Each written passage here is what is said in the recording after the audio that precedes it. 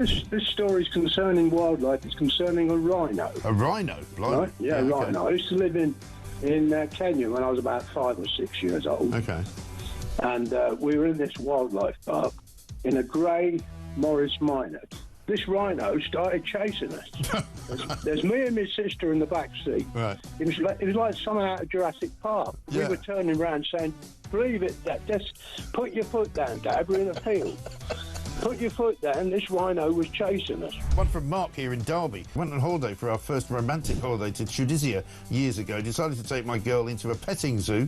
I got a bag of food to feed the animals. A giant goat then went for me, putting its front legs over my shoulders and proceeding to headbutt me over a fence into one of the pens, covering me in the food and making my nose bleed. I got out of the pen, then the goat and all his mates attacked me again, sending me running and screaming like a girl out of the zoo, with my girlfriend rolling with laughter on the floor.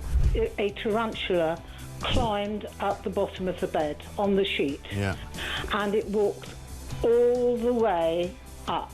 It's eyeball to eyeball. Wow. And I thought to myself, what am I going to do when it climbs over my face? But then a miracle happened. It raised its 2 front legs and waved them around.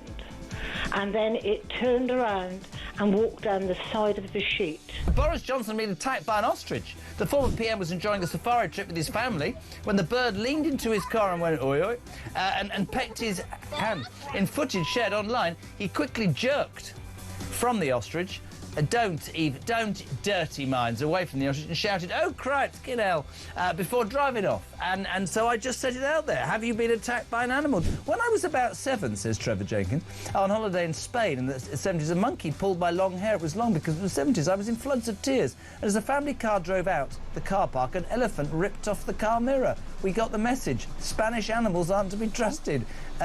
Jeremy, Brittany here from the United States. I was spurred by a rooster in my right foot a few years ago. Spurred? How do you get spurred by a rooster? One here from Dan in Hampshire. Morning, Mike. As an Aussie that has been dive-bombed by our version of the magpie, which is much bigger, every springtime. Across the UK, on DAB+, on your smart speaker, on your smart TV, and on your side. This is Talk.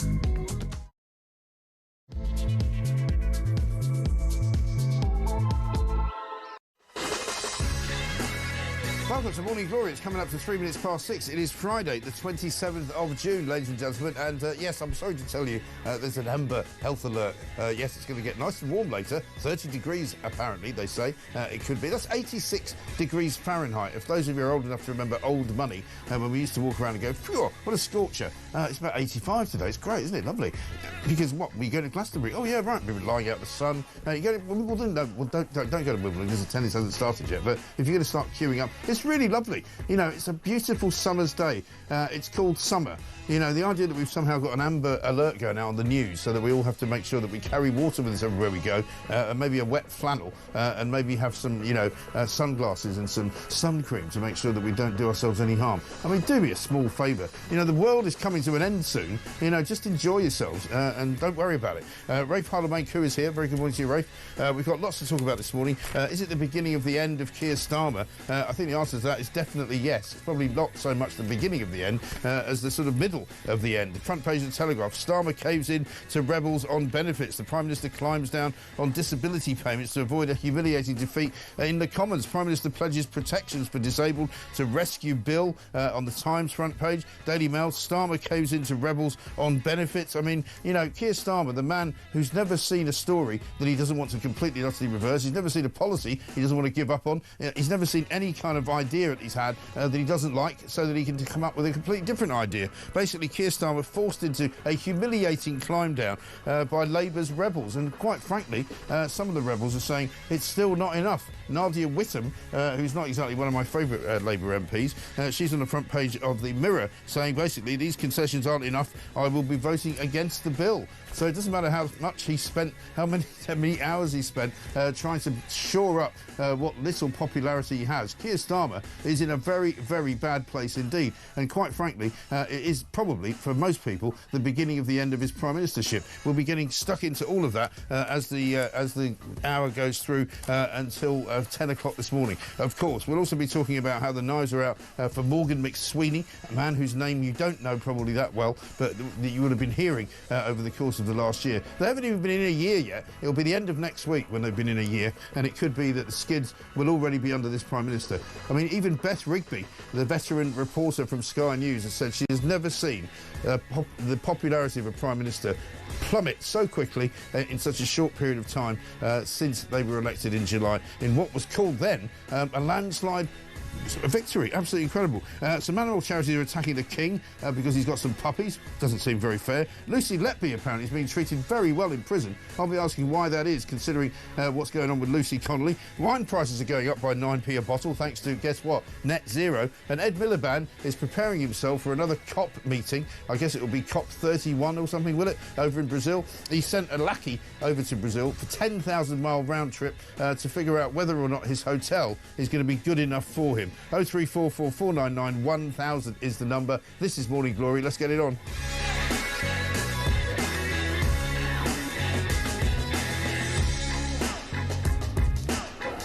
And you know what to do. You can text us on 87222. You can tweet us, of course, at Talk TV. And, of course, you can call us and or leave us a voice note, 0344 499 1000. It's also Friday, so we'll be playing you a few gaffes over the course of the show as well. Rafe is here, though. Rafe, very good morning to you. Keir Starmer, I mean, what can you say about this man? Not only unpopular in the country, nobody likes him, nobody likes what he's done. Even in his own party, they hate him. Yeah, you said an unprecedented state of affairs. Even John Curtis, the pollster, has said there's never been a government that has plummeted so far in such a short period of time. And, of course, now he's walking wounded. Once you've lost the discipline and control over your party, I'm sorry, as Prime Minister, perhaps even as an entire government, you're on limited time over here. And the great issue here, of course, is that, let alone the issue of the amount of money involved here and the U-turn on this, is the fact that this was all so easily avoidable. This was a slow-motion car crash. The MPs had been warning Starmer it was going to come to this for weeks. This is like a cruise ship sailing in bright skies towards an iceberg for about a week. Plenty of time to turn around. No political acumen by him. No political acumen by Rachel Reeves. Rachel Reeves basically just accepted what the Treasury said without thinking, I need to actually massage some egos amongst my MPs and so forth. It really demonstrates the political immaturity and incompetence of the people who are running this country. Absolutely right. I read a piece of the Telegraph this morning on the way in which it was describing, you know, why this rebellion has happened. And one of the reasons it's happened, apparently, is that many MPs, particularly the new ones, have never met Keir Starmer, have never spent any time with him. You know, he doesn't go into the lobby very much. He's only voted 7 times in his entire year so far as Prime Minister, which is way less than even Tony Blair, who voted 13 times, and most other Prime Ministers vote 40 times, 50 times. So they see their colleagues in the lobby where, you know, it's a bit like at work. You know, if you never meet your boss, you start to resent him or her, you know. But if you sort of run down to the canteen, you see people standing in line, you know, you think, oh, there's my boss, I'll go and say hello to him. You know, there's a kind of a camaraderie that builds up. But Starmer apparently spends no time at all in the tea room, spends no time at all in the House of Commons. He's constantly off doing, you know, more important things, dealing with the media, making up those crappy videos, presumably. And so everybody has a kind of resentment towards him, it would seem, which is never going to go away. That's the thing. I mean, to get things done in Westminster, you need to do backroom deals. You need to shake hands. You need to press the flesh. Be seen engaging with your MPs. It's part of normal working practice, isn't it? Yeah, and in any business it's like that, right? But this goes to show you one of the big problems here. I've said many times on this station, you know, Keir Starmer is not a politician. This is someone who's a prosecutor. He's been in politics for 10 years, but only 4 months was he a backbench MP. After 4 months, he suddenly went into the opposition front benches. He's got no experience of being a backbench MP. He doesn't know how it works, but he also has disdain for all these sorts of things. Well, he's described it's beneath him. Yeah, he's described in this piece as unsociable, and you can kind of see that, can't you? Because I mean, we watched him the other day in The Hague, where, you know, he was standing with all the world leaders, and he was standing next to Donald Trump, and there was one moment where Trump was clearly sort of looking out, you know, presidentially, looking like he sort of knew what he was doing, why he was there. Starmer was kind of standing there wringing his hands and kind of looking very uncomfortable, and when they all turned to walk out, Trump was talking to the people in front of him. I think Macron was one of them, and Starmer was kind of walking behind him, looking really, really awkward, like for all the world he wanted to be part of the conversation but wasn't. And it was just, I mean, there's the image there.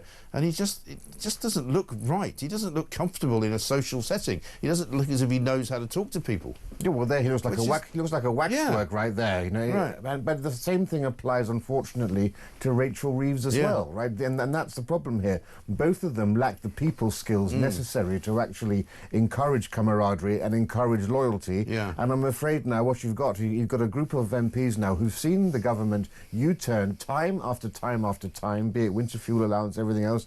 Maybe we're going to get another U-turn on non-dom inheritance tax and so forth. And they think, well, our government's a government of hostage to fortune, because we can now, whenever we want to, throw our rattles out of the pram.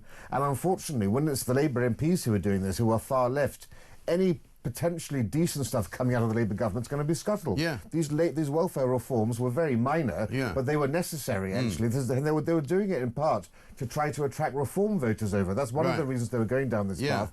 And the far left MPs, some of them have more PIP claimants than their majority, the size of their majority. That's right, And so they're basically trying to ensure that they could get re-elected, you know. Because the PIP sort of payments have absolutely ballooned, haven't they, over the course of the last several years. And so they've rocketed up to the point where they're now billions and billions of pounds. And it's almost as though nobody in the Labour government, or in the Labour backbenches at least, wants to understand that some of these PIP payments actually aren't required. Because you can apply for these PIP payments on the basis that you're obese, or on the basis that you're a drug addict, or on the basis that you've got an alcohol problem, or on the basis that, you know, you've got a lot of anxiety and you can't go to the shops on your own. And you can actually get thousands of pounds out of this government. The idea that they don't want to stop that tells you everything that's wrong with the government. Yeah, and there are 1,000 new PIP claimants every single day. Right. This is the thing. It's completely unmanageable. I think that the total welfare bill is going to double or something over the next but it's going to be 100 billion, few isn't it? years. And so this was only going to save 5 billion, which actually wasn't going to really save any money at all, because I've seen other calculations which say, and had the bill gone through as they wanted it to, it would actually have ended up costing the government 8 billion. Yeah, we're talking about relatively minor cost savings in terms of the entire bill, and even that can't get through. And this is a government with a 165-seat majority. Yeah. If it can't pass such minor changes to the welfare bill, and we've got a huge bill coming down the road, it also had to backtrack on the 1.5 billion for the winter fuel allowance. It's just agreed to do 5% of GDP on defence. Where the hell is this money coming from? The Labour backbench MPs are fantasists, and unfortunately you need a leader at the front who's willing to be courageous. As Winston Churchill said, it's very hard for people to look up to a man who always has his ear to the ground. Yeah. And that's precisely what Starmer's doing Exactly right now. right. I mean, it used to be the case, my father used to say this all the time, you know, follow me, men, I'm right behind you. You know, and that's exactly what he's doing. And, of course, one of the things that people pointed out yesterday was that there was 2 messages apparently went out from the Whip's office. One, the first one, before Keir Starmer spoke, and we're going to watch him in a minute, one message, the first one said, colleagues are encouraged to go and please sit in the chamber while the Prime Minister makes his speech about the G7 and about NATO and all the rest of it. And then about an hour later, when nobody had apparently responded to that, they actually ordered people to go into the chamber, but still they didn't go. Have a look at him speaking here. I know colleagues across the House are eager to start fixing that, and so am I, and that all colleagues want to get this right, and so do I. We want to see reform implemented with Labour values of fairness.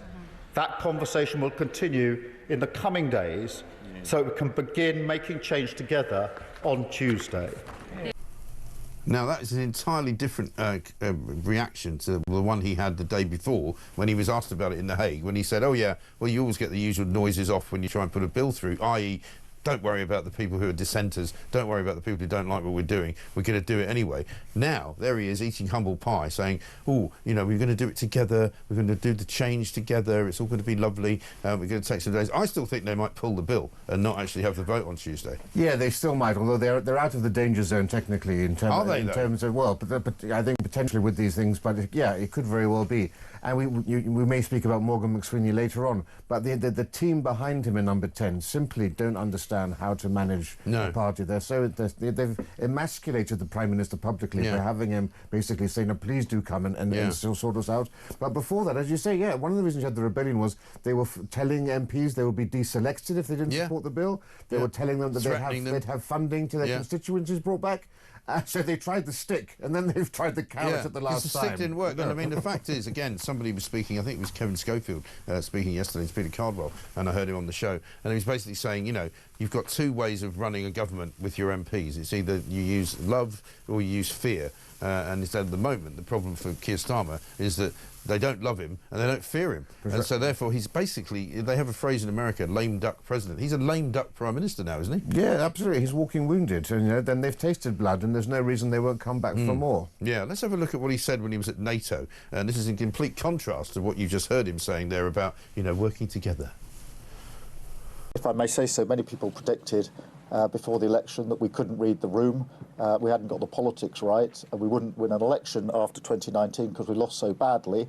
That was the constant charge at me at press conferences like this, and we got a landslide victory. So I'm comfortable with reading the room and delivering the change the country needs. We've got a strong Labour government with a huge majority to deliver on our manifesto commitments, and that's the work that we did over many years to win the election. Now we start the work over many years to change the country. Having changed the party, we now change the country. And is it tough going?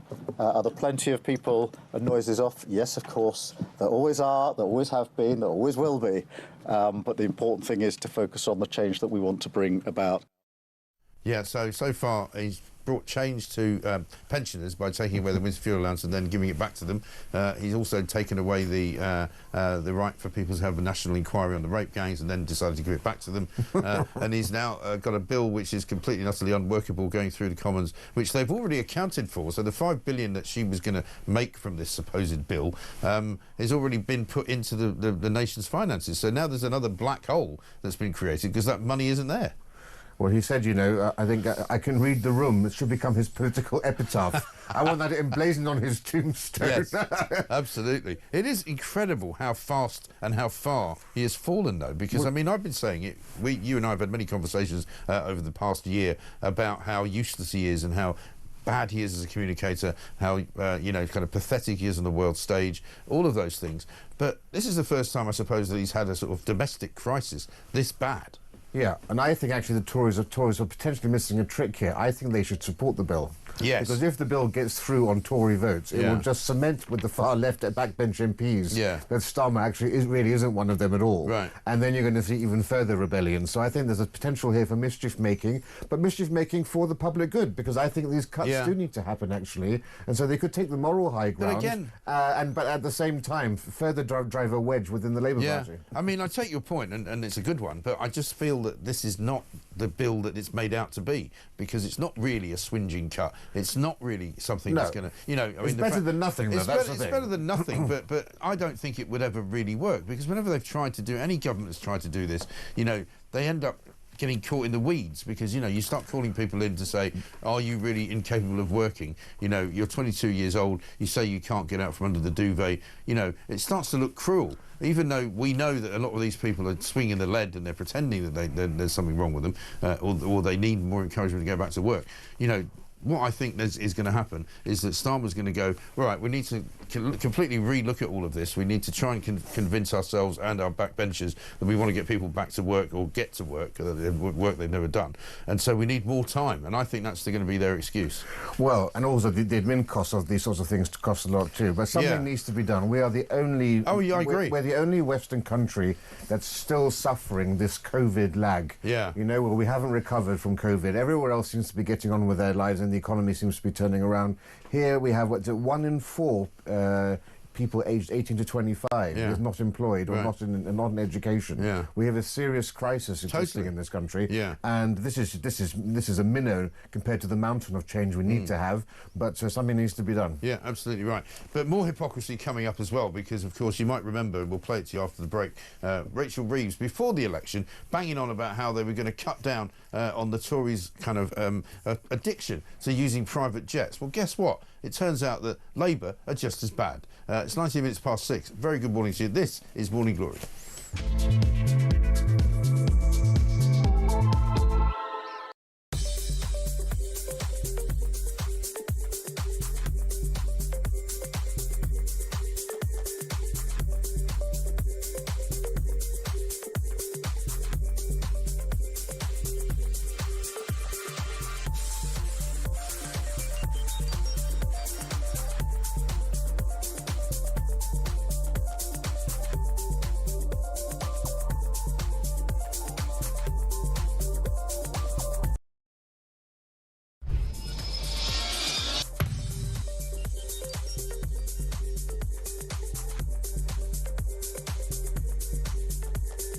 299 people came across on small boats in 2018. Really?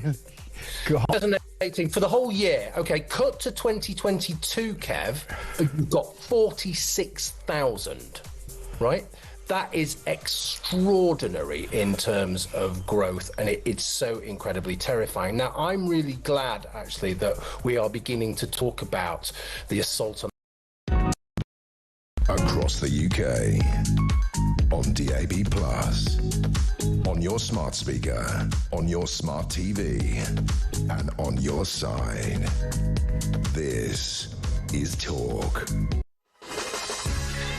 Welcome back to Morning Glory, 20 minutes past 6. I'm Mike Graham, and this, of course, is the home of common sense. And we're looking into the depths of the brain of Keir Starmer this morning, because he will be not enjoying waking up this morning. He probably had a bit of a sleepless night. He spent the best part of the last 24 hours trying to convince, trying to cajole, kind of plead with his backbenchers to please vote for us on Tuesday, and please don't humiliate me. But he's been humiliated anyway, because he's had to give all sorts of concessions about what on earth it was that he wanted to do in the first place. Rachel Reeves apparently has been spending most of the week in tears. I'm sure you'll have a lot of sympathy for her. We'll talk about her in a minute. But first up, let's get a voice note from James. Good morning, Mike. Now, just regarding our useless, inadequate Prime Minister that is two-tier, wish you were here, never here, Keir. Can we please do some sort of campaign or something, Mike, to stop calling him Sir? I know you don't call him Sir. I don't call him Sir. I mean, what on earth has he done to be made a Sir? Here, Mike, how about Sir Mike Graham? Nah, rubbish, innit?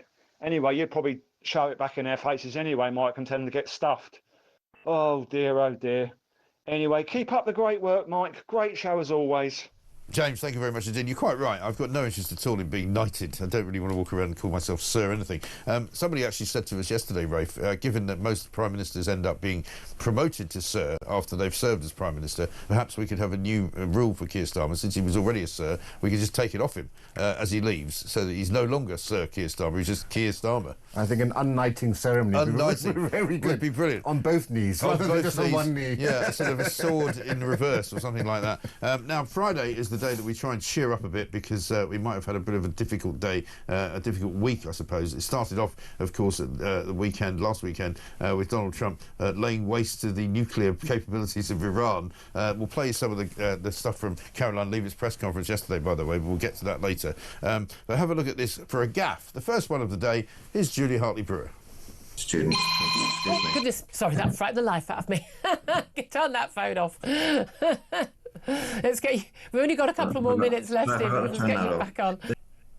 It's just a phone, Julia. She looked like somebody had fired a gun at her, you know. No, what's that noise? It's a phone. Yeah, so apparently, you know, you'll remember this. Let's play what Rachel Reeves said about private jets. This was back in, I think, May, was it? Before, actually, yeah, before, it was last year, before they got elected. I think it was Labour Party conference of 2023, maybe? We will crack down on Tory ministers' private jet habit. What is Rishi Sunak so scared of up there in his private jet? Meeting a voter? Well, we will properly enforce the ministerial code on the use of private planes and save millions of pounds for taxpayers in the process.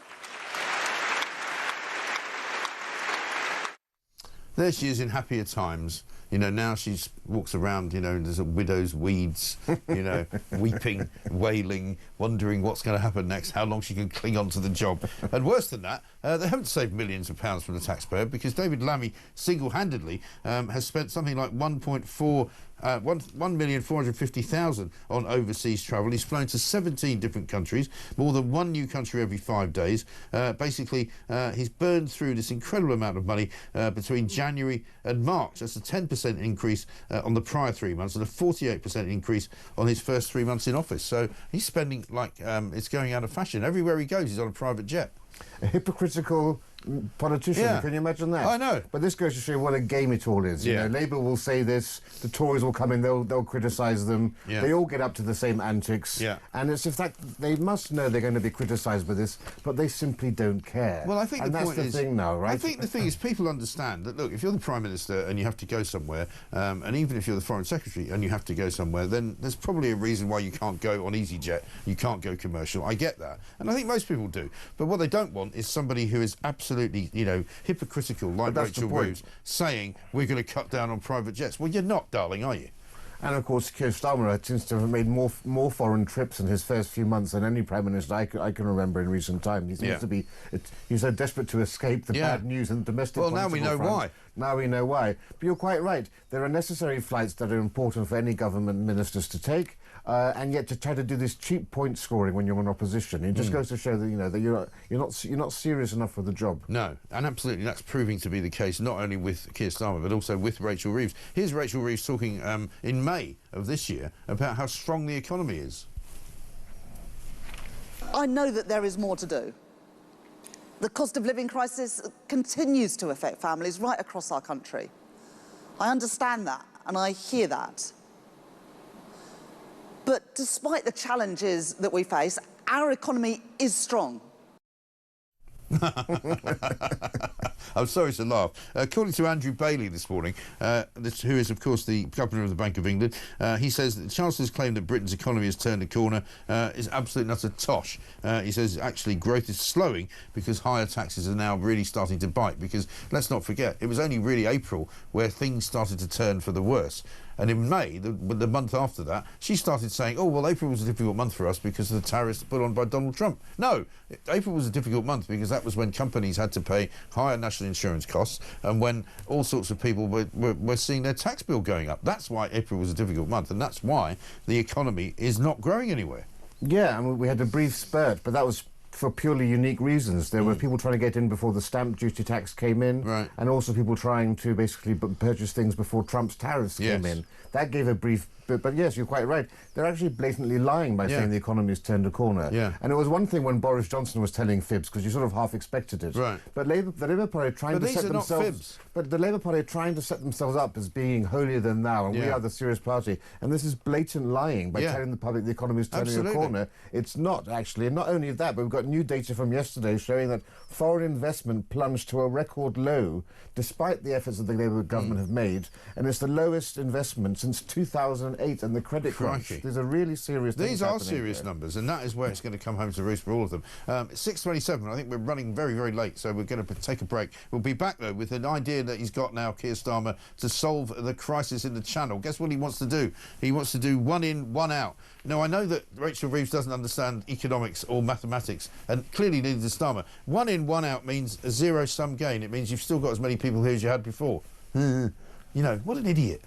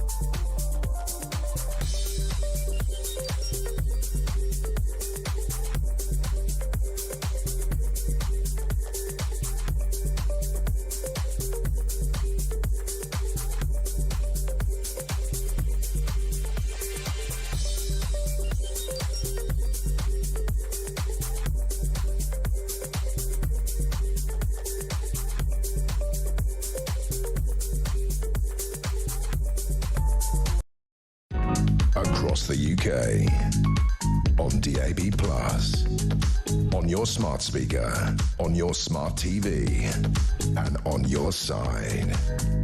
This is Talk.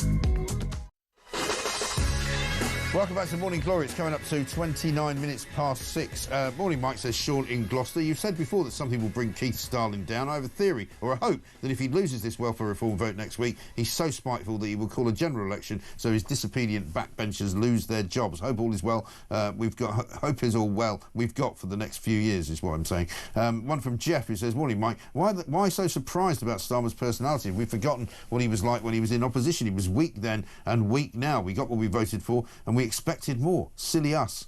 Well, I can see why you might have said, well, we knew he was going to be this bad, but I don't think anybody knew he was going to be quite as bad in every single department of state. You know, think of all of the people that he's appointed and had to get rid of. I mean, one of the pieces in the paper today says that this kind of is the final act by Sue Gray, by sort of trying to take on, you said we're going to talk about Morgan McSweeney. This is the guy who's been kind of painted as this genius figure who came into to Labour with a great ideology behind him, and I think he's from Northern Ireland, and so, you know, described as very tenacious, you know, very clever, very smart, very loyal, hates people that aren't loyal to the Prime Minister. But he campaigned really on a campaign that was always going to win. You know, there was never any likelihood that Labour weren't going to beat the Tories in July because the Tories were stuffed.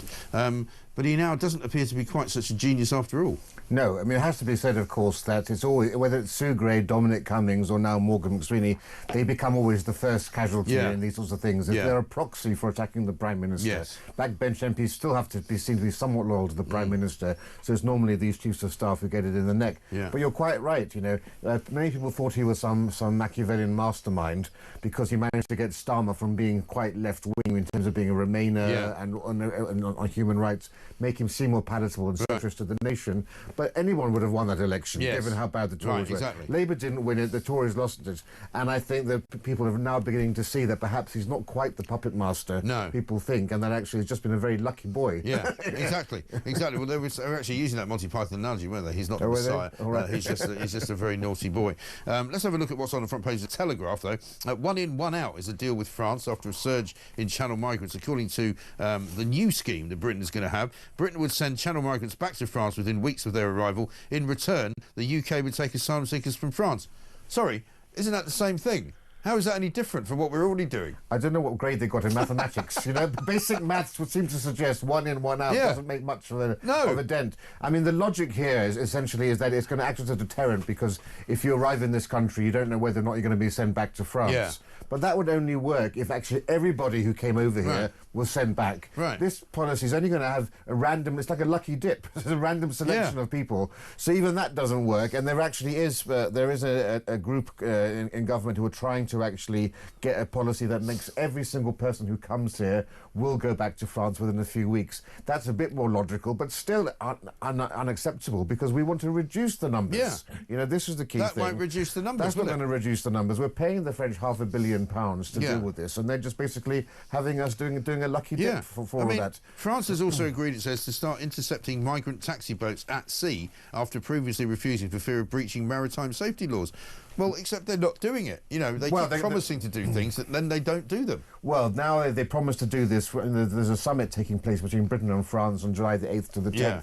Because the Belgians have been doing this for years. Yeah. The Belgians go into the water, intercept the boats, bring them back on shore. Right. That's why no migrants are coming from Belgium. No, they all go to France. Right. So this actually is a good news story in a way. This could actually be the best thing that Labour's done, is getting the French to agree to this. In fairness, though, Nigel Farage was here last week, and he said the problem with Belgium, comparing it to Belgium, is Belgium's, you know, sea sort of area is a lot smaller than France's. France have literally got 100 miles of coastline that these people can use. So his view was, until we decide to stop encouraging them to come, they're going to keep coming. Well, that's always been my mantra: make Britain less attractive than France. Yeah. You know, clamp down. I've been saying for years, and now finally got Chris Philp and others saying the delivery apps, the curry houses. Right. You make the underground economy less attractive. You clamp down on the rogue landlords. You have 10 migrants illegally in a room and so forth. Yeah. They empty the migrant hotels, put them into camps. All those incentives need to go. That's how you do it. But actually, if we can stop the boats when they're in the water, that would be great. The big hurdle in France have been the unions. Yeah. The Coast Guard unions say that's a health and safety issue. Right. And I don't see that that's been settled in France yet. So no, it hasn't. But this is the thing, because it was 2 weeks ago, or more probably, when Keir Starmer said, oh, we're going to change the rules in France. They've agreed to start wading into the water, and they've agreed to start taking people off the boats before they actually, you know, get settled on them and start travelling. And they haven't done it. They haven't. They'll never do it. And at the end of the day, the ridiculousness of this scheme is that, you know, which asylum seekers from France are we going to take in return for the ones from France that we send back to France? Well, they say people with a connection to the UK. But they've all got a connection to the UK. Everybody's got a connection. Just speaking the English language probably would be enough of a connection. Well, they all come in and go, what's your name? Mohammed. Who's your friend? I've got a cousin who lives in Leicester. What's his name? His name's Mohammed. Ahmed, have you heard of him? Yeah. And they all go, OK, and you come. And that's it. I mean, that is as much as the vetting that they do, you know? You're absolutely right. The whole thing is a farce. It's just absolutely ridiculous. This from Brian in Worthing. Morning, Mike. 1 in, 1 out. How about none in, all out? You plonker. Starmer. Rodney! I mean, come on, give the guy an abacus and go like 1, 2, 3, or maybe 1,000, 2,000. How about you start sending 1 in and 1,000 out? Maybe that would work. That's just madness, isn't it? Completely ridiculous. Let's have a look at Rachel Reeves talking about the welfare bill. She was speaking to ITV, I think. We're determined to have a system that is there for the most vulnerable and better supports people to help 2.8 million people of working age who are long-term sick today, many of whom are desperate to work but haven't had the proper support. And the system we inherited from the Conservatives is failing people and failing people badly. And there is a consensus across the Labour Party that the system needs reform. But of course we've got to get this right. Of course we've got to take people with us on this journey, and over the next few days we'll continue listening ahead of the vote on Tuesday. But everyone can see that the system we've got today isn't sustainable. It's letting too many people down, and we're determined as a Labour government, based on our values. How is it letting people down? If you're giving people free money that they shouldn't have, how are you letting people down? They seem to have got the message completely around their ears here. The problem is Labour's still trying to be seen as the Be Kind party. Yes. And they can't shake off this thing that they forget that they are the Labour Party. They're supposed to be the party of work. Yes. And they are the benefits party. Yeah. And they just can't tell the home truths. People need a wake-up call. Right. We need straight talking, saying we cannot afford this bill. There are many, many people on this with mental health benefits who don't need these mental health benefits, who are skiving off, who aren't prepared to get into the work world. That's the sort of conversation you need. And the failure for them to address that in those terms is emboldening the far left on the back benches, who are complete fantasists and would rather we had 100%... Who think we could just give free money to everyone. And they want free money. And you know, it used to be fun when they were on the opposition benches. Yeah. Now they're the government, and it's scary for us, the taxpayer. Yeah, it is absolutely right. Because they don't seem to understand that the way that people can now get these benefits is so easy that it's ridiculous. You know, the fact, as you say, 1,000 people claiming extra benefits every single day on this PIP business, and the fact that they can just, you know, be given such a ridiculous sort of test in order to see whether or not they qualify. It's almost like everybody qualifies. And also, no one's discussing the impact of mass immigration on all of this as well. You know, 77%, 72% of Somalis are in social housing, for example, right? So we're just and many of those will be on benefits as well, and they're all going to be on benefit. That's my point. So, you know, we're bringing in more people, but burdening our already bloated benefit system. The whole thing is madness. It's that we can all see it. Everyone listening or watching now understands this, and we need straight talking now. Absolutely right. Lots of you have got things to say about this. Hopefully, there's Sir Keith, 1 out, isn't the middle-aged, white, working and reform-voting citizen. I wouldn't put it past him, says Daniel in Surrey. And one from David, who says, morning, Mike, 1 in, 1 out. If Starmer needs help with a really catchy slogan, how about none in, illegals out? That would really get the electorate interested. I don't think they understand just how strongly people feel about immigration in this country. You know, we saw, as we said earlier on, this story this week, which everybody kind of knew, but which was finally cemented in stone by the Sun, where all of these people who are coming in now are basically within hours getting jobs driving around delivering food for either Deliveroo or Just Eats or Uber Eats. Still, 5 days later, the government's done nothing about it. You know, the Home Office said they were going to start arresting people. We haven't seen them arresting anyone. Angela Eagle, the Home Office Minister, is going to meet some of these food delivery companies next week. Well, why didn't she meet them this week? Well, why didn't she meet them 2-3 years ago? I've been talking about this for years. Yeah, of course. Right? What gets me is that it takes government and you know, the establishment, legacy media is so long to catch on to these sorts of things. Yesterday we had Kemi Badenoch touting the Danish scheme of integration of minorities. I gave a lecture on that 4 years ago, right? It's like people are just waking up to things so long. Our establishment, our media, our political class are so behind the times. They're fighting yesterday's battles. And I'm afraid the Denmark scheme is too late for that now. We've moved on, and everything that's happening in this government is just simply behind the times, and they're not ready to deal with the reality of what we face every day. The horse has indeed bolted, I think would be right to say. Let's get a voice note from Tony. Morning, Mike. Tony in Stoke-on-Trent, mate. I just wanted to say something about Captain Flip-Flop. I don't think I can call him Flip-Flop anymore because I don't think he's good enough to own the pair. I think he's just the left side, mate. He's just the flop. That's it. There's no flip anymore. He's just flop. Captain Flop. Have you noticed every time he talks now or gives a speech, how many times he mentions the word reform? He wants to reform this, reform that, reform the other. And I don't think he's realises that. I don't think. Well, I'm with you, Mike. I don't think he's going to last this year. I think he's gone before the end of the year.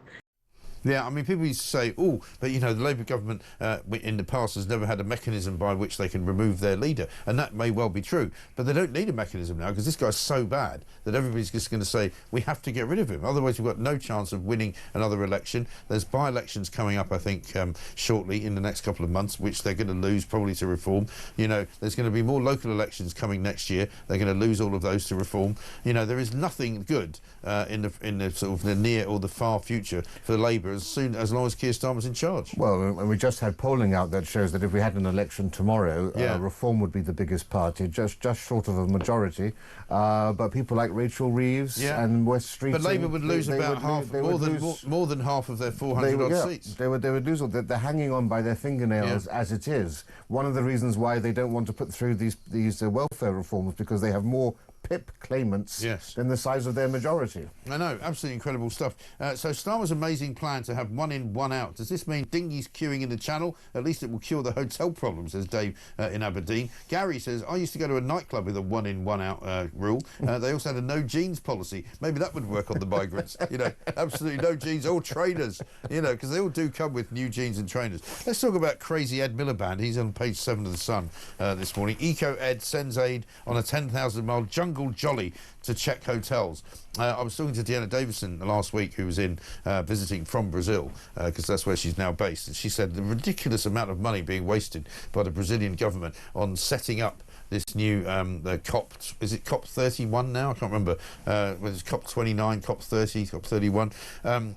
They've already sort of steamrolled through a whole tranche of the Amazon in order to create a motorway to take all of the VIPs to these hotels, which they're now building, so that, you know, so the carbon footprint of the conference itself is way through the roof, you know. Yeah, you couldn't make it up. You couldn't. And now we have Ed Miliband, who sent one of his lackeys on a 10,000-mile journey to check that his hotels are the same as the ones on TripAdvisor, you know, the same reviews. Yeah. I mean, this is ridiculous. We talk a lot about the hypocrisy of politicians and so forth, but this is just arrogance as well, because you can't do this sort of stuff when you are on a net zero platform. No. He's supposed to be the guru of net zero. We've got an embassy in Brazil. We've got people in consulates in Brazil who just take an easy ride in a car to check these hotels. Yeah. You don't need to fly one of your chaps over when we've got people on the ground already in Brazil. What's the embassy for? What's the embassy for? Right. And this bloke's called John Gaunt, bizarrely, which obviously presumably is not the same as the famous former radio host. Second career. From Talk Sport. They want to send him over there. He'd start a row. He'd probably be at war with them by the time the end of the weekend. Oh, it's COP 30. Here we go. He apparently travelled from Heathrow via Lisbon over to Brazil, and he said he never dreamt I'd be travelling this far. Sometimes life deals you a good hand.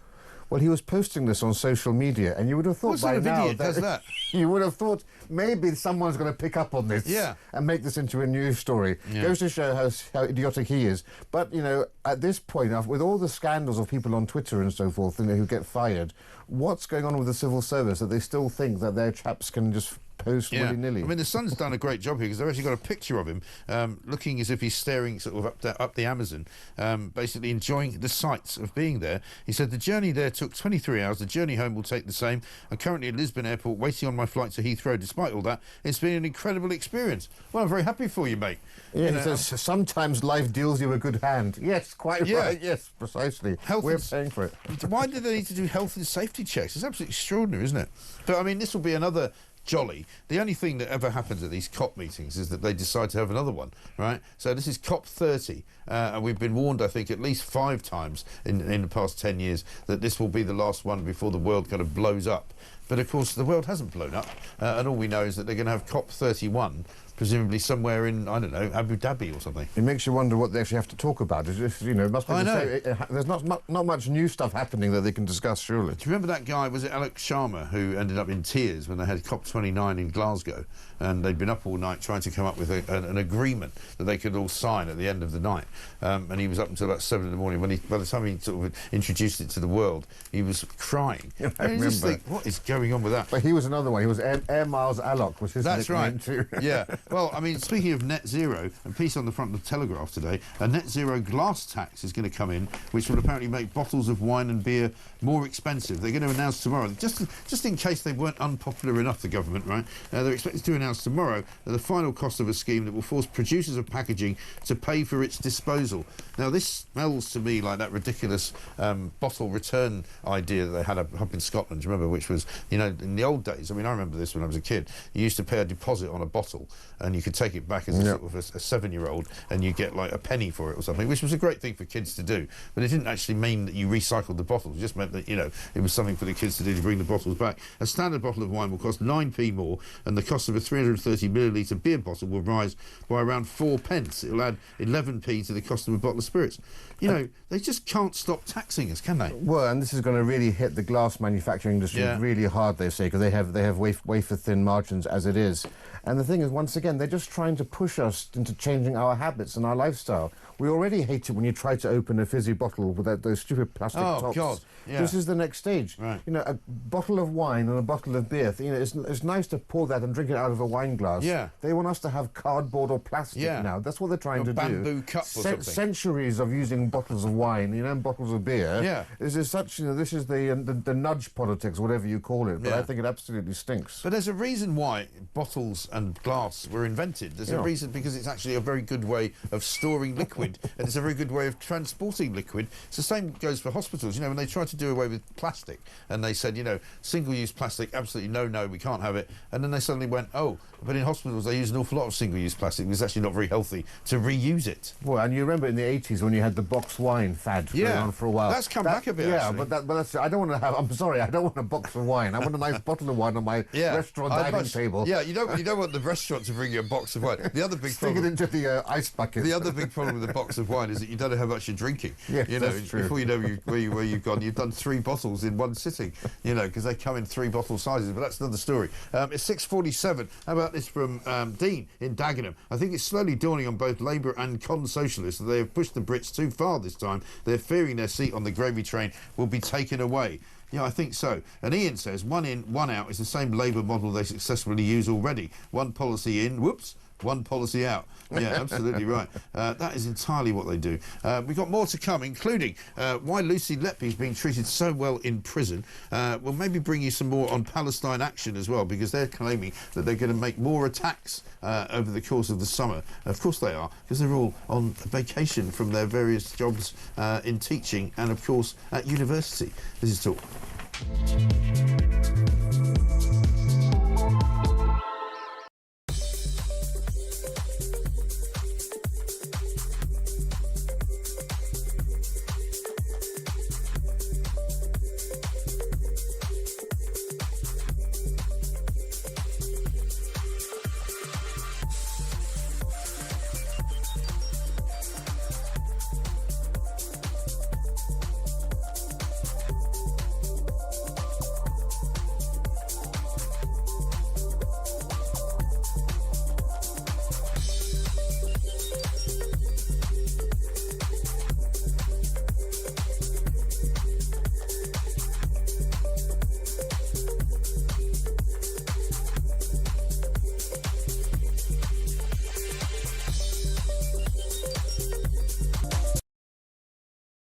it's not as if they think Nigel Farage is going to fix everything. They think that he might smash a status quo which they think is failing them in their communities.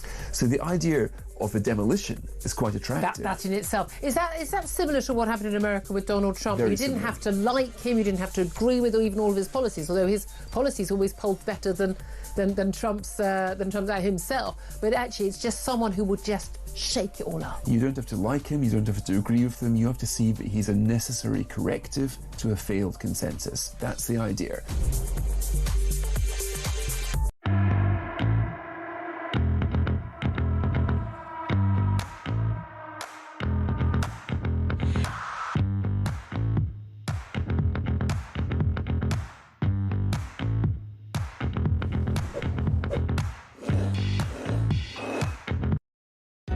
Across the UK, on DAB+, on your smart speaker, on your smart TV, and on your side.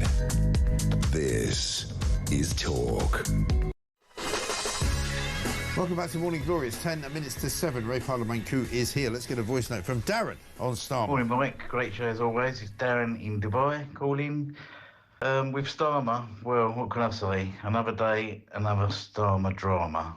Well, one in, one out. I can just imagine it in there, sitting there saying, one in, one out. Whee! Brilliant.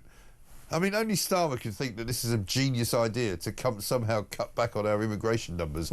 You know, one in, one out, results at zero, no change. Tell you what... it must be Rachel Reeves that came up with that policy. It must be Rachel, yeah. I've got a good idea, Keir, you know. No, I'm sorry, I haven't got time to talk to you. I'm off for another summit with France. I saw this sign yesterday. I tweeted it out last night. It's actually got 153,000 hits so far. And I happened to be waiting for a bus. I was going to a party last night. And in the bus stop, in the shelter, here's the sign. And we'll maybe put it up later. And the big headline says, touching. And then it says, touching someone inappropriately is sexual harassment and is not tolerated. And I thought to myself, who's this aimed at? And then it says, see it or experience it on public transport, always report it online at metpolice.co.uk or call 999 in an emergency. This is a sign in a bus stop. What's going on? Well, it's all over the tube as well. Sexual staring, touching, sexual pressing. Pressing. Problem is, you know... Who needs to be told that you can't just touch random people? This is the thing. We're always told that when you go to the NHS or to a hospital, everything is translated into 15 languages.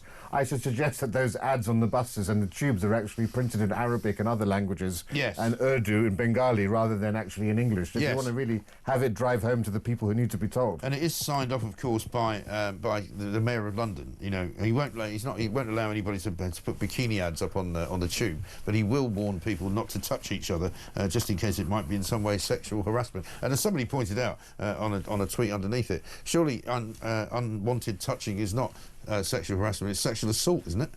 Yeah. You know, so they've got that wrong as well. So well done to the Metropolitan Police. Let's talk about Lucy Letby. Big piece on page 7 of the Daily Mail. Lucy Letby was fast-tracked to an enhanced prisoner status that lets her have extra cash to spend on treats and more time outside her cell. She has amazing privileges. She's in a place called HMP Bronzefield, and the only reason this sort of struck me as interesting was because of the way we found out this week that Lucy Connolly is being treated, who is in jail for a much less serious offence. I mean, let's face it, Lucy Letby is in jail for multiple murder of babies, basically, and small children. Lucy Connolly is in prison for having written a tweet that she now regrets. Lucy Connolly is a political prisoner. Let's make no bones about it. Right. Yeah, and when you read the headline here, it does seem grossly unfair and outrageous that Lucy Letby, if you're somebody who believes that she's guilty, which I think most people do, but of course people like Peter Hitchens aren't certain about that, but at any rate, she's got a conviction here. But it seems as if the reason she's been given this enhanced prisoner status and treats is because it's for her own safety. Yeah. You get these treats if you're in where she's been housed now, which is called Unit 4, and that's basically to ensure that she's not attacked, as she would be if she was in the main area. Right. But as they quote one of the chaps here, he says, the staff, it really grates with the officers. She's committed the worst possible crimes, and here she is on the enhanced unit with all the benefits that come with it. Yes, I mean, it's just the difference in justice. What I call about two-tier justice. I mean, that is exactly a great example of it. One more, slightly on the funnier side. Bog Standard Bognor, page 9 of the Mail. Basically, West Sussex resort Bognor Regis has been named the worst seaside town in the United Kingdom. There's quite a lot of competition for that, I have to say. What is King George V supposed to have said on his deathbed? Bugger Bognor. Now, I've never been to Bognor. It also says here that Southend-on-Sea is the 4th worst. Yeah. I went to Southend a couple of years ago. I actually enjoyed the time down there. I went to Lee-on-Sea and I walked from Lee to Southend. Okay. So Southend wasn't that bad. So I'm sure Bognor's actually not as bad as they're making out as well. That's for all your listeners in Bognor who are listening out to this. I mean, funnily enough, I remember we did quite a lot of stuff on Southend last year because if you remember, it became a bit of a hotspot for sort of knife gangs. If you remember, I didn't see any of that. Yeah, you might not have seen it. And again, I think it's probably like most towns in Britain, it's been sort of invaded by people with machetes. And at one point there was a bank holiday weekend, I seem to remember, in the summer, and they had all come down from London and were basically sort of fighting each other on the seafront with machetes, and the locals all weren't quite sure what had happened. So once again, it's not really our lovely seaside towns that are at fault. It's the people that we've imported in. Yeah. And the bottom 5, Fleetwood in Lancashire, which is near Blackpool. I mean, people say to me that Blackpool, where I haven't been for a very long time, is pretty ropey now. Southend-on-Sea, they've got, as you say, Clacton-on-Sea, which of course is Nigel Farage's constituency. Bangor in North Wales. I haven't been there for many years, and Bognor Regis absolutely the worst. And the best, Bamburgh. Bamburgh is beautiful. I don't know if you've ever been up there in Northumberland. They've got this beautiful, long, sort of stretch of sandy beach, and an amazing castle, which sort of takes you back to almost the Crusades. Beer in Devon, I think I've been. Port Murray in North Wales, wasn't that the place where they filmed The Prisoner? That's right. I always wanted to go and see that little village there. The little village. St David's in West Wales and Sidmouth in Devon. I was actually in Margate last weekend for a wedding, and that was lovely. You know, beautiful. I mean, it's sort of become slightly gentrified, but not ruined by a few sort of trendy... Well, it's funny, because I always used to enjoy going to Brighton, and I've always thought Brighton's really on its heels. You know, it's taken over by the wokists. But it just feels dilapidated. And I had 2 friends from Canada who came over 2 weeks ago, and it was their first time in the UK. They loved London, and they went to Brighton, and they came back, and they said, we're very disappointed. It really does look run down and decrepit. And I was like, thank you, someone can say for what it really is, because people like to praise Brighton, and I think it really is suffering from underinvestment. Well, also it's been taken over by the Green Party, hasn't it? I mean, that's why. I mean, same as Bristol. With this new Muslim mayor over the most gay area of Europe. Yeah, I know. Which is go figure.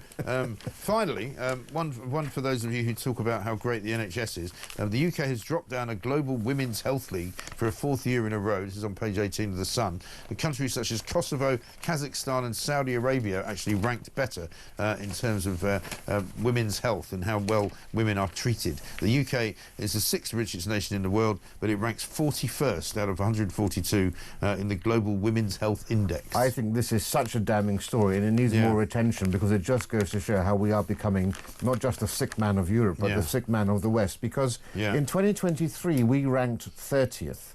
Last year we ranked 37th. And now we rank 41st. To go down 11 points in the space of, 2 or 3 years, unbelievable. And to be behind places like Kazakhstan and Kosovo. I mean, my grandmother was imprisoned by Stalin in a labour camp in Kazakhstan and died there blind, and now they rank above us. I mean, that puts it into some context, It really does. But I mean, I think the notion now that we have the greatest health service in the world is no longer even said, is it? I think people have worked out that the NHS is nothing to be proud of. The NHS, while it may have some great people working in it, does not really do what it says on the tin. We were talking yesterday about the possibility of getting, AI now introduced into doctors' surgeries and GPs, so that when you call up of a day to try and get yourself diagnosed, they'll give you a robot to talk to, which might be better, I don't know. But, I don't trust the NHS to get things right. I speak to so many people who tell me that they've got their tests mixed up, their test results came through 6 months late, they didn't turn out to be the right person. There's so many mistakes that they make. Well, the thing is, in my lifetime, we've never had the best health service in the world. But we've had this myth. It's been one of the great foundational myths of post-war Britain. But I think it's been at least a decade since I've heard anyone say that. Because even 10 years ago, you would get Labour ministers saying, we've got the pride of the envy of the world. It's been a decade I've not heard anyone say that. Everyone realises. Even West Streeting, I think, has admitted now that the NHS is broken. But we shall see. Great to see you. Thank you very much indeed. Let's get a voice note, finally, from Steve on Starmer. Hey Mike, Steve from Yorkshire. I think what's happening with Keir Starmer, it's not good because whatever, happens while he's Prime Minister, it does affect us all. But it is great to see, but he might be on his way out. He's just get rid of the bloke, can't stand him. Cheers, Mike, great show. Yeah, can we have a one in, one out policy in Downing Street? Let's get rid of him, for heaven's sake. I wonder if Keir's habit of touching people's shoulders would be covered by the bus stop sign, says Cliff in Berkshire. Very good. A morning, Mike and Rafe, says Andy in Mansfield. I'm all in favour of one in, one out. Keith out, Nigel in. You know it makes sense. Rodney! Yeah, very good. Thank you very much indeed. There is a lot more coming. Dan Hodges joins us right after the news. He's spent the best part of this week, I think, probably tearing his hair out, wondering why, why this Labour government, who we waited 14 years for, is so completely and utterly bleeding hopeless, because that's exactly what it is. It's Friday, of course. It is the 27th of June. We'll have more gaffes for you. Keep your calls coming in. Keep your voice notes coming. This is Morning Glory. Back after the news.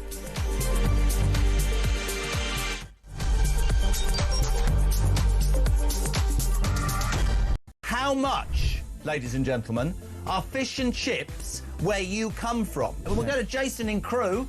Jason from Crewe, fish, chips and peas, £7.50. It's the best chippy in England. Janice in Leeds, go. Regarding fish and chips in Leeds, it's between £9.50 and £12.75. Whitby, how much is fish and chips? 3 of us, fish, chips, peas, I think one of us curry sauce, 3 cans of pop, just short of 70 quid. £70? That's 23 quid a head, man. Even my maths does that. Very quickly, a voice note. Campbell in Scotland, go. Up here in Banff in the northeast of Scotland, we can get a fillet and a half of haddock with a regular chips for £8 and 10p, and it's by far and away one of the best chippies I've ever had. Kenneth in Surrey, fish and chips, go. Fish and chips in Ascot, about half a mile from where you used to live, will cost you £12 and 60p. Great show. Keep up the good work. That's why I moved, because you were living there. When was the last time you had fish and chips? Couple of weeks ago. How much? Where'd you get it from? I think it was about 40 quid. It was in the Ivy. Honestly, you really are. For any of you who think he's a man of the people, I nearly said you're a...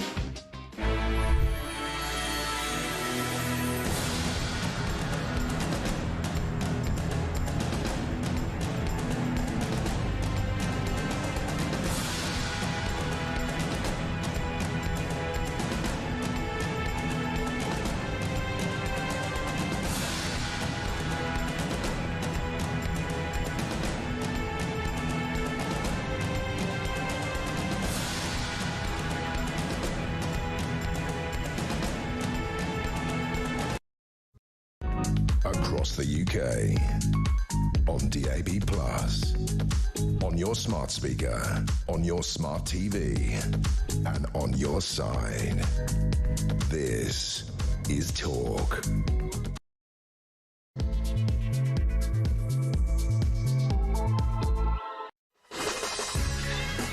Welcome back to Morning Glory. It's coming up to 3 minutes past 7. It is, of course, Friday. It's the 27th of June, the final Friday of the month, actually, because by the time we get into the middle of next week, not only will we be in July, not only will Wimbledon be on, not only will Glastonbury have happened, but Keir Starmer will have been Prime Minister for a year.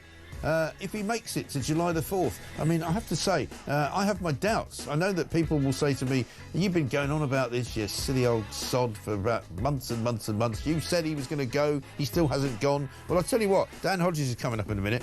He's a commentator at Mail on Sunday, and he wrote some stuff this week that would absolutely scare the hair off anybody at the Labour government in Downing Street who might think that actually that Keir Starmer is very long for this world in that job, because he really isn't. And some of the things that he's been doing in the past few days, it would show that he has no authority over his own party, he has no authority over the country, he has no idea what he's doing, and quite frankly, he's now becoming a total and utter embarrassment to the United Kingdom of Great Britain and Northern Ireland. And I think his one in, one out policy, which is now his new mantra for the migrant crisis, is a very good one. Not for the migrants, but for him. He should go out and somebody else should come in. Simple as that. 0344 499 1000 is the number to call. You can, of course, leave us a voice note. Morgan McSweeney, the architect behind the whole Starmer Prime Ministership, looks as though he's got the skids under him as well. Rachel Reeves apparently has been walking around in tears. She's got everything wrong. Literally, the economy is balking every single 5 minutes. We got the Governor of the Bank of England this morning pouring cold water on her claims that the economy has turned a corner. He says absolute rubbish. There is no growth, and it's actually going to get worse before it gets better. If that wasn't bad enough, they want to put 9p on a bottle of wine because of net zero. For heaven's sake, absolutely, utterly unbelievable. 0344 499 1000. They've caved into the rebels, right, for this welfare bill, which wasn't really going anywhere anyway and wasn't even going to change very much. But the whole idea of what they want to do now lies in ruins. And it's not even good enough, because we've got Nadia Whittam on the front page of the Mirror today, one of the Labour MP rebels, who says, actually, these concessions aren't good enough. We're still not going to vote for it. My bet is they'll still not actually go for the vote. My bet is they'll pull the vote on Tuesday. Humiliation after humiliation. Is there anybody in this government that knows what they're doing? Answers on a postcard. 0344 499 1000. Let's hear what you've been saying so far today.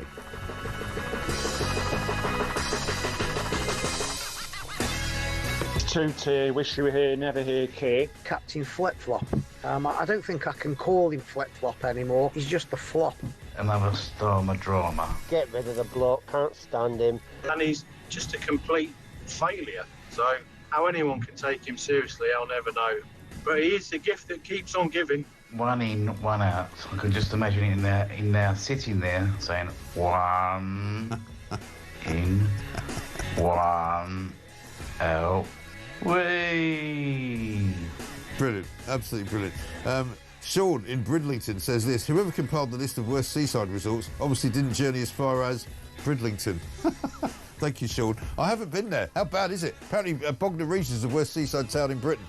Sean says it's Bridlington. I don't know. Let's have your nominations for that as well. 6 minutes past 7. This is Morning Glory. Let's get it on.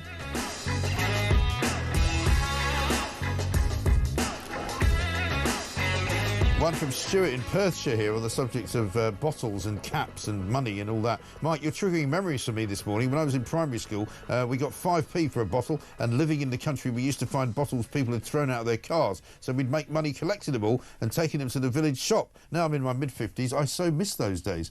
Well, what a change that this country has undergone since then. I mean, I remember when I first went to New York, seeing one of the things that was very, very kind of apparent that was different about the New York city lifestyle was you'd see homeless people pushing entire shopping trolleys full of cans because they would take them to the supermarket and cash them in for, I think it was 5 cents every can that they brought back.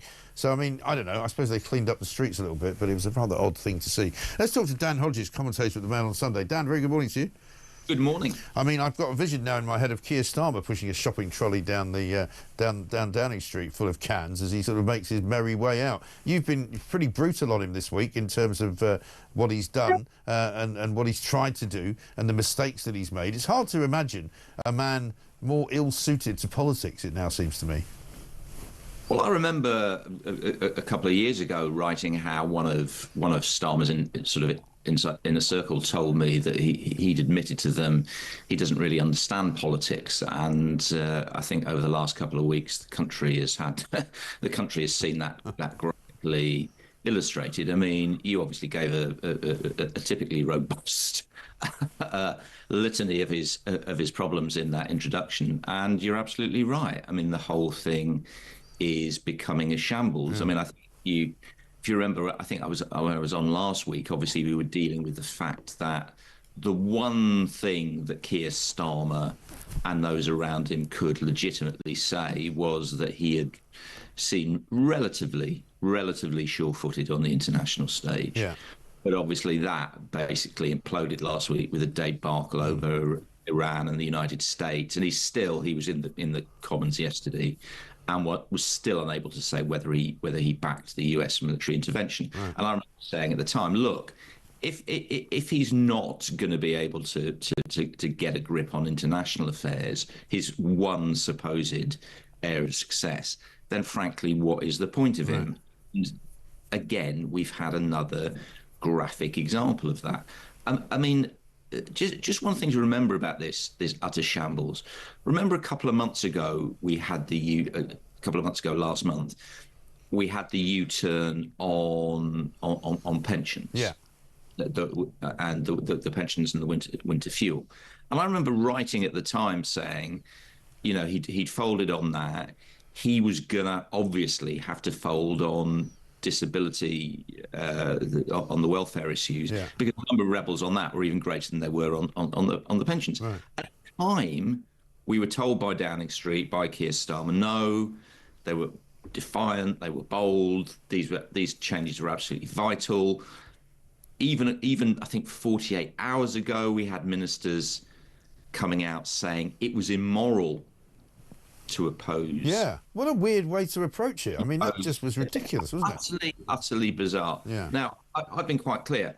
I think these proposals are absolutely wrong. I think we do need to get to grips with the welfare budget, but targeting people with genuine disabilities, people with MS, with Parkinson's, in a way that means they cannot adequately wash themselves, they can't properly cook for themselves, is completely the wrong way to go about it. Now, I've been saying that.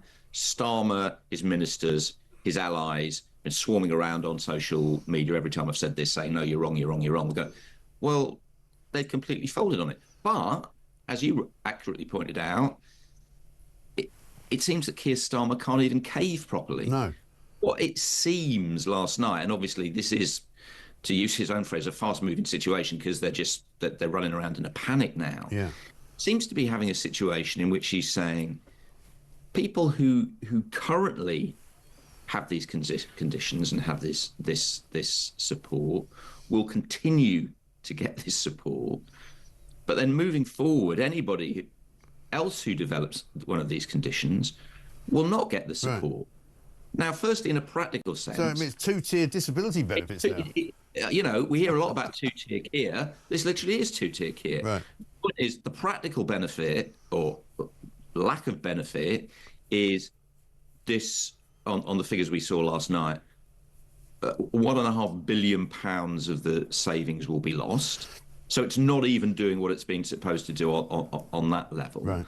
But again, using the government's own argument, if you suffer from MS or if you suffer from Parkinson's today, the government says, that's terrible, we will obviously give you support.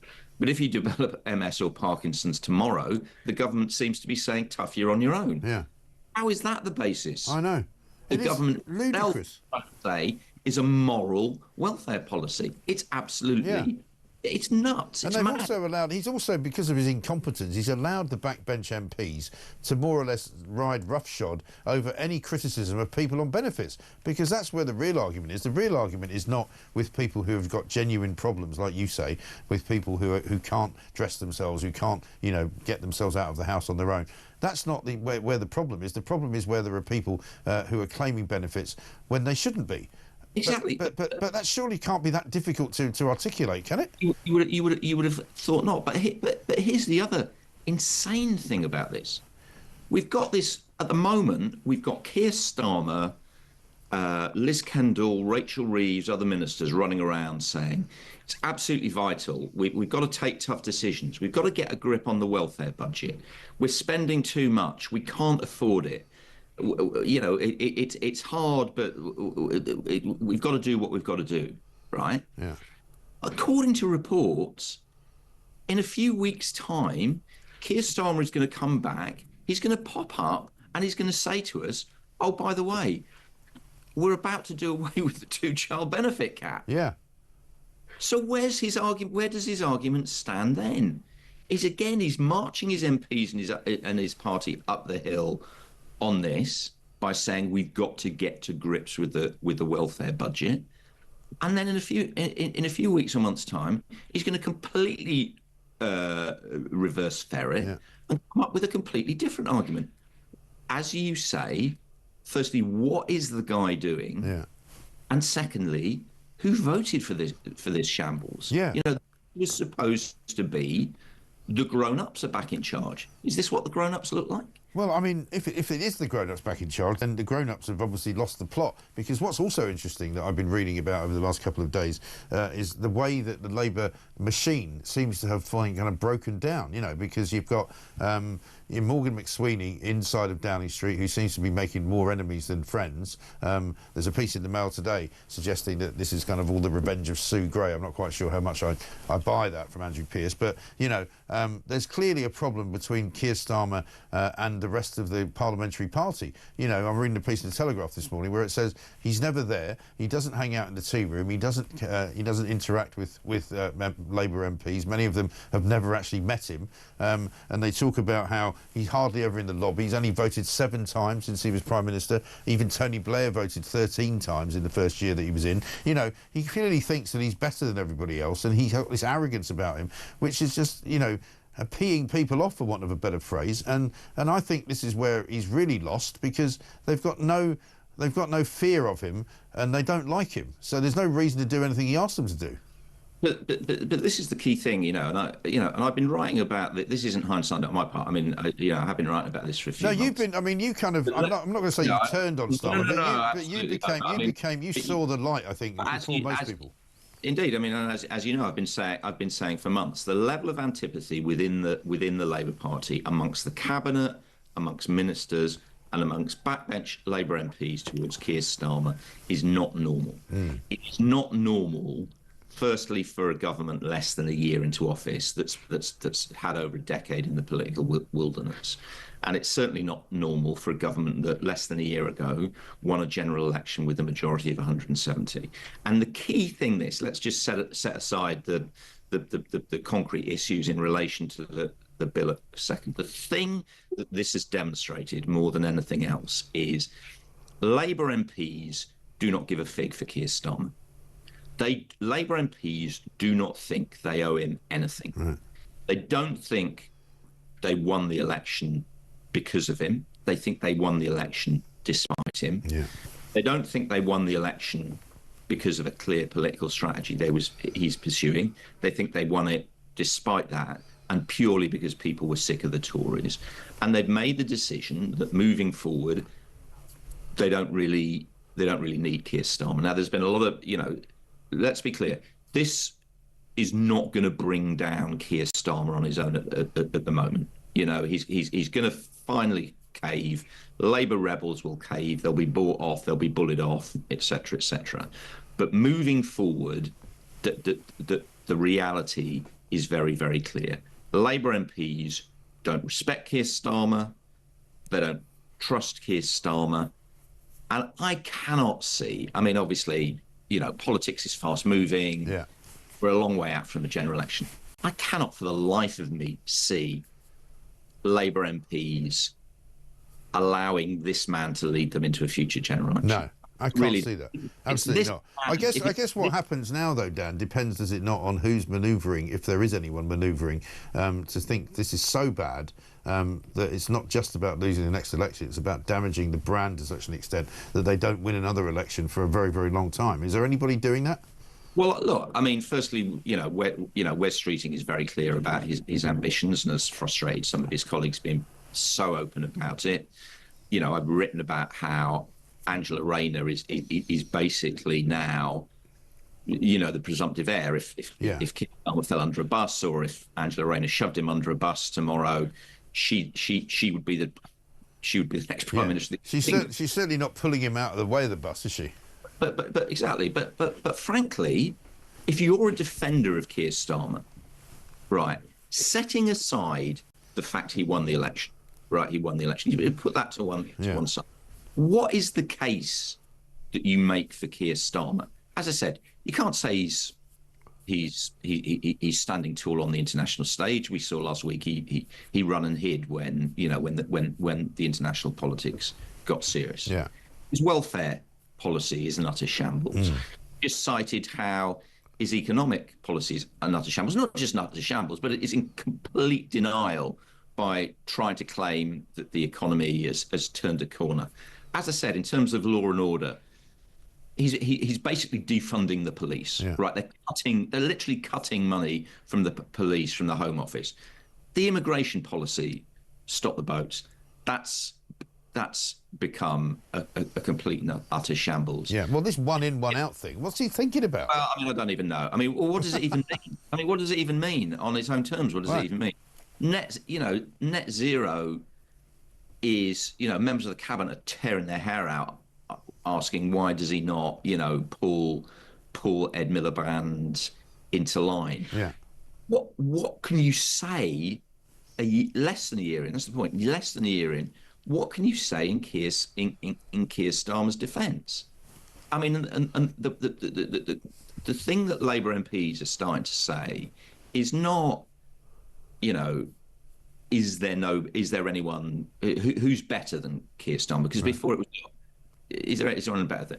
The thing Labour MPs are now starting to say is, look, could anybody do any worse? Yeah. And the key thing is this, and you know this, and I know this. He caved on winter fuel. Yeah. He's caved on this. He caved on the rape gangs as well. He caved on the rape gangs. He's going to cave on two-child benefit. Once Labour MPs, and once MPs of any party, taste blood, once they recognise that their Prime Minister's authority is diminishing and collapsing, it's basically over for them. Yeah. It's a matter of time. And the key thing is this. The Parliamentary Labour Party now knows they've got Keir Starmer where they want him. Yeah, anything he wants to bring in now, they can challenge and they'll win. Anything, right? Exactly. Anything controversial, anything he tries to get them to wear that they don't like, anything that he tries to do that they are opposed to, or they just don't feel like. They are going to come for him. Yeah. And they know, because they know if you push Keir Starmer around, he folds. Yeah. Yeah. And I mean, all of the bluster, all of the nonsense. I mean, even just the other day when he was in The Hague, he was talking about, oh, yeah, it's the usual noises off. We know what we're doing. We know we can read the room. We're not worried about the opposition to the bill, bloody, bloody, bloody, blah. Literally 24 hours later, he's in the House of Commons, more or less begging people to talk to him so that they can find a solution. Remember, a few weeks ago, this sort of acronym started doing the rounds. TACO, Trump all chickens out. Yeah. We've now got SACO. Starmer always chicken.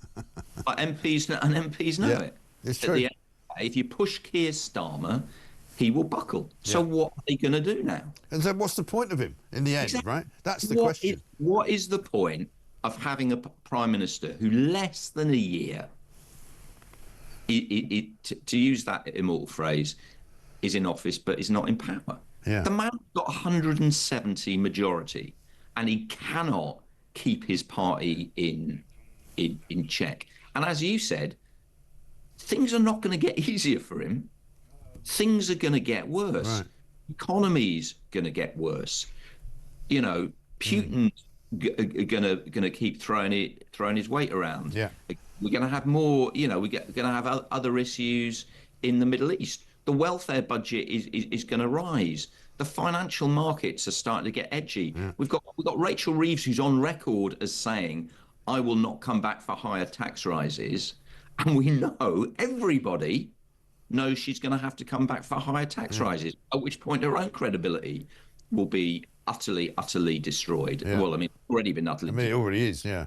But so, yeah, I mean, this is as bad as it gets. It's curtains. I think it's curtains. I mean, I take your point. It's not necessarily right now, but it's going to be soon.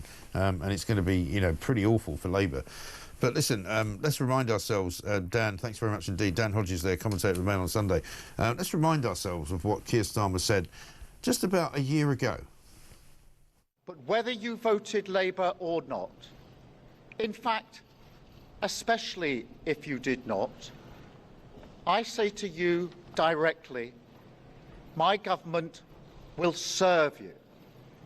Politics can be a force for good. We will show that. We've changed the Labour Party, returned it to service, and that is how we will govern. Country first, party second. Sorry. Yeah. He looks about 15 years younger, doesn't he? Crikey, he's aged an awful lot. And he's now got a brilliant new idea for solving the boat crisis. It's not going to be smashing the gangs with the gun, the snuggling gangs. No, it's one in, one out, right? Anybody can tell you that is an idiotic policy of any kind. There's a voice note from Kitty. Morning, Mike and team. Kitty from Kent here. Stonking start to your Friday show. So I think I need to lose weight, Mike. So I've opened my pantry door, taken a pack of biscuits out, I've put another pack of biscuits in, taken a packet of crisps out, put another packet of crisps in, one out. Just doesn't seem to be working, Mike. I'm not losing weight. Have a lovely day. Yes, Kitty, I can't imagine why it's not working, because obviously anybody who works in the Labour government can see that if you take one out and you put one in, that reduces immigration, doesn't it? I'm not sure how it does, but I'm sure somebody clever from the Labour government can explain it to me. We'll be talking to somebody from Labour actually coming up, from the Labour list, Luke O'Reilly. Maybe he can explain it. I'm not sure what is going on. Phil in Coventry says the worst seaside town has got to be Skeg, Vegas. Best thing about it is the view in the mirror as you leave. Great show, by the way. Mike, the worst seaside town must be Blackpool. It's a complete hole, says Jim, in nearby Lytham St Anne's. Bit of local rivalry there. I mean, I'll tell you what, Lytham St Anne's is really quite nice. Blackpool, on the other hand, really isn't. Johnny in Kent says, morning, Mike, how about Starmer out and Trump in? Very best. And Rain in Lincolnshire says, posters up in London saying it's a crime if someone touches you, but the grooming of children was swept under the carpet. Sounds about right for this nightmare we are living in right now. Well, don't forget, it's a government of service. You know, don't touch anyone unless they ask you to touch them first. I think that's fairly clear, isn't it? It's 7:25.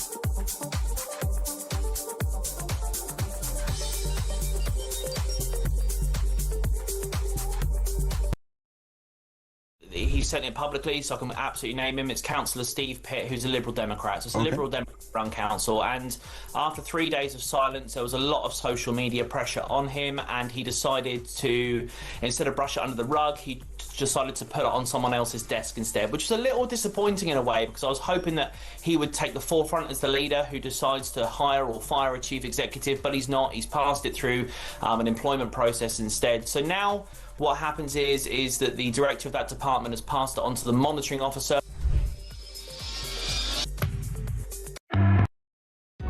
Across the UK, on DAB+, on your smart speaker, on your smart TV, and on your side. This is Talk. Welcome back to Morning Glory, 7:28. I'm Mike Graham with you all the way through, of course, until 10 o'clock. Alex Phillips will be here then to take you through until 1. 1 in, 1 out. Is he having a laugh? How about none in and 5 out, says Steve from Leicester. And Kim says this, if it's 1 in and 1 out, we will be in exactly the same position as we are now. A happy Christmas to you and your family. Yeah, 1, 2, 3... It's the countdown in reverse, isn't it? That bloody ticker still says 41,760. Are you sure that's right? I keep challenging it. I'm sure I'm right. You know I'm never wrong. Anyway, never mind. Let's get a voice there from Matt. Mike, Matt in Hove here. So this one in, one out scheme that we've got with France regarding the illegal migrants. So migrant comes over, Dave from Uganda. He gets sent back to France, and France say, okay, well, we'll send you Trevor from Eritrea. Okay, so Trevor comes over. Dave from Uganda gets on the next boat over and he lands in Dover, and we send him back. And France send us Stuart from Eritrea. Dave gets back on the boat in Calais, and you see where this is going. Yeah.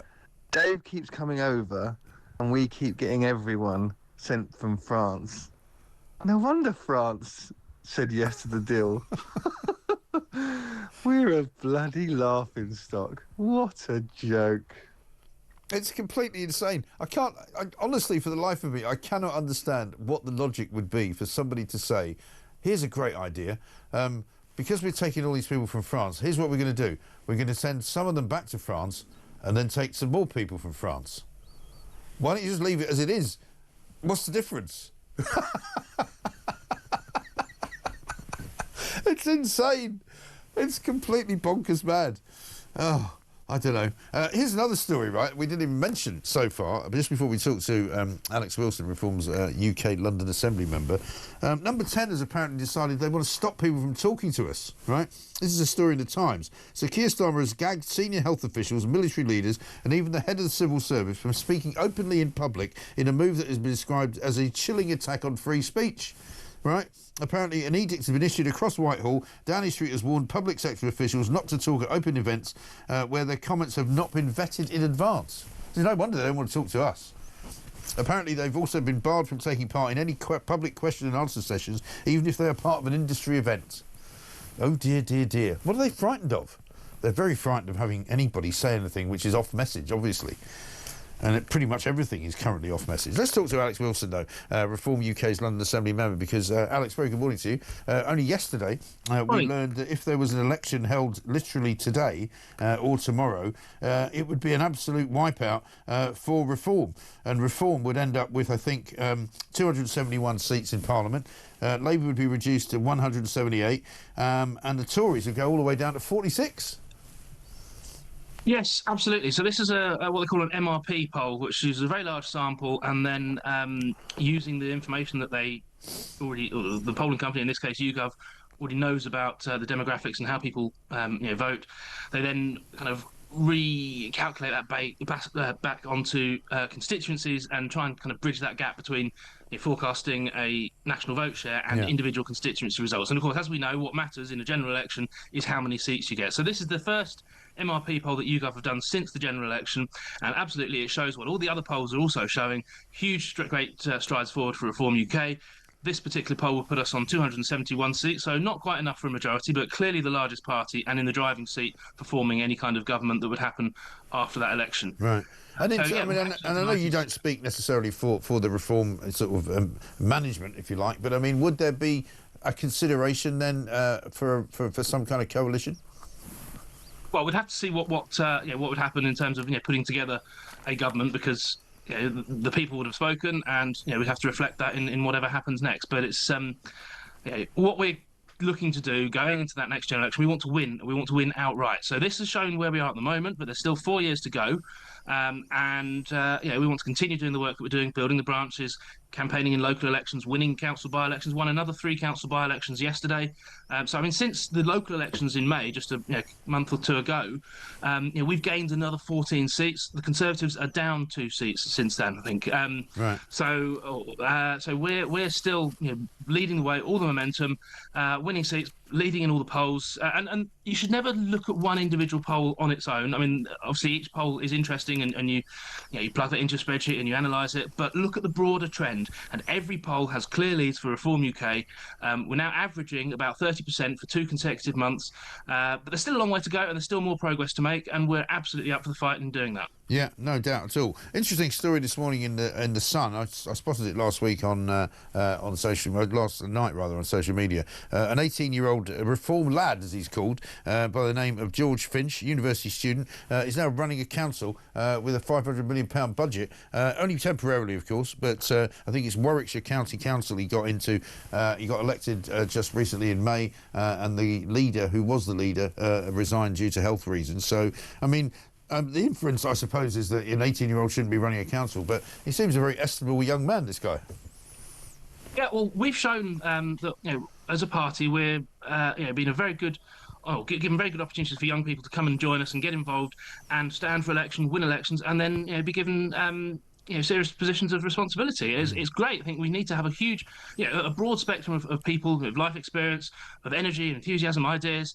And I wish George all the best of luck in his new role. I mean, he was elected as deputy leader by his group, so they obviously rate him very, very highly. I've met him a few times. I think he's a smashing young lad, and I think he'll do a great job. But the Conservatives have criticised us for having putting young people in these positions, which should underpin why they are doing so badly amongst young people. The Conservatives have given up on the next generation. They're not interested in solving the housing crisis. They're not interested in giving young people an opportunity to have a stake in the future.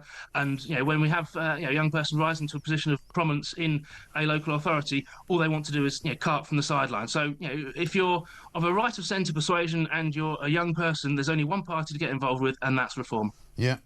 Interesting poster on a bus stop that I noticed the other day. I was going to ask how your mate Sadiq Khan's going, because he's actually got his name on this particular poster, and it's a poster warning people that touching people without their permission might be considered to be sexual harassment. I don't know whether you've ever seen one of these walking around the streets of London, but it seemed to me, I spotted it last night, touching someone inappropriately is sexual harassment and is not tolerated. To which I said, the Metropolitan Police and Sadiq Khan have kind of got this wrong, haven't they? Touching someone inappropriately is sexual assault, isn't it? Yeah, I would have thought so. And why do we need a bloody sign for it on London Transport? It's remarkable that people should know that to begin. We don't need to be told by a sign on the bus shelter that behaving inappropriately is wrong and shouldn't be accepted. But we don't have the police presence. We don't have enforcement officers on the TfL network in anywhere near enough numbers and with enough motivation to do their job properly. So, putting a message on a sign isn't going to solve any problems, but that's just the way that TfL's run these days, I'm afraid. It really is. Terrible business. Alex, great to talk to you. Thanks very much indeed. Alex Wilson, there, Reform UK's London Assembly member. Chris from Carmarthen says this. Let me get this right. Rodney's immigration policy is the hokey-cokey. It is. Richard on the Costa del Sol. Mike, this touching thing, the worst offender is Starmer. He can't keep his grubby hands off people. It's true. Do you remember the time he congratulated Rachel Reeves after she sat down from delivering the budget? Check this out, right? Look at his left hand. There he goes. And he puts it, and he just holds it there for too long, doesn't he? He's holding it still there. No, don't do that. Don't do it. If you want to pat somebody in the back, that's one thing. He's put his hand on his shoulder, and it's there for a good 4 or 5 seconds. It's not right. It looks wrong. Touching is inappropriate. With Starmer's 1 in, 1 out, will they be required to do the hokey-cokey on the way to the free hotel, says Phil. And Rob from London says 1 migrant in, 1 millionaire out. That seems to be what we're doing at the moment. It's 7:37.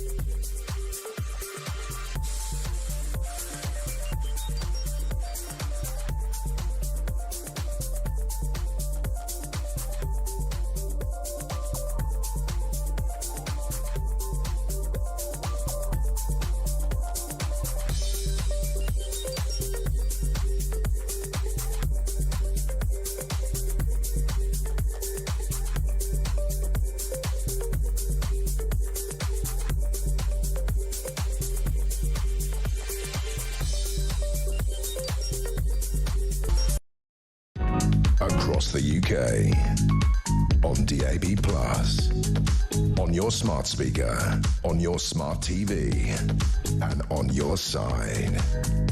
This is Talk.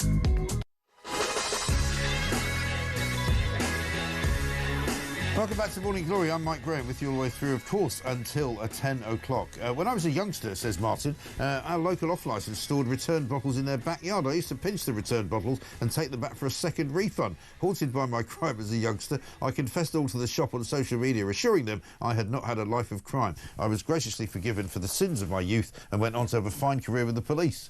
We see, that's a great story, isn't it? I mean, as ever, plenty of us have got things that we did when we were little, which shouldn't have been things that punished us for the rest of time. But basically, you know, that's a good story to hear. Forgiveness is a wonderful thing. This from Dave, who wants to talk about basically Starmer's more and Starmer's less. He's changed things, he says. What we've got more of: hypocrisy, illegal immigration, benefit claims, crime, taxes, energy prices, inflation, unemployment, two-tier policing and justice. What we've got less of, says Dave, are jobs, housing, growth, investments, entrepreneurs, freedom of choice, freedom of speech, opportunity, sovereign territory and UK world status. And so it goes on, he says. He put some thought into that, Dave. Thank you very much indeed. Let's talk to Luke O'Reilly, who's senior political reporter at Labour List. Luke, a very good morning to you. Morning, Mike. How are you doing? Yeah, very well. Good to talk to you. It's not great in Downing Street at the moment, is it? I mean, there's all sorts of gnashing of teeth and crying into the night and deals being done and people being very unhappy with the Prime Minister. I heard Kevin Schofield yesterday talking about how if you run a government and you run sort of a whip's office, you have to do it with a mixture of fear and love. And people don't fear Keir Starmer anymore, and they really don't love him. So he's in a pretty bad place, isn't he? Well, yeah, I mean, the problem for him is that it's been weeks in the coming. You know, this has been going on for a long time. People have had time to speak to each other, to organise. There was already letters being sent in. So the whipping operation, you know, should have killed this a long time ago, and it's failed to do so. And what do you think is going to happen on Tuesday? Because I'm wondering if whether or not they've done enough, I'm not sure. Dan Hodges seems to think they might have done enough. But I still think there's a chance they'll just postpone the whole thing and go, well, you know what? We need to have more consultation. We need to hear from more people. We need to get this right. I mean, he was very softly spoken about it all just yesterday in Parliament, wasn't he? I don't know if politically he can afford to postpone the whole thing. You know, if you look at the actual makeup of the rebels, okay, you've got a lot of them who are on the left, who would probably oppose it no matter what he does. But there are also a lot of people, say someone like Josh Fenton Glynn, for instance, who's not necessarily a classic rebel. I think he said this is the first time he's ever gone against what the parties wanted him to do. Right. Concessions like this could probably convince people like him to vote with the government. So I think it is kind of a question of have they done enough? And I think they may have done enough to get the numbers down, but there will still be a rebellion. Is it sort of a numbers game then in terms of that? So what's the acceptable number of rebels that they could still kind of handle and get it through? I think if they had something like 40 or 50 rebels, it would still be a significant rebellion, but it would be enough to put the whole thing through. And the fact that they've lowered it down so much, to say if it went from, I think the moment people are looking at over 120 and they're able to half that, and past, I think they could kind of push it as, you know, we listened to you and we made it work. Yes, but except by doing that and by getting it through, it will be considerably denuded from what they wanted it to be, right? Well, this is the issue. I mean, it's the same with winter fuel, with other U-turns that they've made, that essentially you tell people we're making these politically painful decisions because we need to save money. And then in the end, to actually get it through, you end up cutting down the amount of money that you save. Right. So it's being maximum pain for minimum benefit. And I think this is an issue now for the government going forward, because it does need to make these decisions. And that's the point of having government and having such a large majority. And it looks like it needs to make a concession every time. Right. When I speak to backbench MPs, one of the things they say is, why weren't we consulted beforehand? Like, why isn't there more of a process of speaking to us? You know, they shouldn't have to make their opinions known only after everything's been announced. Right. And that seems to be one of the common complaints, is that Keir Starmer is just not very good at managing the backbench MPs. He doesn't meet with them, he doesn't talk to them, he doesn't consult them, he doesn't hang out in Parliament with them, really. He doesn't go to the tea room, he doesn't invite them into Downing Street. You know, he seems to be a very distant Prime Minister. Well, I think this is the issue. I mean, obviously, in Keir Starmer's defence, there's been a huge amount of international issues going on, you know, with American tariffs, with the situation in the Middle East. So he has had to be flying around the world, doing these NATO summits, doing these big things. And obviously, when you're Prime Minister, that's quite fun. You know, you get to go to the... Well, it's a lot more fun than having to sit in a room with a bunch of local MPs who are just giving you a hard time, I guess. Yeah, I think also he's taken them for granted. You know, if you think of someone like Neil Duncan Jordan saying he's never actually met Keir Starmer, you know, that is extraordinary, particularly when Duncan Jordan has been one of the most vocal critics of the government. Yeah. He's again and again has been speaking out against it. I think there's an attitude in government that people like that, they go, oh, well, they're just the classic complainers. We can. But the reality is Neil gives cover for other people then to come out themselves and complain. So like, say, Josh, who then can come out and go, well, this is the one issue I'm going to complain to you about. And that creates real momentum then behind the campaign. But isn't this also the fault of the people around Starmer as well? Like Morgan McSweeney and the other sort of chiefs of staff that sit in Downing Street, who should be sort of shielding him from all this stuff, shouldn't they? Well, there is a degree of criminology about all of this. When people talk about who actually makes these decisions, you hear the book being passed was it Rachel Reeves? Was it Morgan McSweeney? Is it some other cabal in the government? I think in a way this actually protects Keir Starmer because it creates a sensation that, he's almost like a Romanov. He's not actually aware of what's going on. And if only he could find out what was happening, he would do something about it. I wonder if it's gone past that, though, because there seems to be so little love for him and so little interest in anything that he says. And I'm afraid he's blotted his own copybook so often by saying things which turned out not to be true, or saying things that he's going to do that he then doesn't do, or that he does do and then reverses. Well, I think that's the issue. I think once people get used to U-turns, then they'll keep coming for them. I mean, it's hard to know, would this even be happening if they hadn't U-turned on Winterfuel? Yeah. Exactly. That was the beginning of the end, I think, for him. But look, it's nice to talk to you. Thanks very much indeed. Let's get a voice note from James. Morning, Mike. James from Blackburn. It's Friday again. They roll round quick, don't they, Mike, these Fridays? Well, Jesus. I think the waiting list for the NHS has gone up by 1 this morning because Keir's on it. He's got whiplash from all these U-turns this week. Oh, dearie me. I mean, it really is hard to keep up. And 1 in, 1 out on immigration.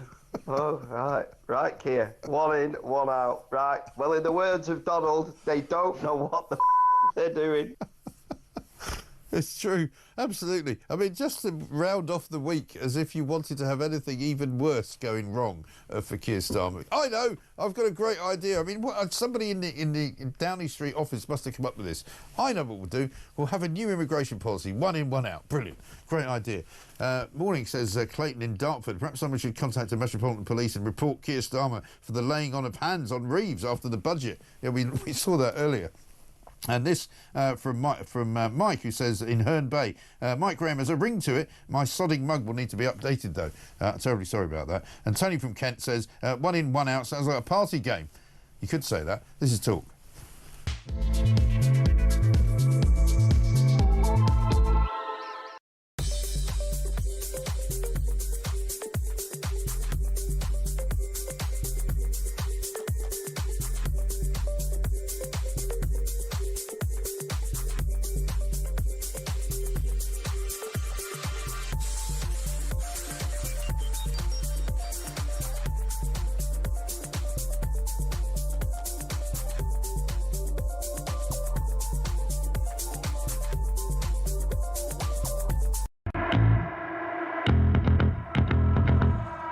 It is not remotely feasibly possible that we have suddenly, in the last 5 years, had a massive growth in the number of people who are disabled and incapacitated and too sick to work. It's people who could work, who should work, who aren't working. And it's really, really that simple. And we need to get those people back to work. And if you're the Party of Labour, you believe in that.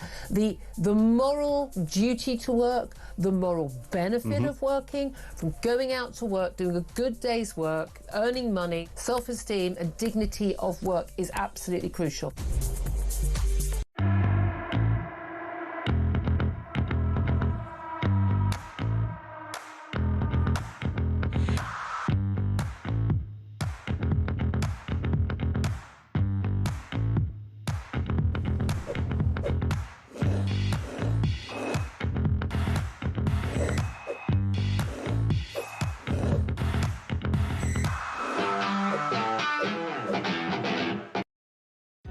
Across the UK, on DAB+, on your smart speaker, on your smart TV, and on your side.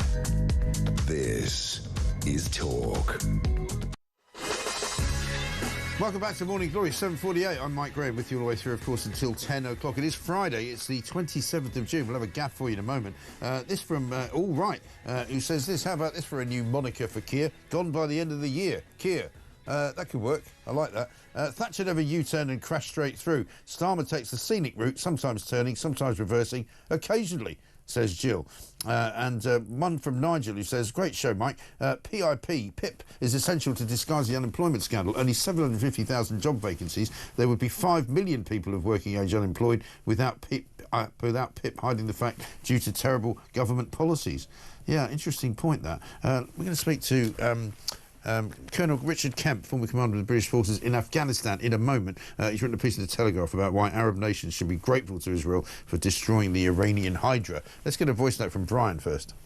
Morning, Mike. Right on the south end. You know, just when you think, you know, things can't get any worse, along comes another Starmer deal. You know, but personally, I'll send someone else over to France and negotiate with Macron, because Starmer will come back and he'll, well, I've had a great deal. We send one over and they send 3 back. I think it's good for the economy. You know, it's absolutely stupid. You know, everything they do is gone to pot. And if you don't laugh about it, you're going to cry, you know.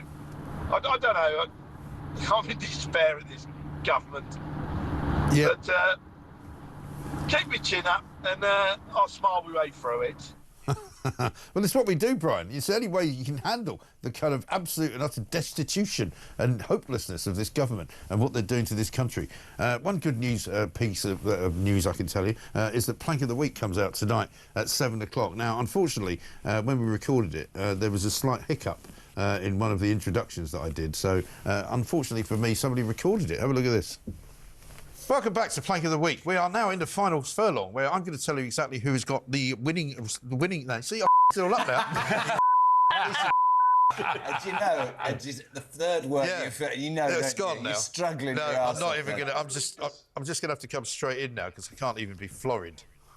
Yes. You see, we all make mistakes. We can't always be perfect. Starmer was always destined to fail, says Mick in Wallington. A robotic ideologist with no compassion, divided from the people, whose only friends are human rights globalist lawyers. He is a desperate, useful idiot for the European Union and for Trump. He has destroyed us all.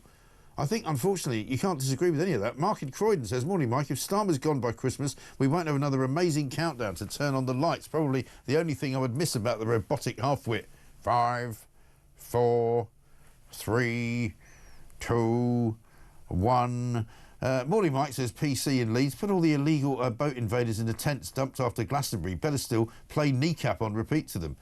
Yeah, I mean, for heaven's sake, Kneecap at Glastonbury. Can you imagine? I mean, I can't be long before we see a couple of Iranian flags going up, along with the Palestinian flags. I guarantee, if any of you are so bored that you have to watch the Glastonbury events tonight on the BBC, I think they're sending about 500 people there.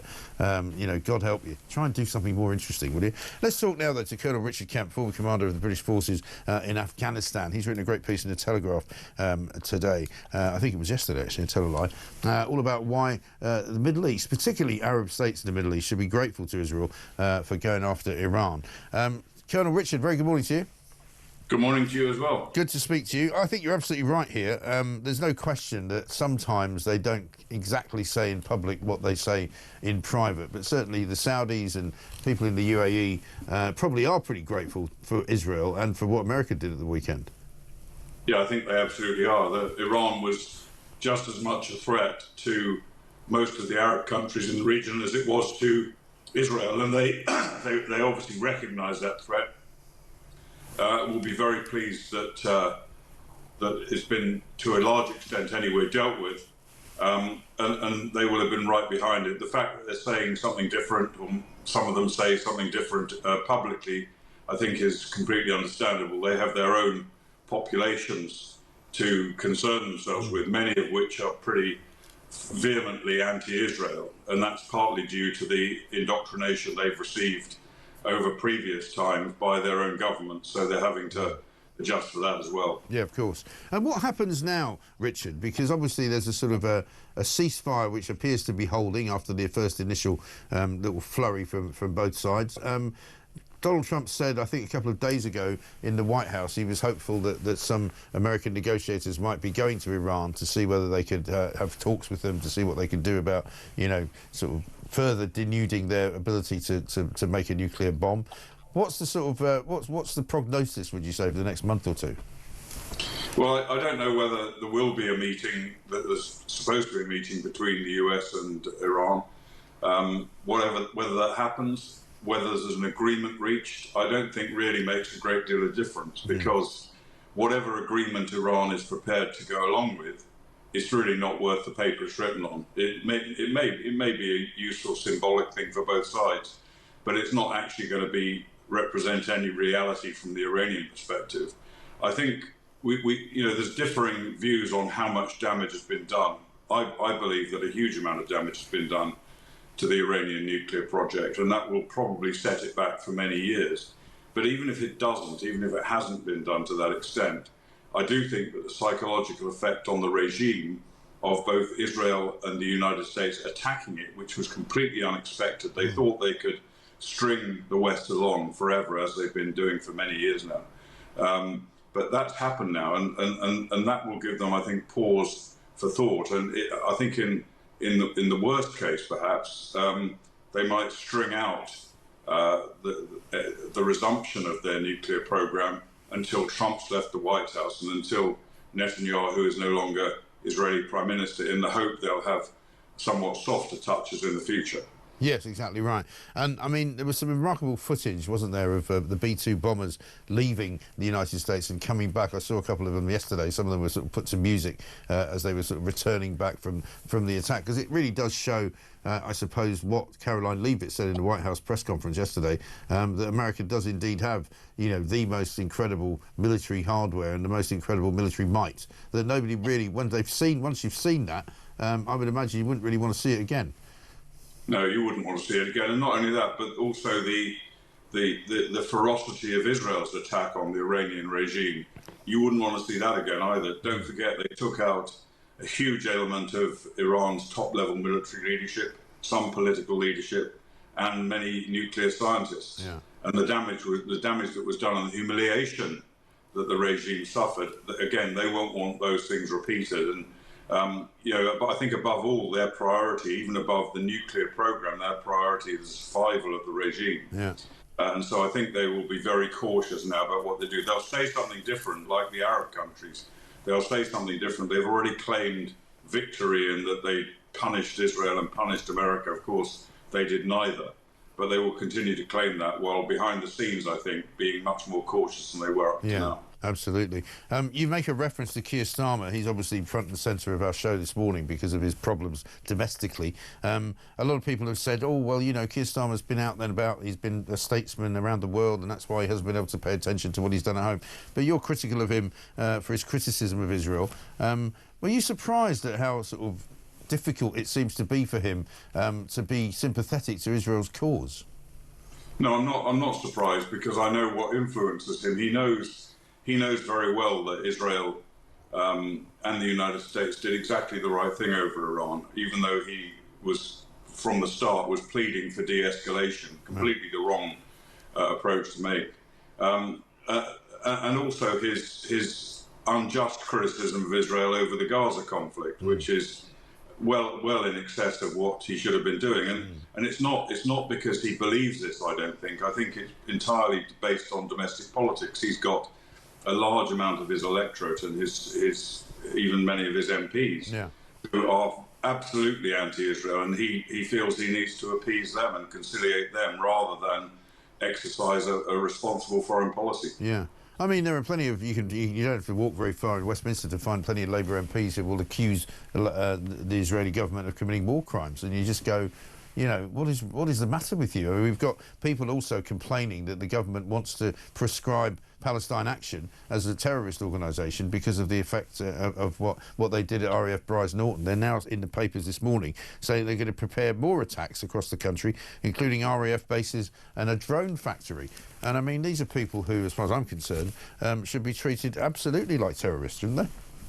Yeah, and the two things are absolutely linked. Those people who support Palestine Action, and we have a number of MPs who are doing so, Labour MPs, that they also hate Israel and they hate our own country. They want to change our country. They want more Palestine action in our country. And you know, when you see these rallies, these protest demonstrations on our streets, you'll never see a British flag. You'll only see Palestinian flags being flown. Yeah. And it's you know, contrary to, for example, the Jewish counter-protests that take place, where they fly the Israeli flag, but they also prominently fly the British flag, which shows, you know, which side each of the two factions are on. Yes, absolutely. And as I said, Glastonbury's going on this week. I wouldn't be at all surprised to see a couple of Iranian flags flying there alongside the Palestinian ones, which I find absolutely abhorrent.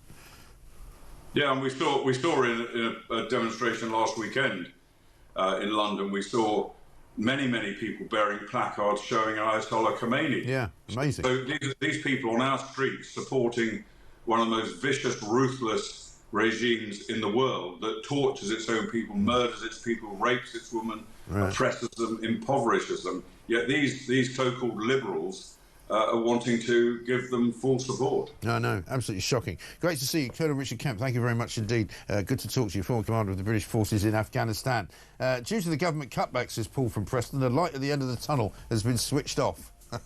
I think that's about as good a summation of where we are right now in 2025, Friday the 27th of June. This message timed at 7:59. We've got loads more coming up. Isabel Oakeshot's going to be joining us in the next hour. Tony Smith as well, the former head of UK Border Force. It's one in, one out, ladies and gentlemen. What a brilliant idea. Keir Starmer, what a genius. How can he be so clever? This is Talk.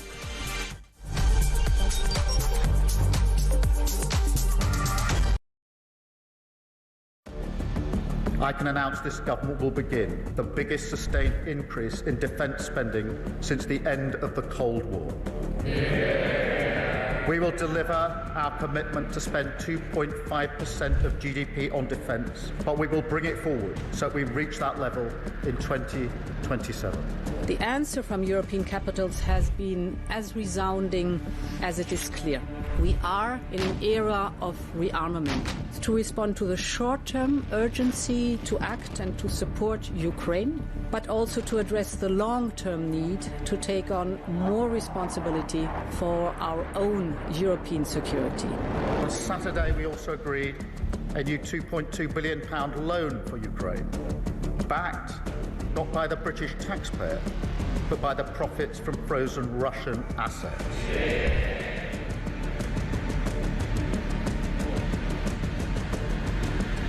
It is my pleasure to bring from His Majesty the King a letter. He sends his best wishes and his regards, of course, but he also asked me to bear this letter and bring it to you. So can I present the letter from the King to you? Thank you very much. Am I supposed to read it right now? Yeah, please do. I will do. I've got to tell him what your reaction is, so I need to know. I need to know. He is a great gentleman. A great gentleman.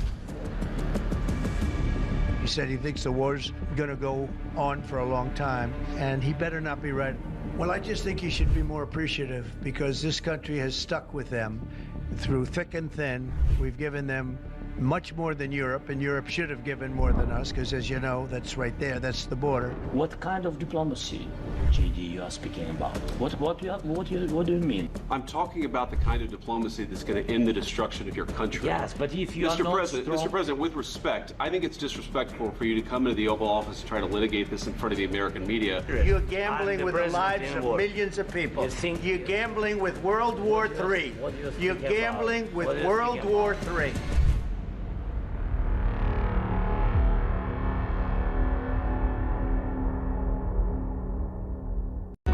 Across the UK, on DAB+, on your smart speaker, on your smart TV, and on your side. This is Talk.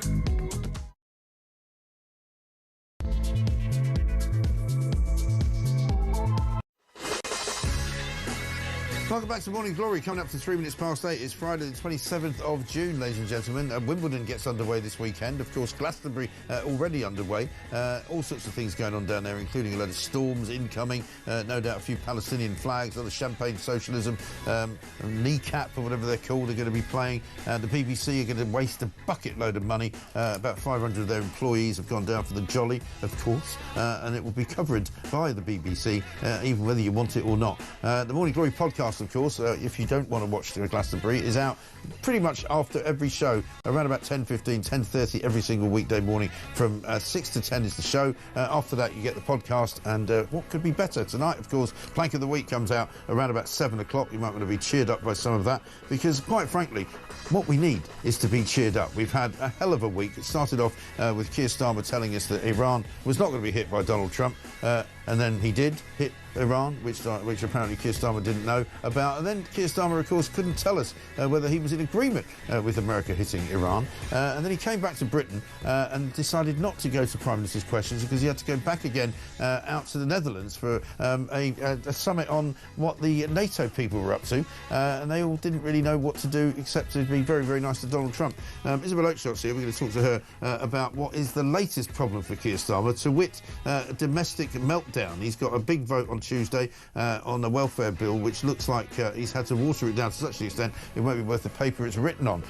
It may still not be the case, of course, that he has the vote, because he might decide just to cancel it altogether and humiliate himself further. But he's gone from being the man who everybody wanted to see in government to the man everybody wants to see out of government. A lot of people, even Dan Hodges and people inside of Labour, saying his time is very much coming up and he's not going to be the Prime Minister for very much longer. I think that's absolutely accurate. Meanwhile, he's got another great idea for stopping the boats. It's one in and one out, which, if anybody has a brain to actually add up, realises that that doesn't actually help us at all when it comes to the numbers of people in this country, because it doesn't reduce them, it just keeps them the same. For heaven's sake, let's have a listen to what you've been saying so far.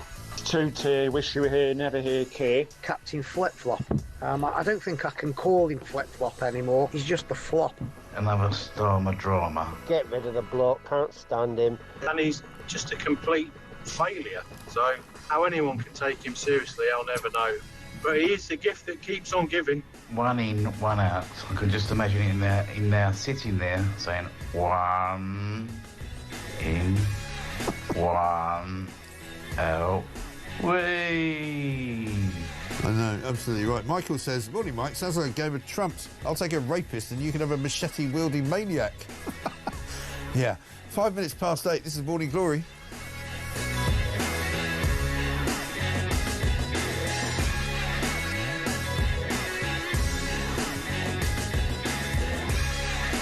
You've got to laugh, really, haven't you? Otherwise, I don't know what you would do.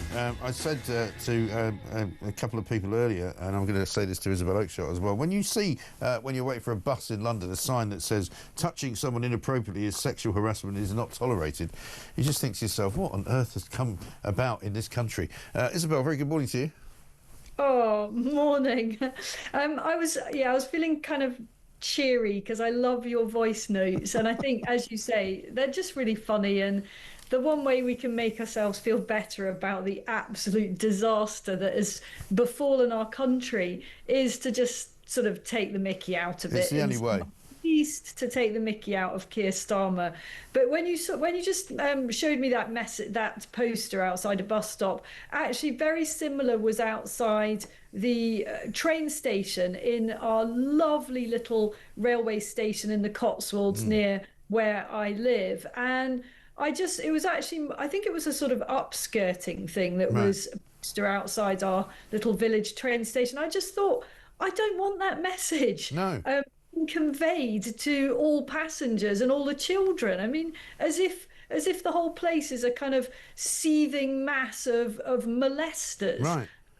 That isn't. I know our country has fallen on some hard times, but actually we're not all molesting each other at stops and train stations, and we don't need to be told. Thank you. And my first reaction to it was, who is this actually aimed at? Are there people wandering around amongst us who don't know that that is a fact, that touching people without them inviting you to do so is actually not appropriate and may in fact be a crime? You know, how do you have to tell? It's like, you might as well tell people, you know, stabbing someone is not really acceptable. Oh, we'll get to that. I mean, we'll almost certainly get to that. After all, there is a police force in the UK that has felt the need to issue such guidance to the occupants of migrant hotels. You know, violence is never acceptable, they appear to have to be told. Yeah. That is literally the lesson that is being delivered. Now, if we're bringing people into our country that don't understand this, then we're even more insane than I thought. Yes. You know, there's sort of not even an expectation of a base level of civility. And I actually really dislike all the notices that are everywhere now about, being rude to our staff, won't be tolerated, blah, blah, blah. It just creates a kind of passive-aggressive, negative culture. Yeah, it really does. And it was one of the things that I really enjoyed about being in Dubai, actually, because I said to my daughter, I said, you don't see these signs anywhere. You don't need to be told not to be an idiot inside the airport, because if you are, somebody will probably come and lock you up for quite a long time, and you won't get out, or you'll be sent home, and you won't be, don't worry about being rude to people. You won't see, you won't see your backside for dust. And similarly, everybody's just very polite to one another. Well, I think the notices aren't needed because there is a whole different atmosphere in Dubai, which is the sort of customer focused. Yeah. They actually had for a while in the UAE a happiness minister. Right. They are very, very focused on delivering amazing customer experiences, whether that's for the medical checks that you have to have in order to get a visa, which is sort of interesting in itself. You have to have a number of basic checks in order to get a visa for the UAE, and there they have happiness charters, and that's quite common in places. And people don't actually need to get aggressive because generally they're having a really nice time. People are being nice. The customer service is excellent. So why would you need to shout and get angry? And a lot of this angry behavior from ordinary people is actually an expression of sheer frustration at the fact stuff doesn't work. Your train has been cancelled for the umpteenth time. You're still having to pay 70 quid for your cancelled ticket. In the doctor's surgery, you can't see a doctor. This is why, partly why people are getting angry and taking it out on staff, because nothing works. Right. And every time you get in your car, you get a penalty notice for something or other, which is a particular bugbear of mine. But how about this for, cheering everybody up? Keir Starmer's got a new plan for stopping the boats. He's not going to stop them. He's going to actually encourage them to keep coming. But everyone that comes in, there's going to be one person going out. I can't for the life of me imagine what kind of idiot came up with this complete and utter garbage of an idea. It's so ridiculous. It's almost now comedy time, isn't it? So this is the migrant merry-go-round, Yeah. is it? It's a great maritime migrant merry-go-round. They come across the channel and then we send them back in a little loop, and in exchange they send one of our people, one of their people that can apparently have a justifiable claim for family reunification. Yeah. Frankly, I'd get rid of that category of visa anyway, family reunification. I mean, either you've come over here as one person and that's the permission you've got, or you're coming over and your secret plan is to bring your entire family. Yeah. And you shouldn't have as a basis for being able to bring everyone else simply the fact that you've got here and you've got a bunch of aunts and uncles and nephews and nieces. I mean, this is just absolutely ridiculous, isn't it? It is. It's laughable. The only policy that most voters want is all out. All out. Yeah. Anyone who comes across the channel, all of them, needs to be thrown out. And frankly, looking at the at polling, about 60 to 70% of people think all illegal immigrants should be kicked out. I'm not quite sure who the other 30% are, but good luck to them. Right, absolutely right. I mean, apparently Number 10 has been looking at ambitious return schemes, right? Because they think that they might be able to return people to countries other than France in Europe as well. I mean, the idea that this would in any way change anything, if you're sending people back and bringing people in and the numbers are exactly the same, I don't understand what they think is an improvement. It's not ambitious, is it? No. I mean, the total misuse of the word ambitious. It is a complete poverty of ambition. It strikes me as completely desperate. It's not the first time I've heard this idea, right. This one in, one out idea. I mean, I think one in, one out in terms of general immigration is not so bad because that's net zero immigration. Yes. But not one in, one out in terms of illegal immigration. That's just basically going to lead to more. Yeah, exactly. And don't forget, they're also now looking at return hubs, because apparently the EU's come up with this idea. You can create a hub somewhere outside of the European Union, I don't know, like, say, Rwanda, where you can send people while their asylum seeker claims are being processed. This is a great idea, isn't it? Yeah, funny that someone should have come up with that idea. I think it's been, I mean, I generally think it was a really good idea. It was completely badly executed, and it was obvious under the Tories that they weren't going to be able to follow it through. But essentially, we want to keep people from coming across the channel in this way. You've got to tackle the demand for these boat transfer services, and the only way to do that is either turn back the boats or turn back the people once they get there. Yeah, I'm sure we'll talk about the uselessness of Starmer on the domestic front in a minute in terms of the welfare bill that he's now completely climbed down on, and looks like another U-turn is about to happen. But I'll tell you something that's worse than that, and I don't know whether you've seen this story today. It came out last night in the Times. Keir Starmer has now gagged senior health officials, military leaders and even the head of the civil service from speaking openly in public in a move that has been described as a chilling attack on free speech. An edict has been issued across Whitehall where Downing Street has warned public sector officials cannot talk at open events where their comments have not been vetted in advance. So it's literally, this government is not only failing in every single aspect of what it tries to do, but it's kind of collapsing in on itself. I mean, that is so depressing, isn't it? Yeah.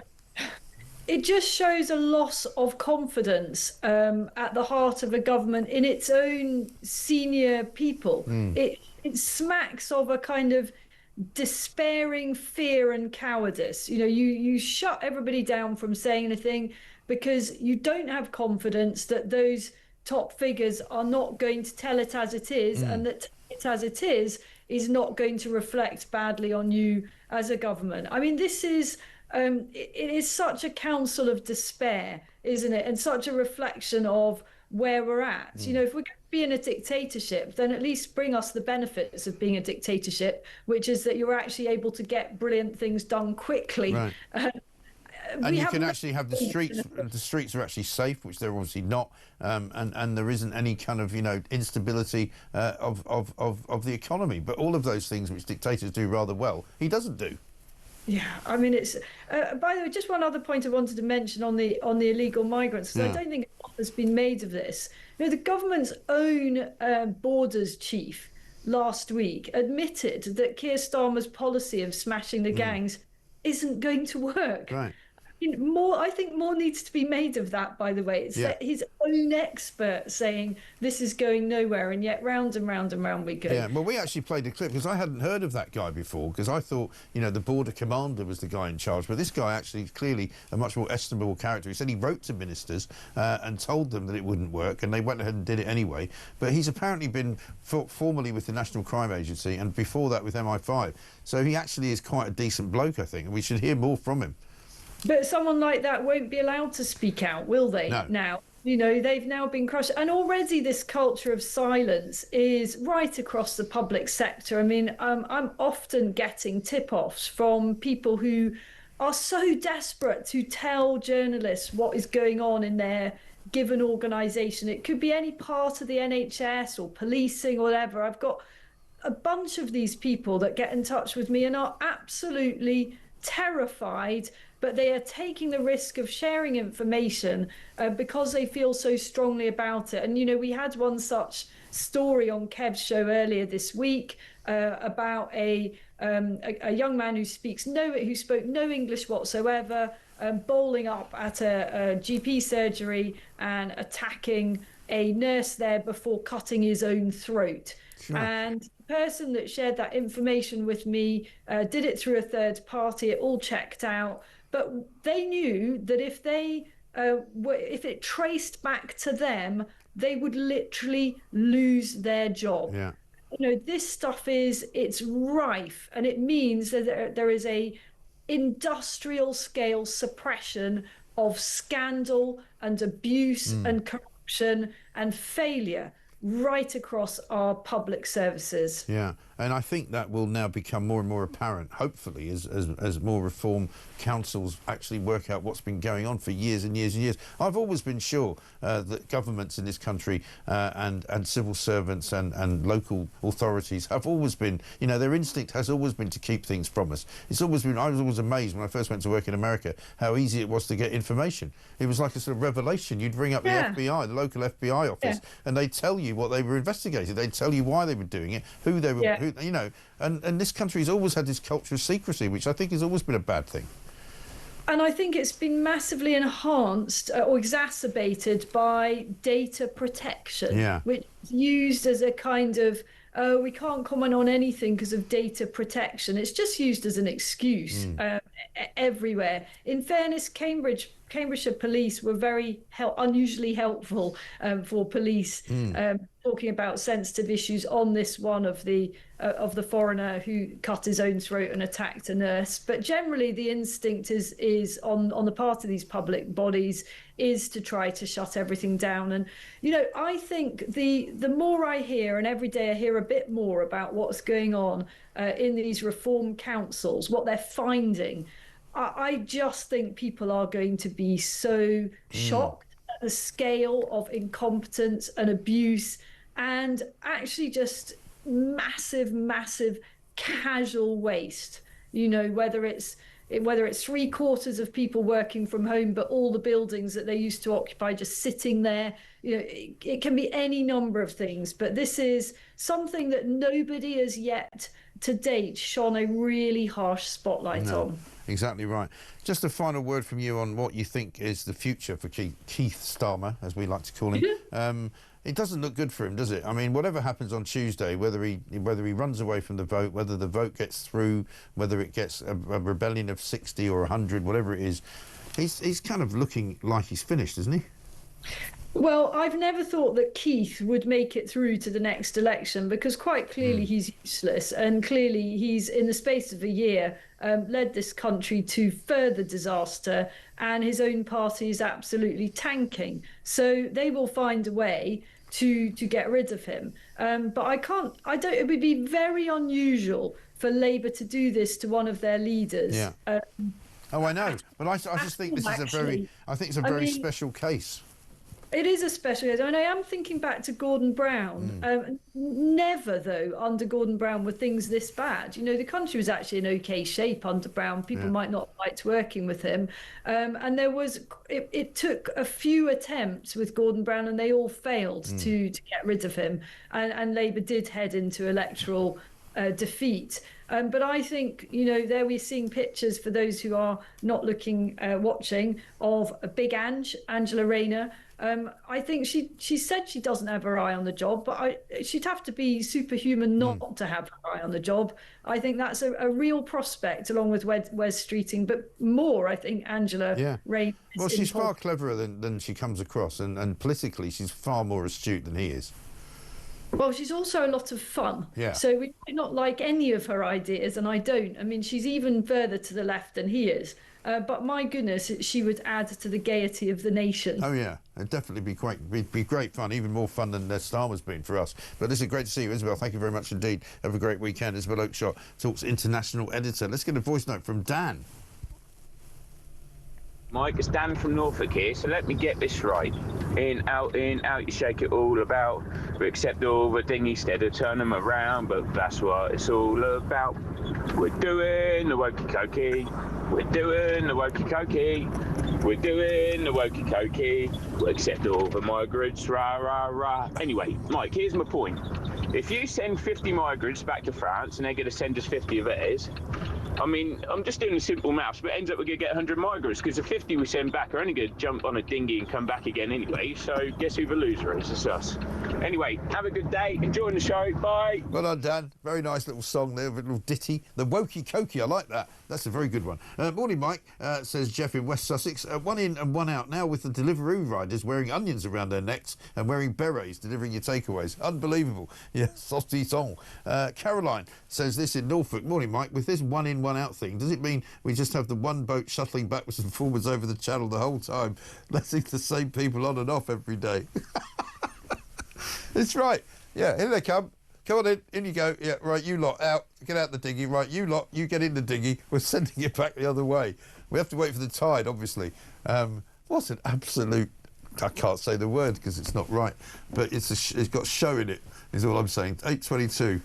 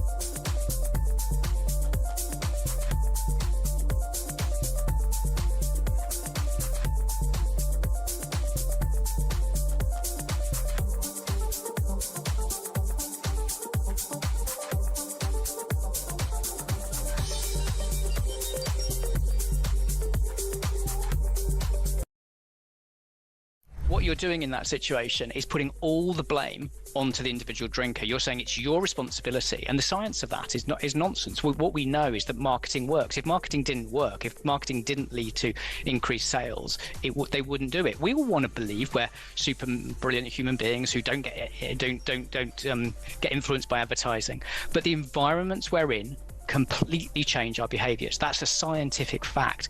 If you look at countries around the world that have less alcohol marketing, they have less alcohol harm. So we have a real choice.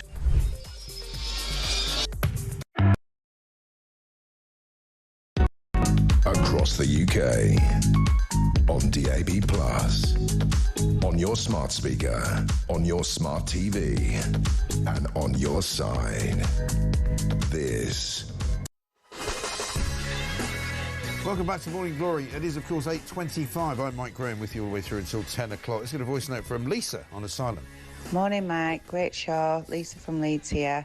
Yesterday I was in a taxi and the taxi driver was telling me that he'd just taken an immigrant family to have an appointment in Newcastle, and they were sent there via private taxi. They were given a car seat which they kept for the child, stopped off for breakfast, and it was expensed. He waited for the appointment and brought them back. So they had a round trip from Leeds to Newcastle in a taxi for an appointment at the immigration office. I mean, why do we bother working? I've no idea. Yeah. Good, great show.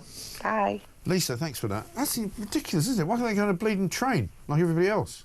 And don't tell me the train wasn't running. I don't care. And why are we paying for it? It's unbelievable what's going on in this country. Literally unbelievable. Let's talk to Tony Smith, former head of UK Border Force. Tony, very good morning to you. Morning, Mike. I mean, I don't know whether you would know anything about these things, but, you know, if that is the case and people who have got appointments to see the immigration officials in this country are being ferried in and out of offices quite long distances by cab, by taxi, you know, that's even more money going down the gurgler thanks to the policies of this government.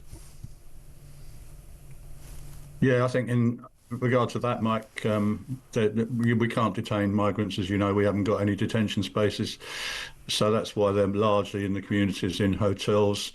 What we do is require them to report to us at least every now and again to make sure that, you know, they're still in contact with us. Sometimes that's done by telephone, sometimes that's done in person. But yes, there is provision to pay for transport to reporting centres where where that is deemed necessary. But it is really unfortunate. I think that we've got so many people on temporary admission in the communities, in limbo, basically, drawing down public funds, and we aren't able to process them and get these cases dealt with and removed from the country. And as you heard from Lisa, I mean, that's the kind of thing that cheeses people off, because, she says, why are we working? Why, if she wants to take a cab to Newcastle for whatever reason, she has to pay for it. If she wants to get a rented flat, she has to pay for it. If she wants to get, some Deliveroo delivered, she has to pay for it, while the guy who's doing it apparently is not paying any tax. Yeah, this goes to the argument that they give us when they arrive, Mike, on the boats, is that they are destitute. That's the test, and we have to take their word for that. We don't know whether they're destitute or not, but they are briefed by the smugglers to say they're destitute, because that puts them into the asylum support system, as you know, which means that the priority at Manston is to get them through there really, really quickly, so we don't get done for unlawful detention. We've got about 24 hours, 48 hours max on a busy day. We've got to get them through there. We've got to get them into a clearing centre, into hotels, and I'm really worried about that too, because we had a recent report saying that we really want to be able to spend more time screening these people. We don't have enough time to screen them. We saw that report coming out not long ago from HMIC about all that. I did talk a lot about that, because I was in charge of border security for the London 2012 Olympics. We need time, really, Mike, to talk to people, to debrief people, especially if you haven't got any documents, to find out, well, really, what is the truth? Who are you really? So there is not just a threat to irregular migration in this country, there's a threat to border security, because we simply don't have the detention capabilities or the time or the bandwidth to do all of the checks that we would like to do when they arrive. And sometimes they're just kicked up the road to the next hotel. You will frequently be reporting on cases of people that have come through a year later and done something dreadful in the community, and say, well, why on earth was it that this person got through in the first place? And the fact is, I think we're far too hasty to get them out of detention and into the communities. We take far too long to process their cases. What we really want to be doing, which is what we did back in my day, believe it or not, is detain them on arrival, keep them detained and remove them from the territory forthwith. And that's not happening, Mike, and it's becoming increasingly frustrating, I think, and people are waking up to this, mainly thanks to you guys, because you're reporting on it every day, and people are beginning to realise, well, wait a minute, why are we not just detaining them and removing them? And that's really what we need to try and get back to, but I'm afraid last government and this government have failed to do that, haven't they? Exactly right. And, I mean, I think the problem is, as well, there's a sheer numbers of them coming, which is overwhelming everybody, and I take your point that you have to move them on from Manston, because they can't stay there, and you have to move them somewhere, and so they have to go somewhere where you can sort of look after them and make sure that they're not absconding or whatever. But we don't even know if that's true. But when you say that when in your time you would remove them from the territory, does that mean you would just deport them straight away? Yeah, I'm going back away now, Mike. I worked there 40 years, and I wrote about this in my book, that, when I was an immigration officer at the border, if someone turned up with a dodgy passport, they'd be back on the same plane. No one claimed asylum or human rights. If I found someone, when I moved into enforcement in London, on a raid, who had no papers, I would arrest them, detain them, and we just write a letter, basically, to the captain of an aircraft and the whatever airport they were going to say, it's one of yours, shouldn't be here. And this was 20 years after the 1951 conventions were all signed, Mike, which tells you what's happened here. I mean, the 71 Act, which I was brought in under, came in 1173, and they had us to do this, and we did it for about 20 odd years or so. But people are forgetting all that now, because this is judicial overreach now. The lawyers stepped up. We get human rights lawyers all over us now. Every time someone turns up on a plane, the lawyers are waiting. You nick someone in the community, the lawyers are waiting. You know what's going to happen. There's going to be an application for something or other. We even have to serve notices, giving them a notice that they're allowed or entitled to claim these things, and then off they go on bail, off they go into a system which is really interminable, and most of them end up staying. Of course, that's why people are still coming, Mike, because they know that all they got to do is get within British territorial waters, get themselves a lawyer. The human rights lawyers have taken over the business, and now we've got one running the country, haven't we? I know. Well, that's the bad news. I mean, and they've come out this morning, if you've seen the story in the Telegraph, with this ridiculous one-in, one-out deal with France, which, as anybody can tell you, is not going to reduce the numbers of people here, and if anything, it's probably going to exacerbate the problem, isn't it? Mike, I'm really worried about this. I'm glad you're covering it. I'm really worried about it, I must say. It's not new. I've always said safe third country is the best way to stop the boats. If we could get a deal where French took them straight back, it's safe in France. But we've never had that, really.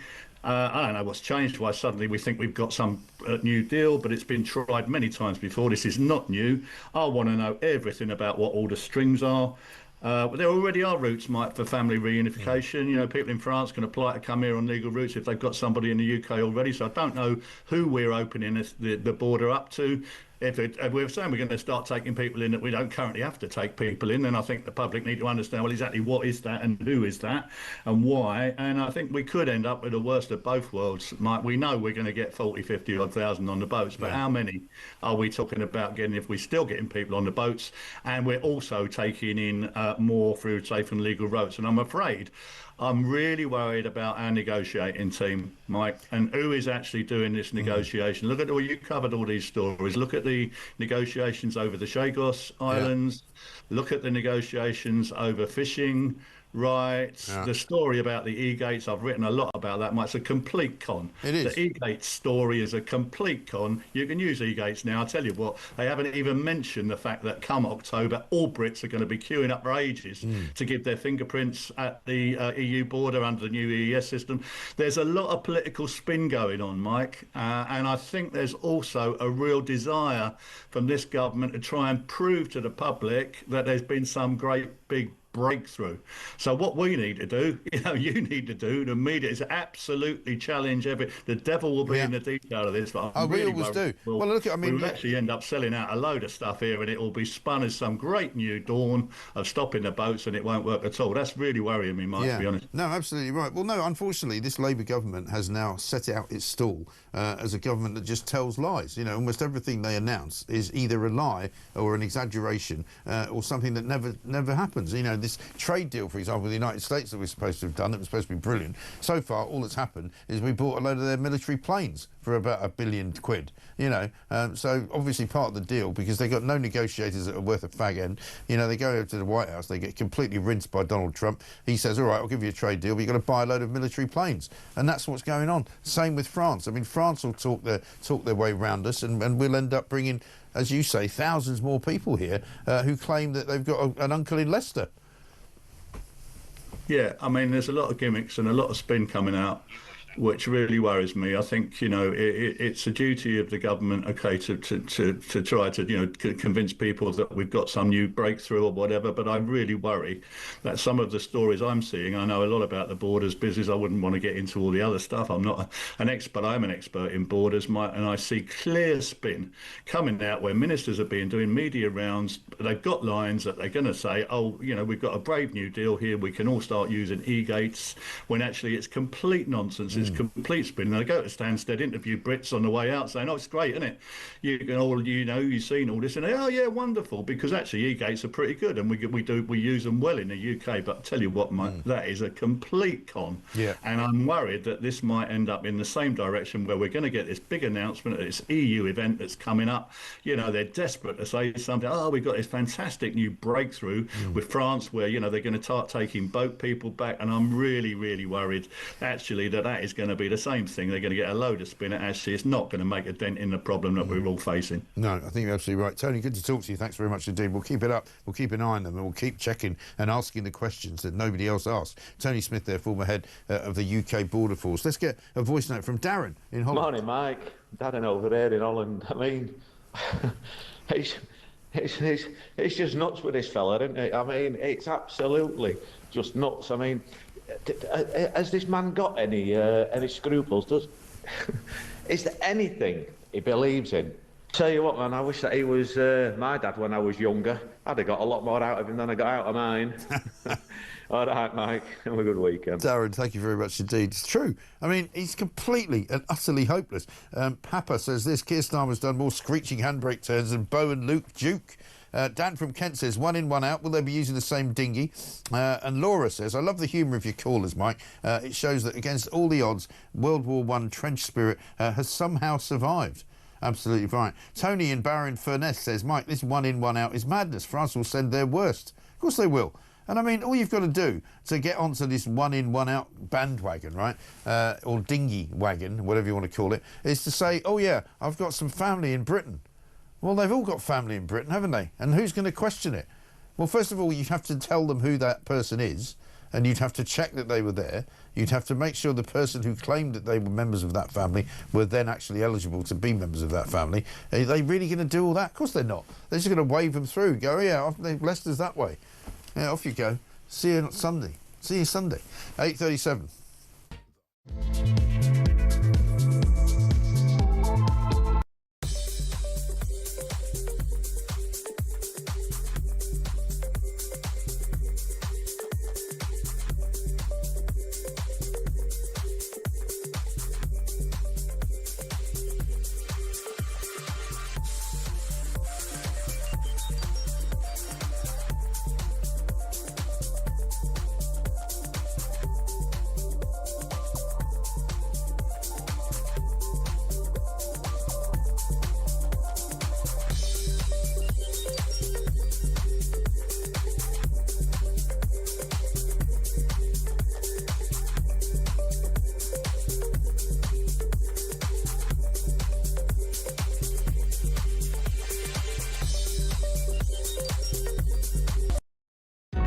Across the UK, on DAB+, on your smart speaker, on your smart TV, and on your side.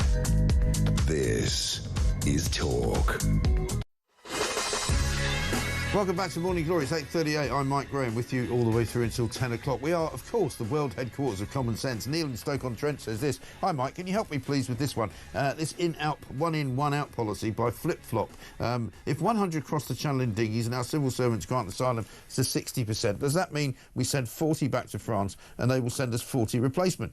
My maths works out that we still end up with 100. If so, it doesn't seem like much of a deterrent to me. Thanks in advance. And I think you've got it in one. Good morning, Mike. I've got to ask, are Keir Starmer and his cabinet really as thick as two short planks, says Mary in Cyprus? Because that is how they come over to me.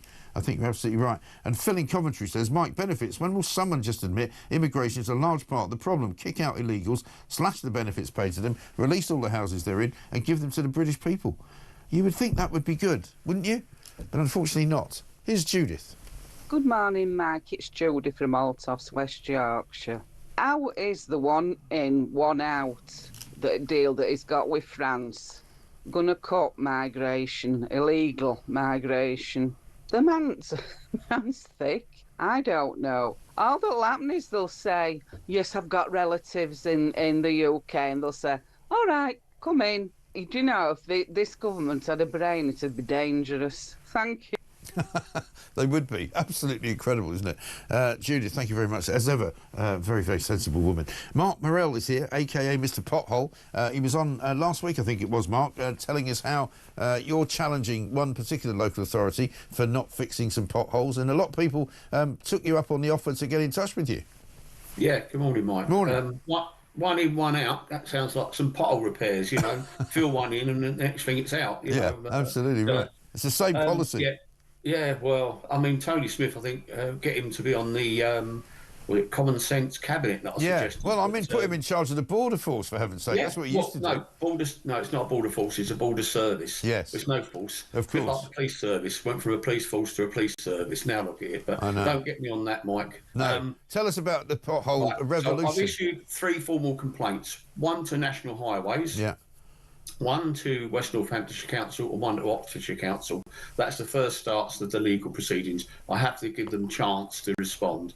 I've had an acknowledgement from West Northamptonshire, not heard anything from National Highways. Last time I had to issue a Section 1 notice to the then Chief Executive, Jim O'Sullivan. So Nick Harris could be getting one in the next few weeks if I don't get any joy with it.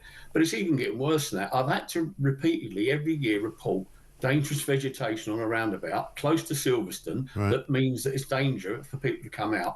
I mean, who's doing their inspections? I mean, I'm getting to the point where I'm thinking that I need to map myself into an AI drone, fix it in all vehicles, and just inundate them and start to issue illegal notices, automate the service, because it's appalling.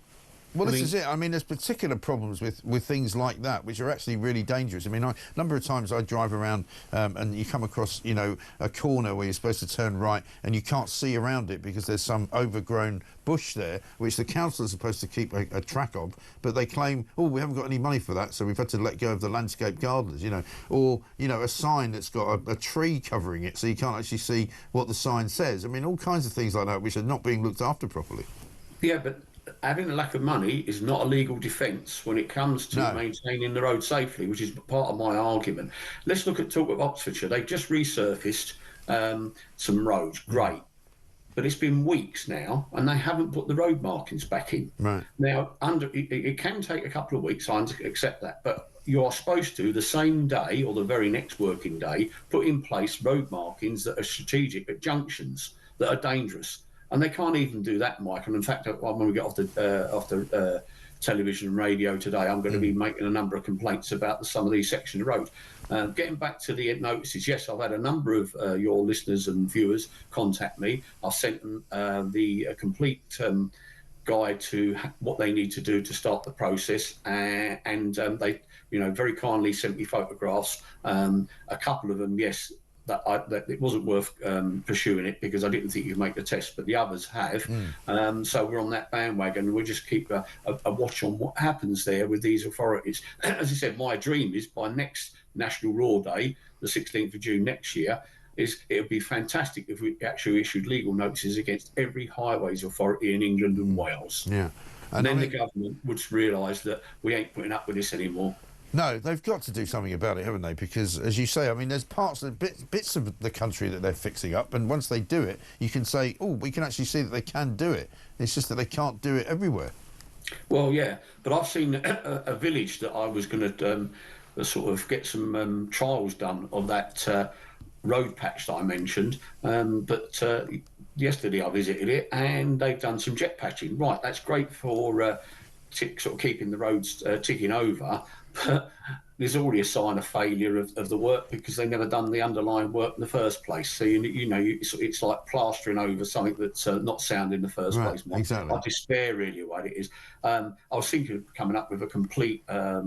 I did do guidelines and advice to the Transport Select Committee. I was thinking of drawing something up and presenting it and seeing if there's any political party that might be interested, because I'm sure there's one out there that actually would want to do something about it. Maybe not the two main parties, because they've proven themselves, and I don't play their games anymore. I've been through those loops. More direct action, and you might see more direct action from me because I'm getting really angry. Yeah, no, I don't blame you. Mark, thanks very much indeed. A lot of people feel the same way. Mark Morell there, a.k.a. Mr. Pothole, campaigning again to put pressure on these local authorities, now legal pressure, to actually force them into fixing potholes because they're so damaging to your car, to your other vehicles. They're dangerous for cyclists, dangerous for motorcyclists as well. Absolutely ridiculous. Let's get a voice note from Richard. You take a migrant in, you send a migrant out, in, out, shake it all about. You do the Starmer COP and you turn around, and that's what it's all about. Oh, the wokey cokey. Absolutely brilliant, isn't it? Yeah, unbelievable. Who comes up with this stuff? Is there some idiot that's like literally chained up in Downing Street in a straitjacket, and every sort of Friday they go to him, what have you got for us this week? I know, one in, one out. Yeah, just take one out and put one in and they'll be fine. Yeah, right. I'll tell you what, there's a bit of a rammy, as they used to say in Scotland, going on over in Bangkok. A British passenger was forcibly dragged off a Bangkok flight after having a tantrum over changing seats. Apparently he was too fat. Check this out.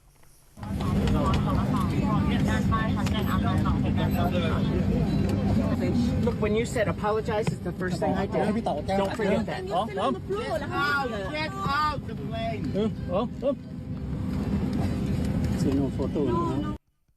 Goodness me. They're literally dragging him down the aisle. You know, that's enough. You don't get a second meal. You're off the plane. Deary me. What are we doing next? Brigadier Ed Butler's with us next. We're going to talk some more about why this government seems to think it's an appropriate course of action to betray SAS officers. We spoke about it with Ed before. We're going to talk to him about it again. Coming up next, right here on Talk.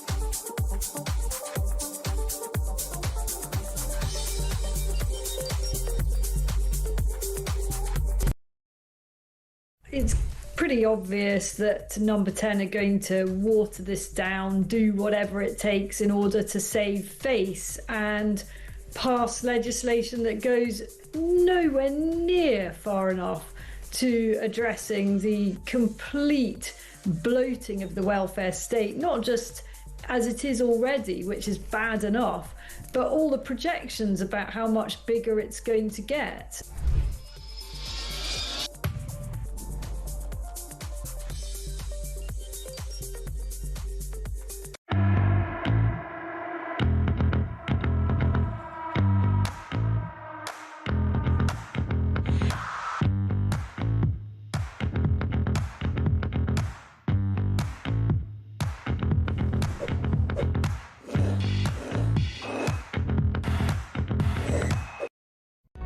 Across the UK, on DAB+, on your smart speaker, on your smart TV, and on your side.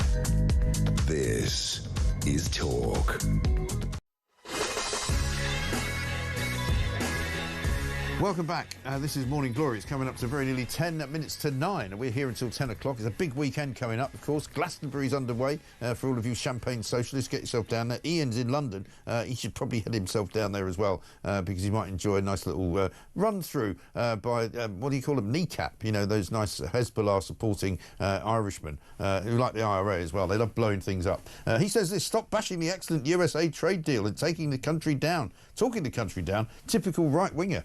Well, I'm sorry, I wish you could point out to me what was excellent about this USA trade deal. So far, trade has gone in one direction only, and that is we have bought a bunch of F-25, I think they are planes, F-25A planes, to the tune of about £1 billion. And it's all creating fantastic jobs in America and brilliant money in America and fantastic growth for America. It's a great trade deal for them. For us, not so much. You know, old Starmer came back and said he got a great trade deal because there were going to be zero tariffs on steel. And then he came back and said, actually, there are only 10% tariffs on steel, so it's really, really good. It's not nothing, though, is it? So, Ian, I'm sorry for you, mate. Get yourself down at Glastonbury and enjoy kneecap. Thank you very much. Brigadier Ed Butler's here, former commanding officer, of course, of the SAS. Ed, a very good morning to you. Good morning, Mike. Good to talk to you. Thanks very much for joining us. We spoke a couple of weeks ago about the government's treatment of some SAS veterans. There's a campaign now been started up because ex-Special Forces chiefs, and including yourself, I think, are demanding that these veterans who battled the IRA are protected from prosecution. We spoke about it the other day, but what's happening now? Well, what's happening now, Mike, and thanks very much for having me on, and I think big thanks also to the Daily Mail for highlighting this in yesterday's paper. Yeah. What this government is doing is repealing the former government's Legacy Act, which in essence shielded former Northern Ireland veterans from prosecution for historic incidents, which some refer obviously to witch hunts. Now, the government appears to be taking out some parts of that Legacy Act, called the Remedial Order apparently, under the Human Rights Act of 1998. And there's two main issues on that. And one is that they're going to take out those protections for our veterans, our Special Forces veterans, from current and future inquiries. But they're also going to make it easier for former IRA members and their families to sue the government for what they would say was unlawful killings. And that is absolutely outrageous, isn't it? Because how can you even judge an unlawful killing from this far away when, one, you weren't there, two, you haven't even spoken to some of the people involved? And I was talking to somebody about this last night who told me that some of the veterans who are being asked to give evidence to this inquiry and to look into what actually happened haven't even got legal representation. Well, I don't know about individual cases. I know that in some cases people are taking out private legal advice, but others are getting the support from MOD lawyers, certainly those who've had time in the special services. Right. But I think what the issue is here, Mike, is that we've got incidents now which have been re-examined 20, 30, 40 years after the event, when they've already gone through a legal process, the police investigations, the RUC as it was then, now the PSNI, but also through a coroner's court who said there was no case to answer. So now the iniquity of this is that former SAS, SBS, other special service people are being brought back to court for something which was no case to answer 30, 40 years ago. And that, to me, is just not being right. It's not right. No, absolutely not. There's a petition on the Parliament website which is demanding protection for the veterans. It's reached, I think, something like 140,000 signatures. I know we spoke to an MP yesterday, Mark Francois, who's also involved in representing this particular terrible sort of destruction of justice, really. And he was saying that a lot of people have signed the petition since he mentioned it yesterday. So we'll give him another opportunity to do that today. What sort of help can people give you as part of the campaign? What can they do? Well, I think first off, to sign that petition would be great. I mean, I think it's 140,000 plus. Yeah. If we could get it to 250,000 by August, that'd be terrific. And if we could get it to 1 million by the 9th of November, when the petition closes, that would really show the strength of support from ordinary men and women who actually absolutely believe and back our armed forces. Yeah. I think secondly, they could approach and write to their local MPs saying, what are you doing about it? And thirdly, if they're interested in this, what is good as a result of the petition reaching over 100,000 is that there's going to be a 3-hour debate in Parliament on the 14th of July. And this will hopefully put more pressure on the government that you can't have former servicemen and women being prosecuted for incidents which took place 30, 40 years ago, after a law which didn't exist at the time has been brought in. That just doesn't make sense to me, and I think that is legally and certainly morally unjust. Yes, definitely speaking. And Keir Starmer talks a lot about how he, absolutely reveres the armed forces. He was talking about the defence review, spending more money, getting up to 5% of GDP for 2035. It's all quite a long way off. But it's a kind of hypocritical position to hold, is it not, for him to allow this kind of prosecution to go ahead? Absolutely, Mike. I mean, the morale of the armed forces and in the special services, I'd say, is not good. These incidents, Mike, which when they take place, if you're asked to be called forward, and I have personal experience of this. I was and 4 other of my colleagues had to go to a court in Belfast in 2012 for an incident which we'd been involved in the early 90s. We were being accused of murder and being part of a government shoot-to-kill policy at the time. Fortunately, there was, again, no case to be found. But for 9 months running up to that court case, it was extremely demanding, emotionally, mentally, physically on all of us, a great distraction, not just on us, but also on our families. Yeah. And fortunately, we did get some very good, as was then, QC support. But this has got to change, because unless you have the backs of your armed forces, your men and women who serve this country, they go on extraordinarily difficult missions in very difficult places. You've got to back them from cradle to grave. It's not just about coming out with strategic and political platitudes.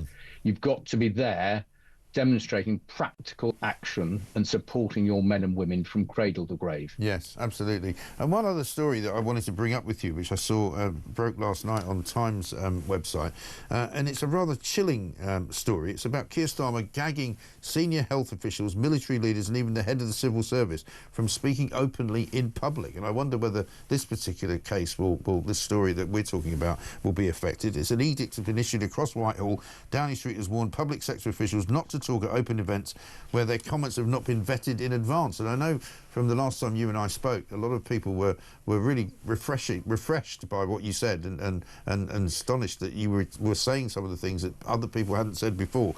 And these new rules that have come in now will stop military leaders now, not yourself obviously, but military leaders who are current military leaders from speaking out about these things.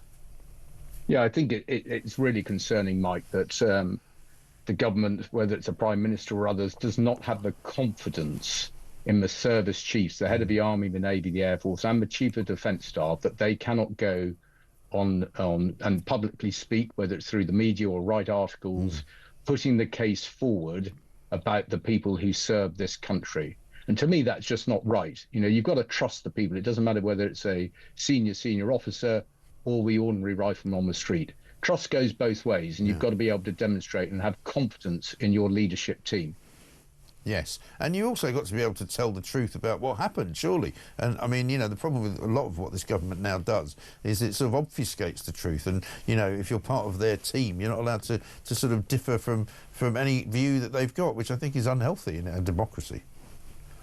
Yeah, I think, you know, we've got to be careful here. You know, these the inquiries which are going on, and I think, you know, we need to treat the Northern Ireland one and the Afghan inquiry as one and the same. They're slightly different circumstances, but these are all going through a due legal process, and that process must be allowed to run its course.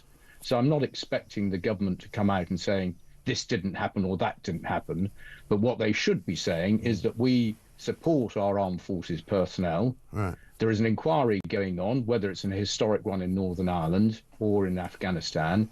Let the judicial process run its course, but don't allow other people, third parties, speculation, some in the media, to sensationalise what went on. Yeah. Let it go. Let that process happen. Yes, I think that would be sensible for everybody. Brigadier Ed Butler, great to talk to you. Thanks very much indeed. Brigadier Ed Butler, former commanding officer of the SAS, now chairman of We Served, of course, which is that organisation which does help an awful lot of veterans. Look it up, weserved.com, if you haven't done so already and if you're looking for some help. Lots more to come in the next hour. Richard Holden joins us, the Shadow Paymaster General. We'll find out what he makes of the state of the nation. Currently, Keir Starmer in all sorts of trouble, domestically, internationally. He's trying to do a deal with France to take one migrant for every one they give back. The whole thing is a complete and utter shambles. Danny says this: hello, Mike. Starmer is like a reversing lorry warning. Beep, beep, beep. Starmer's reversing. Beep, beep. Starmer's reversing. Beep. See you after the news.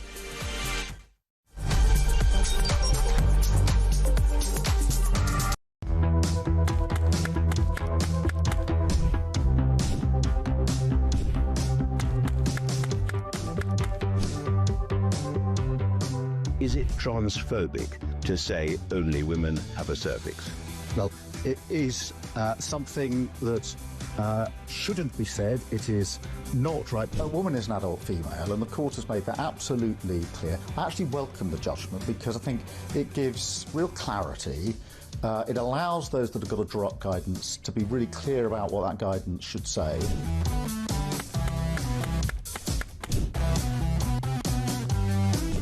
If you want to fight for Remain, vote Labour. Now, there are some who say we don't need Brexit to work. We need to reverse it. I couldn't disagree more.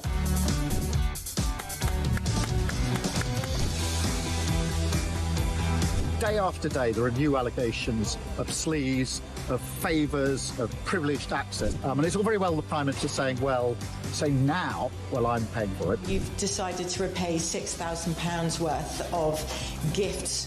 Lord Ali is facing an investigation. I wonder how concerned you are that your biggest donor was not fully transparent. Are you saying you made a mistake? It was right for me to make those repayments. Thank you.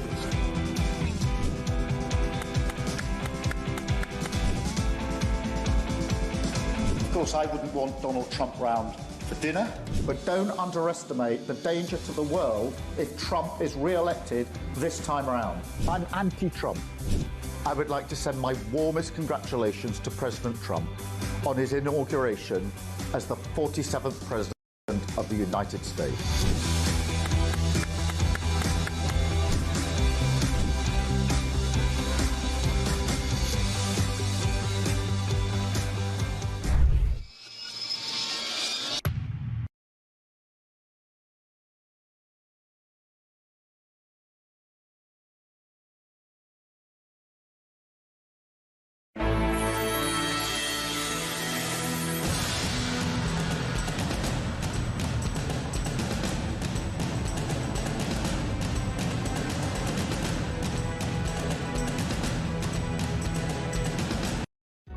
Across the UK, on DAB+, on your smart speaker, on your smart TV, and on your side.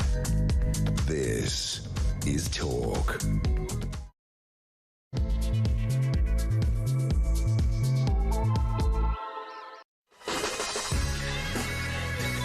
Welcome back to Morning Glory, coming up to 3 minutes past 9. I'm Mike Graham with you all the way through, of course, until 10. Alex Phillips will be here. The Prime Minister pledges protections for disabled to rescue the bill, is what it says on the front page of The Times. The front page of The Telegraph this morning, Starmer caves into rebels on benefits. The front page, of course, of the Daily Mail goes with something similar, because it looks as though the bill was about to be defeated, the benefits bill. Starmer caves into rebels on benefits. Keir Starmer forced into a humiliating climb down by Labour's army of welfare rebels. It looks as though if the bill does actually go through, despite the various numbers of rebels who have still said they're not going to vote for it, it will be a humiliating climb down anyway, because the bill will be so watered down that it won't be worth the paper that it's written on. Coming up in this hour, we're going to speak to Richard Holden MP, Shadow Paymaster General. We'll get the latest from Ryan Saby, Deputy Political Editor at The Sun as well, because Keir Starmer is in crisis. There is absolutely no question about it. There he is talking to Rachel Reeves after the budget. In happier times, ever since that budget, of course, in November, things have gone from bad to worse for Keir Starmer. He's now facing a massive humiliation on Tuesday, regardless of what happens. Even if the vote goes his way, even if the vote is actually given the nod, it will still be something that he wasn't hoping to do, because it won't actually achieve what it was meant to do, which was to save £5 billion off the welfare benefit budget, because the backbenchers, the lefty socialists, don't want it to happen. Let's get a voice note from James. Morning, Mike. James from Blackburn. It's Friday again. They roll round quick, don't they, Mike, these Fridays? Well, Jesus. I think the waiting list for the NHS has gone up by 1 this morning, because Keir's on it. He's got whiplash from all these U-turns this week. Oh, dearie me. I mean, it really is hard to keep up. And 1 in, 1 out on immigration. Oh, right, Keir. 1 in, 1 out. Right. Well, in the words of Donald, they don't know what the they're doing. They certainly don't. I'm afraid, James, well said. Not only that, right, we've got the great idea that they've now come up with to solve the problem of the channel crossings. It's not smashing the gangs, it's not smashing the snaggling guns, it's none of that. It's 1 in, 1 out. We're calling it the hokey wokey, or the wokey cokey. Apparently Britain is in talks with France to return channel migrants in a 1 in, 1 out deal. They say that when some of them come over here, there'll be people that have got friends and relatives here, and we'll send some back there who don't have any friends and relatives here until they get some friends and relatives here, then they can come back again. So unfortunately, it looks like Rachel Reeves has got the old abacus out for this one, and she's worked out that this is an improvement on the number of migrants we've got here at the moment. But I've got some bad news for Keir Starmer and Rachel Thieves. It turns out that actually they can't add up, because if you send 1 out and bring 1 in, you still end up with the same number. Too bloody many. Simple as that. This is Morning Glory. Let's get it on.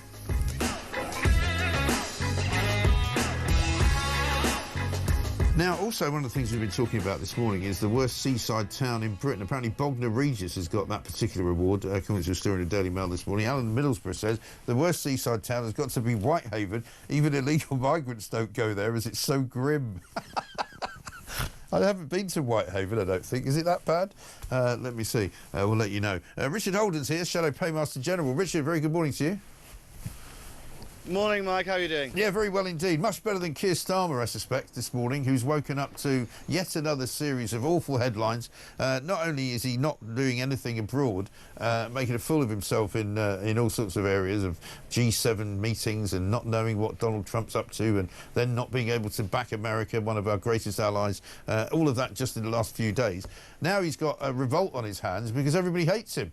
Apparently he doesn't spend any time in Parliament. He's only voted 7 times since he's been Prime Minister in the lobby. Never goes to the tea room. Some Labour MPs have never met him. And what's wrong with him? Well, it's a good question, Mike. I mean, what we've seen today is literally the 3rd U-turn in a series of weeks from Labour. We saw the big U-turn on the grooming and rape gang inquiry. Kemi had been hammering on that at Prime Minister's questions week after week, and it finally U-turned a few weeks ago.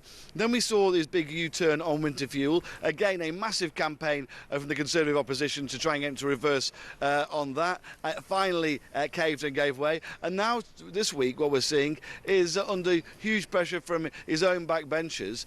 He's actually given way. He said he was going to deliver welfare reform. Now it's going to end up costing another £3 billion a year. I mean, where's he even going to get the money from? We're going to have Rachel coming back to pick our pockets later in the year. I can guarantee you that, Mike. Yeah, absolutely right. But, I mean, whatever this bill was, it's not going to be in any way, shape or form like what it was supposed to be. But even in its original form, it wasn't actually going to produce £5 billion worth of savings, because I'm told that once all of the nonsense was actually cut out of it, all they were doing was changing the way that people would be applying for some of these benefits in the future. So it was a sort of a mythical £5 billion, wasn't it?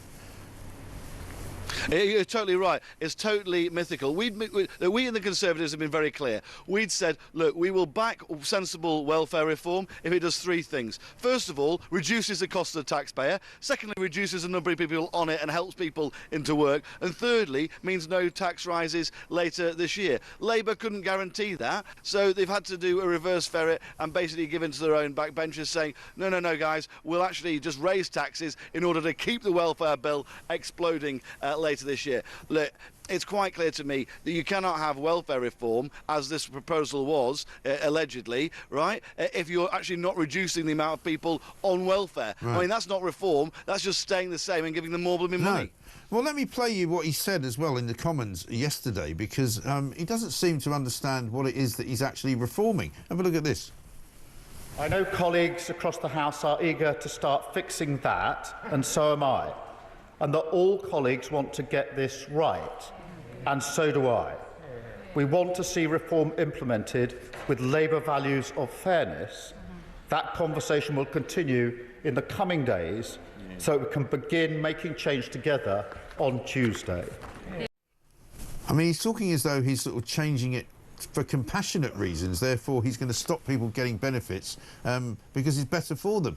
But he doesn't really understand what he's doing, does he? No, I mean, that just sounded like total gibberish to me, Mike, which is what we often get from Keir Starmer. And I think that one of the reasons we get that from Keir Starmer is because he's going to change what he says in a few weeks' time anyway. I have never witnessed a government come into power with such an enormous majority. You know, they've got over 400 of the 650 MPs. Yeah. Right? They've got an enormous majority, right? And within a year, they've had to do 3 major U-turns. He's got the lowest popularity ratings of any Prime Minister since records began. And we're seeing Rachel Reeves going all over the place like a wonky shopping trolley on an ice rink, right, trying to find savings everywhere, but actually all she ends up doing is crashing into things and costing everybody more money. It's a ridiculous situation that we've been placed in by the Labour Party. You know, where is the leadership from a government that was literally elected, you know, less than a year ago? There just isn't any. No, I know, it's astonishing. I mean, this morning Andrew Bailey, the Governor of the Bank of England, has poured cold water on Rachel Reeves' claim that Britain's economy has turned a corner. He says growth is slowing, high taxes are biting the economy, and it's all going horribly wrong. And the thing that people really dislike about this government and find really distasteful is that they keep lying about everything. You know, Rachel Reeves keeps coming out and saying we've turned the corner. You know, we're able to make a U-turn on pensioners' winter fuel allowance because the economy is doing so much better now than it was. Everybody knows that's not true. Keir Starmer puts out, you know, tweet after tweet saying how he's all about securing Britain's borders and making the streets safe for people in Britain. You know, they're not. Britain is not a safe place. The borders are not secure. He's not telling the truth. No, you're absolutely right. You know, I think it's quite clear to me that they have no they have no idea what they're doing. Look, I want to see safer borders, but you can only secure our borders with a proper deterrent to stop illegal people coming here. That's why we had the Rwanda scheme, right? They cancelled it, right? And now this new allegedly one-in, one-out policy, it's not one-in, one-out. What they're basically saying is that if you get here from France, what we'll then do a deal with you to say, with the French, sorry, to say we'll take somebody else. So it's a massive incentive for the French to send more people across the channel to the UK, because then we end up with some massive merry-go-round of just taking more French asylum seekers. It's just an absolutely crazy idea that we're being forced to now listen to. And on the money situation, look, Rachel Reeves and Keir Starmer said they wouldn't increase taxes ahead of the general election. My small businesses are paying higher business rates on the high street, right? The ones who want to invest are paying much more in those capital taxes and inheritance tax and things like that for those who want to invest for the long term, meaning they're less likely to invest. And thirdly, for workers workers, the national insurance rises are absolutely hammering employment in this country. We saw a 100,000 increase since the general election in people on working age unemployment benefits. I think that's going to get worse. And the people it's really hammering are those who are young, just starting out their first jobs, women in part-time work, and also people who have been unemployed for a while, trying to get back in. All those jobs are being removed, and I think it's a genuine disgrace from a government that says it stands up for working people. This government does no such thing. In fact, it's hammering working people day in, day out. It absolutely is. Couldn't agree with you more. Richard Holden, thank you very much indeed, Shadow Paymaster General there, with some strong words about this government, which is run by Keir Starmer and being run into the ground. Brian has got a voice note for us. 5 U-turns, 4 more years, 3 don't free Lucy Connolly, 2 2-tier, 1 term. Hooray! That's very good, Brian. Thank you very much indeed. Mike, good morning, says Simon. Having moved from one seaside town to another, Great Yarmouth to Llandudno, I can categorically say Great Yarmouth is a lost cause. It's like being in an Eastern European town. Llandudno, however, is glorious. Have a good day. There's a great hotel there, actually, that I stayed in on the outskirts of it, which is like an old castle. Fantastic place. Not a great place to be in the rain, though, has to be said. One in, one out, for God's sake, says Ian in Newark. The public want the current immigration to stop. Starmer and the rest know we want it stopped. Rather than stopping it, they insult us by rebranding and repackaging it, and the stalling tactics will continue. I've never despised the government or a Prime Minister so much, and I'm 61, so I've seen a few. I've voted for both parties in the past. I know, that's very much what a lot of people tell me. They really detest this Prime Minister. They detest this government. Let's talk to Ryan Saby, Deputy Political Editor at The Sun. Ryan, very good morning to you. Good morning, Mike. Good to see you this morning. I mean, it just goes from bad to worse, doesn't it? I mean, we were talking yesterday about how Keir Starmer's bill is really, really causing him massive problems. It looks as though overnight he may have come to some arrangement with an awful lot of the rebels, but will it be enough? We're not sure. Whatever happens on Tuesday to the bill, it will be a lot more watered down than it was meant to be. It won't do what it was supposed to do. So it's not really a victory of any kind, is it?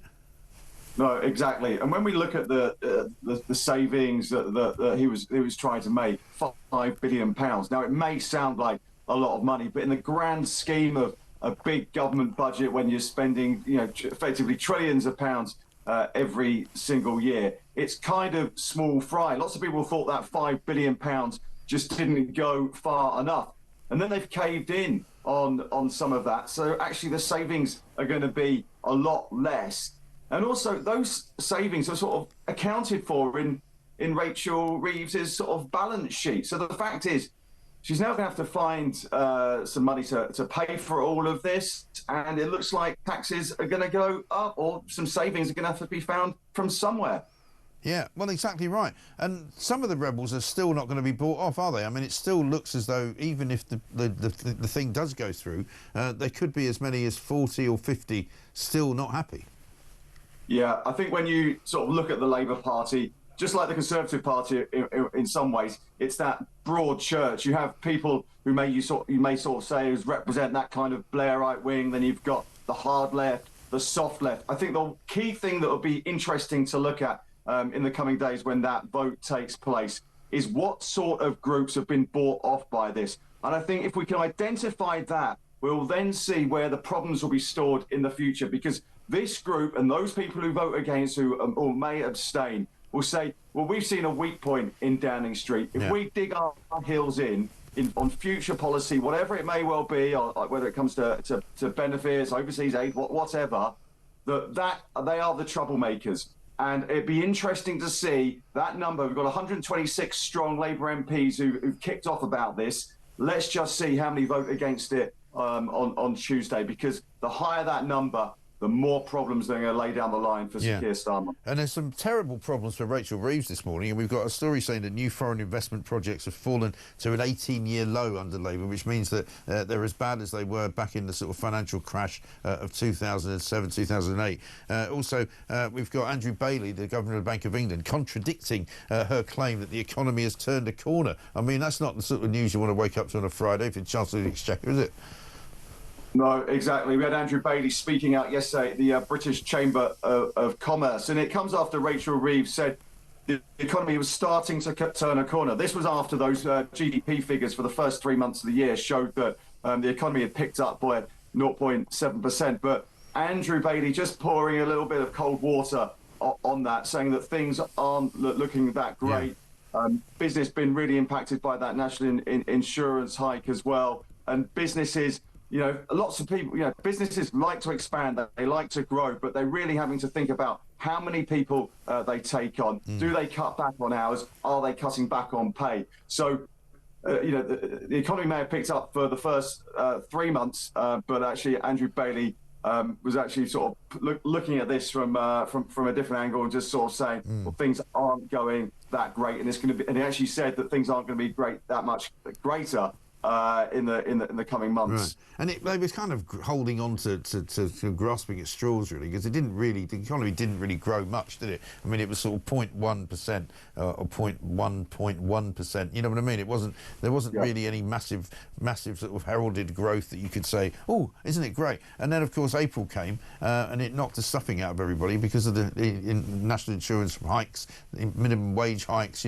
Hospitality's complaining to Rachel Reeves in the form of Sacha Lord, who said to her when she put out a statement the other day, you haven't even included hospitality in any of the conversations you've had about making the economy grow.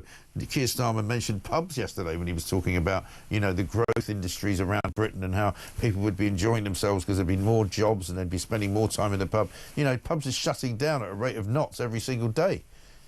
Yeah, no, we speak to the hospitality industry regularly, and they are finding it tough, as you say. Those minimum wage increases, the national insurance hike as well, that really hit them. But one thing Andrew Bailey mentioned, that why the economy did do quite well in that first few months of the year, is that lots of businesses and individual households were trying to do their business early. They were trying to sell their houses to beat the sort of stamp duty rises as well. They could see the Donald Trump tariffs on the horizon and were trying to get do more trade before them. So I think that's why you saw that slight boost, and then it sort of cuts back after that. But it's going to be a tough few months, and I think it's just a growing headache for the Chancellor, who not only will have to find over £1 billion for the U-turn on winter fuel, but they'll also be left scratching her head this morning when she knows that she's got to find some extra money on the benefits. So there's some choices ahead. It's borrowing, it's spending cuts, or it's tax rises somewhere for some group when it comes to the autumn. Yeah, it's going to be a pretty tough old weekend, I imagine, for them as well. But we'll keep an eye on them. Ryan, great to talk to you. Thank you very much indeed. Ryan Sabey, the Deputy Political Editor at The Sun. One from Ben, who says, Mike, 1 in, 1 out, knowing 2-tier, he'll stop holidaymakers going to France and make them come back home due to the 1 in, 1 out rule. Keep up the good work. Steve from Farringdon says, Mike, I'm all for the 1 in, 1 out policy. We accept 1 dinghy and we send them back 1 ferry. Yeah, absolutely right. And on the PIP story, right, which the government has made a complete horlicks of, Tracy from Staffordshire says this, Mike, I've just been online to check if I could claim PIP, and I can. I most certainly don't need it in any way, shape or form. However, honestly, the world has gone mad, not that I would even consider claiming it. Well, this is the thing. The backbenchers on the Labour side have determined that everyone who's in receipt of benefits in this country deserves them. Well, clearly that's not true. And even old Keir Starmer was trying to change it, but they won't let him, which proves one thing. He doesn't have control of his own party, he doesn't have control of his own destiny, and he doesn't even have control of what's going to happen in the next 2 hours. That's the problem. That's the reality for Keir Starmer. He doesn't know what he's doing. Just ask Donald Trump. I don't know if we've got that still in the system, but he might come out with something. Coming up, Sarah Pochin's going to talk to us. She is, of course, the Reform MP for Runcorn. We'll find out what she makes of the 1 in, 1 out policy. I'm pretty sure I've got an idea, though. This is Talk.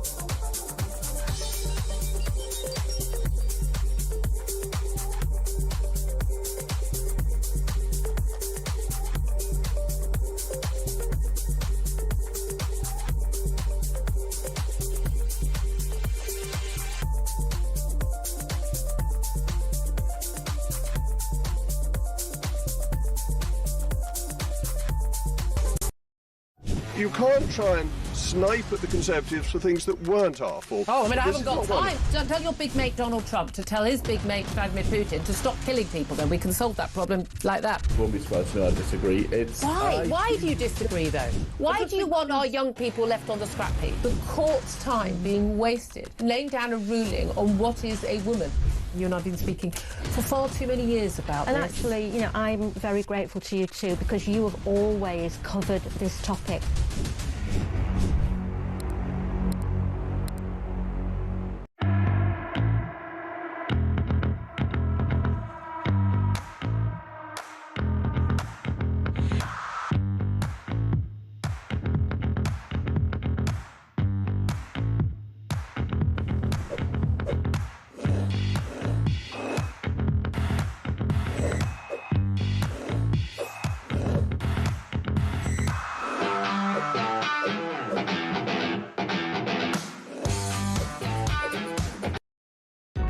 Across the UK, on DAB+, on your smart speaker, on your smart TV, and on your side. This is Talk. They don't know what the they're doing. Do you understand that? Yeah, Donald Trump on the Labour government here in this country. What on earth are they thinking? Not only have they completely screwed up the old benefits bill that they were going to try and push through, which wasn't that brilliant to begin with, but is now going to be even worse, they've now basically decided to get a new immigration policy for illegal migrants. One in, one out. What an absolute load of old cobblers. I nearly said it again. Ian has got a voice note for us. Hi, Mike. Ian from Unfair here. Correct me if I'm wrong, but one in, one out, wouldn't that be exactly the same equation as none in, none out? So let's just stop the boats. Let's just stop the boats and just send them all back to France. And then we've got as many people in now as we had before. Hey, presto! Happy Friday. Oh, my God. And, yeah, have a great weekend, everyone. Thanks, Ian. Very, very well said. Sarah Pochin's here, MP for Runcorn and Helsby for Reform, of course. Sarah, very good morning to you. Yeah, good morning, Mike. How are you this morning? I'm all right. Just when you think this government can't get any worse, though, they somehow managed to do it. This one in, one out business is a complete and utter cacophony of nonsense, isn't it? I just feel that the British people are looking at this government now and saying you're incompetent, it's embarrassing. There's clearly a lot of. I feel like they're going from pillar to post. They don't know what their policies are. This new idea of one in, one out, how ridiculous.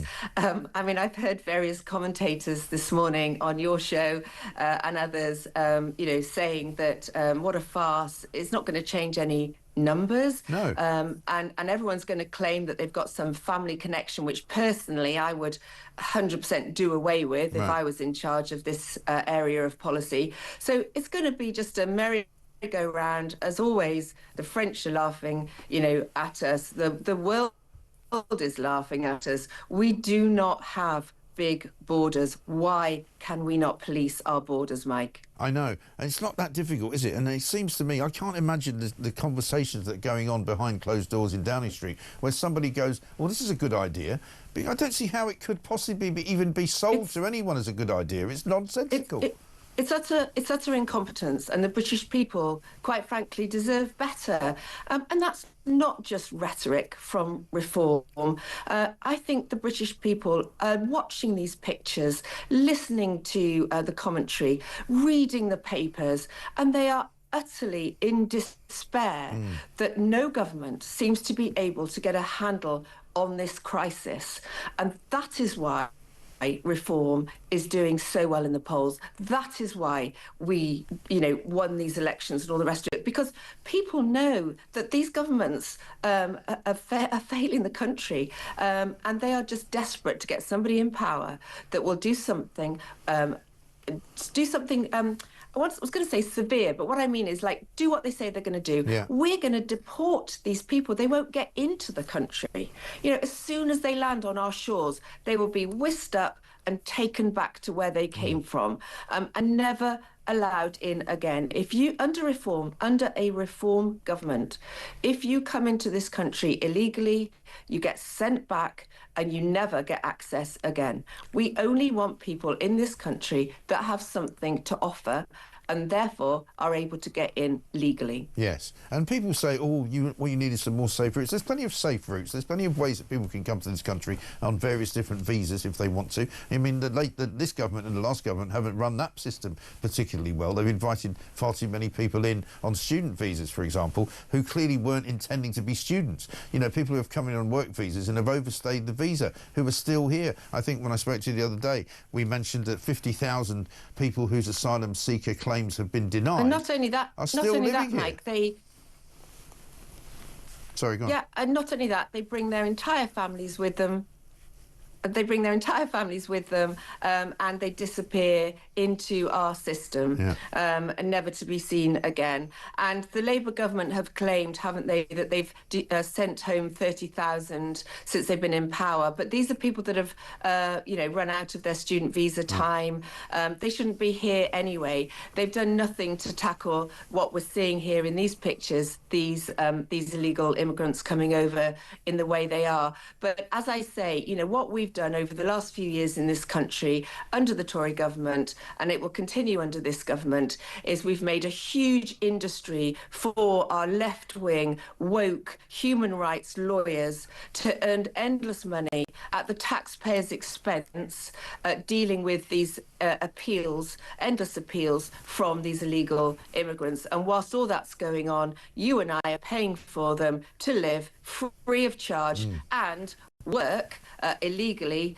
It's a win-win for them. It's a lose-lose for the British taxpayer. Yeah, absolutely right. I heard a story today, and I don't know if you were listening at the time. A woman rang into me who was in a taxi, and she said that the taxi driver had previously that day taken an immigrant family from Leeds to Newcastle in a taxi, stopped off for some breakfast, taken them onto the immigration meeting that they had in Newcastle, waited for them to come back to a cab, and then drove them back to Leeds.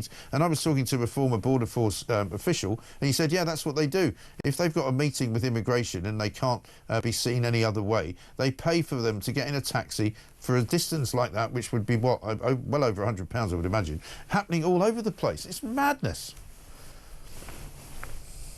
It is absolute madness, the money and the expense that we are wasting. What are we doing this for? I can't believe we've actually arrived at this point in this country. It's like we can't stop this happening now. Well, the only way to stop this happening is to get this government out. And I know that we've got 4 years of this government. What state is this country going to be in? I'll tell you what, Mike, we're going to be bankrupt if we carry on the way we are, supporting this whole industry. And let's not forget, and I've said this several times, this is organised crime now. These people are being sent over by organised crime gangs. They are infiltrating this country. We're going to have a whole load of issues now with terrorism, public safety issues. I've talked about the safety of our communities now. The impact of this is huge. The police are not doing anything. The police are not able to cope with the crimes that are taking place on our streets. Our prisons are getting more and more full. We have to be really hard-lined about these people coming in. And of course, what's happening is when I speak, or when anyone from Reform speaks on these issues, then have you noticed suddenly the Labour government or the Conservative government start to use our lines? I was listening to the minister that was on earlier, the shadow minister, or the shadow attorney general, or whoever it was, getting all ranty, the Conservative, about these issues. Well, what were you doing when you were in power? You've let this situation happen. You've let down the British people, and now look at what's happening in this country. If we're not careful, Mike, 4 years, we're not going to have much of a country left. We have to fight, and we will carry on fighting in Reform, and that's why we'll get in power, because British people have had enough. They really have, and also they haven't forgiven the Tories, by the way, because a poll that came out this week, you'll have been very pleased to know, the first MRP poll since the election of last year, shows Reform winning 271 seats. So you're going to have to get used to sort of shoveling up a bit on the benches there. The Tories going down just to 46 seats. I mean, it's almost as though, and I asked them this quite often, I didn't say it to Richard Holden, but, they risk being completely irrelevant, the Tories now. I think there's no question that the Conservative Party are out of power for at least 10 years, if not completely finished, which sounds very dramatic for a party that's been around for 200 years, I know. But, you know, everything runs its course in the end, and they have utterly let down this country. And I think people have had enough of them. And as I say, all of this rhetoric now, the British people are not buying that. And every time they get up in Parliament to speak, you know, Kemi Badenoch's laughed at. They're all laughed at because they're such an easy target because they didn't fix any of these problems when they were in power. So I think the Conservatives are finished. I think Labour are looking weak. They're looking confused. We look embarrassing on a global scale, and on a national level, they are completely out of control of our finances, our borders, our taxes. It doesn't matter what area of society you want me to comment on. Labour are out of control, have lost control. And so the British people are feeling very vulnerable, and they are looking for a strong voice, a strong party that represents their views. And I think that's why you're seeing the polls that we're seeing at the moment. And it's very easy for them to all attack reform and say, well, how will you form a government?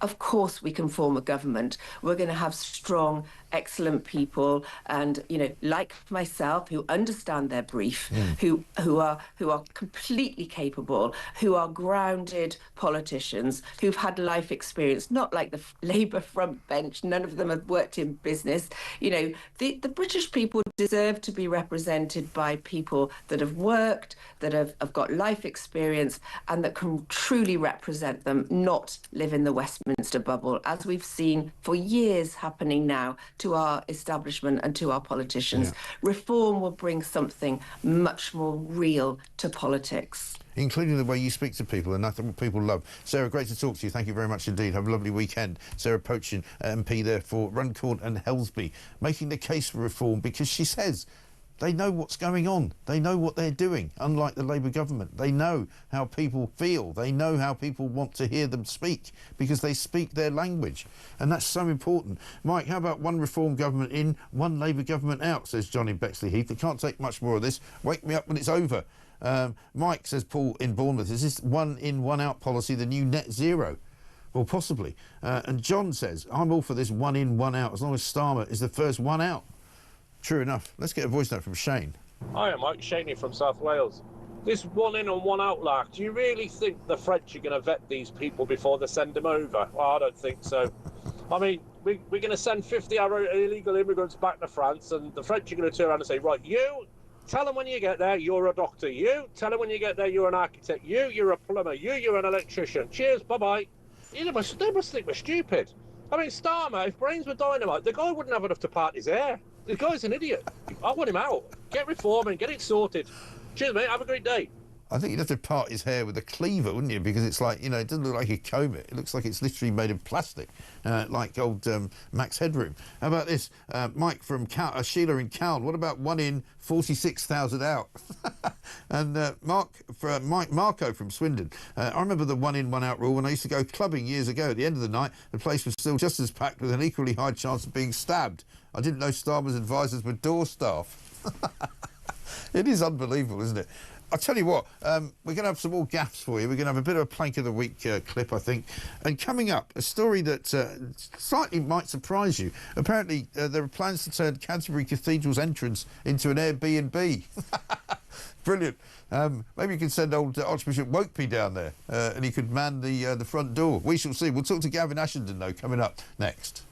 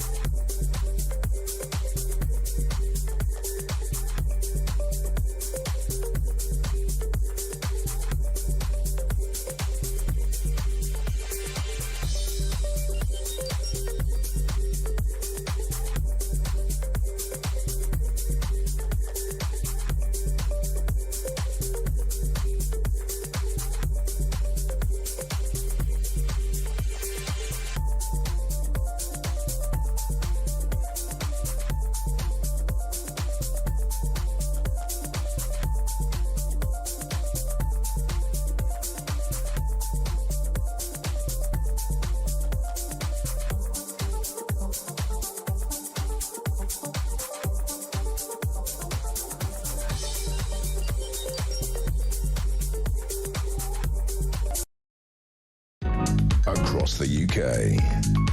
On DAB+, on your smart speaker, on your smart TV, and on your side. This is Talk. Welcome back to Morning Glory, 9:39. I'm Mike Graham with you all the way through, of course, until 10 o'clock. Can TfL arrest Starmer for repeatedly hugging Zelensky, says John from sunny Weston-super-Mare. Well, I wish somebody would. You can't stare at people or touch people on the tube, says Anna from Surrey, but the mass gang rape of little white girls and allowing males into female spaces is OK, with Sadiq Khan. Yeah, well, you might say that. Absolutely. Let's get a voice note from Mike. His name is Mr. Starmer, also known as the UK Hammer. He tries his best on the world stage and allows illegals to earn a wage. He leads us all a merry dance by allowing those who come from France. There's something about the look on his face that makes us realise it's a waste of space. He doesn't care what we say, but it's us that gets taxed to reduce our pay. We all know that he's a Remainer, but if he goes, well, we'll end up with Rainer. Very good. Mike, thank you very much indeed. Plague of the Week coming up at 7 o'clock tonight. You don't want to miss it. We've already seen a blooper from me, a gaffe, but have a look at this.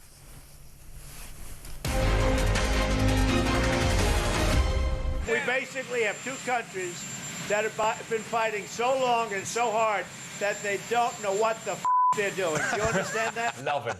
Love him. It's fantastic, isn't it? I mean, you just, brilliant. I mean, everybody that I know has been texting me, you know, even people that voted Democrat, they go, he's great, he's just brilliant. Yeah. You know, you can't take the New Yorker out of New York. She did it on the show. You know. What do you think of this? I just kept playing it. I just kept playing. What do you think of Keir Starmer? He doesn't know what the he's doing. Brilliant. 7 o'clock, don't miss it.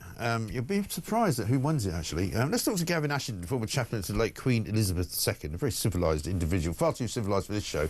Gavin, very good morning to you. Hello, Mike. It's a great pleasure to be with you. Thanks for having me. This is a weird story, isn't it? I mean, I must admit, until I saw it this morning, I didn't realise that this was a plan at all. It looks like an April Fool's story. They want to turn Canterbury Cathedral's entrance into an Airbnb.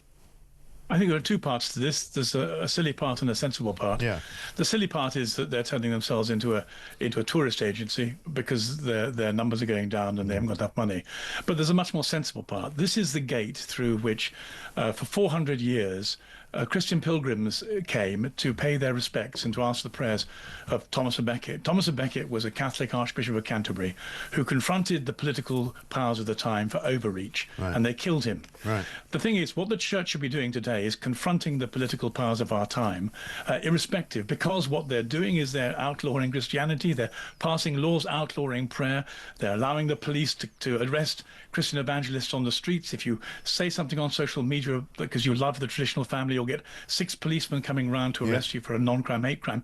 The point is the church has a role to play, and then to turn itself into a kind of an Airbnb agency prostituting our cathedrals is such a dereliction of duty that it makes people sad and cross. Yes, it does. I mean, while we talk about the Archbishop of Canterbury, I'm pretty sure we still haven't got one, have we? No, they've got them. I mean, I'm afraid the Church of England is about as incompetent as the government is. It can't elect a CEO. It's a. I was just thinking though. Well, we all know that Justin Welby left, but I'm thinking to myself, have I missed it? Have they appointed a new one? But they haven't, have they? No, they're terrified because they're going to find themselves in terrible trouble. They've so given themselves over to wokery that they can't find anybody who's liable to be able to actually shoulder the job. And so, I mean, the trouble is it's a dysfunctional organisation. Yeah. And one of the reasons why some of us are cross is that places like Canterbury Cathedral were Catholic shrines built for the Catholic population, and they were taken over by the state. Fine, well, that's happened, that's history.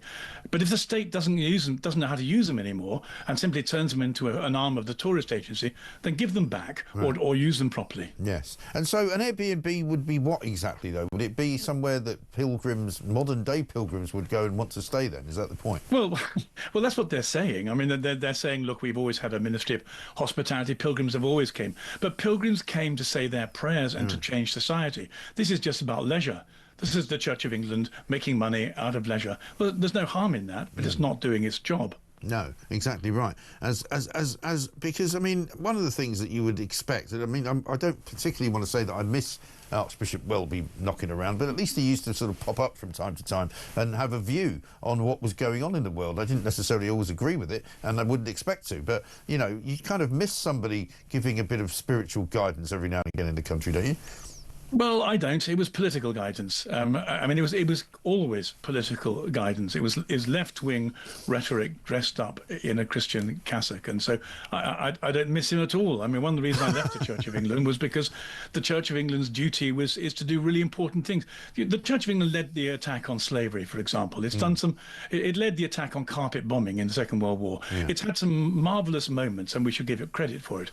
But it's lost the plot. It doesn't do it anymore. Yeah. Actually, it has 11 billion pounds in its coffers, with which it could look after the cathedrals if it wanted to, but instead it's turning itself into a tourist agency. Well, it doesn't have the priorities right. Because it also charges you to go in as well, doesn't it? I mean, yes, they've got that kind of money. What on earth are they charging us for? I'm afraid that's true. They should be held accountable for it. Very much so. But I mean, I suppose you've got me there. You've sort of kiboshed me in a way, because you're absolutely right. I don't miss him in particular, but I sort of miss the intervention, I suppose, of whoever the Archbishop of Canterbury is in terms of whatever it is they want to say. Maybe the next one will be a little bit more sensible. Well, no, there should be intervention, and actually there is. We've entered a death cult era where we're killing our babies up until birth, and we're about to kill. Well, we're about to kill off all our old people. I'm very proud to say, and please forgive me if it sounds partisan, but I can't help it. No, you must be partisan. It's absolutely required. Catholic bishops have been speaking out loudly and clearly, saying this is morally unambiguous, it's an evil. The Church of England hasn't, and yet the Church of England has the places in the House of Lords where it could do something about it. And the problem is the media isn't very interested in the Christian voice, because I don't know, it's gone far left. So the fact is, there are parts of the Christian Church, in particular Catholicism, which is speaking out loudly and clearly and unambiguously, but it's not been given the platform. And the people who have the platform have kept their mouths shut. Well, you'll always have the platform here, Gavin, if you want to have it. Thank you very much, Mike. But yeah, it's a good question. What are the bishops doing in the House of Lords? You know, because there's plenty of them. They don't need the Archbishop of Canterbury to talk to them. Surely they could have a view. I mean, there's a big debate going on in the Lords, presumably around both the assisted dying bill and also the abortion revelations as well. So surely they could have a voice there if they wanted. Well, I should be fair. I'm sure some of them have. I'm sure some of them have done some good. But the fact is, the impact they've made as a body is negligible. We haven't heard from them. So even if they have done some good, I'm sure they have, it hasn't reached the public ears. But the whole point of the Church of England being embedded into the state was that it would act as the state's conscience. If it can't act as the state's conscience, it doesn't have a role anymore. No, I couldn't agree more. Well, Gavin, listen, as ever, great to talk to you. Thank you very much indeed. We'll see you again soon. Gavin Ashendon, former chaplain to the late Queen Elizabeth II, saying that the Catholic Church is actually doing some good things in terms of the speaking up on behalf of not just Catholicism, but also Christianity and Christian doctrines, which are sadly lacking in this country, it seems to me. John says, this morning, Mike, great show. I'm from Bognor, and it's a great place. It must be, because loads of migrants can't wait to get here and never want to leave. Marvellous. Absolutely brilliant. Lovely sunny morning here, says Annie in Lincolnshire. So Starmer is in trouble. To be honest, who would take over from him? Angela Rayner? She'd be worse. Lammy? Miliband? Reeves? God help us. Let's get a voice note from Eric. Mike, it's Eric from Leeds. I am absolutely at the end of my rope listening about Keir Starmer. He is an absolute sausage. Somebody needs to tell him he's no longer wanted. He's the weakest link and to jog on. He thinks we're all stupid, one in, one out. How's that alleviating anything? The bureaucracy behind it's probably going to cost us more money anyway to run it. Oh, I give up with this government. Bring on reform. They really are as bad as any government has ever been in my lifetime. I can't think of anybody worse. I honestly can't. And I lived through the 70s when life was pretty bad and pretty awful. But it wasn't this bad. They weren't this bad. They really weren't. Coming up, we'll hear more from what Dan Hodges had to say earlier on to me, and we'll take a couple of your calls as well. This is Talk.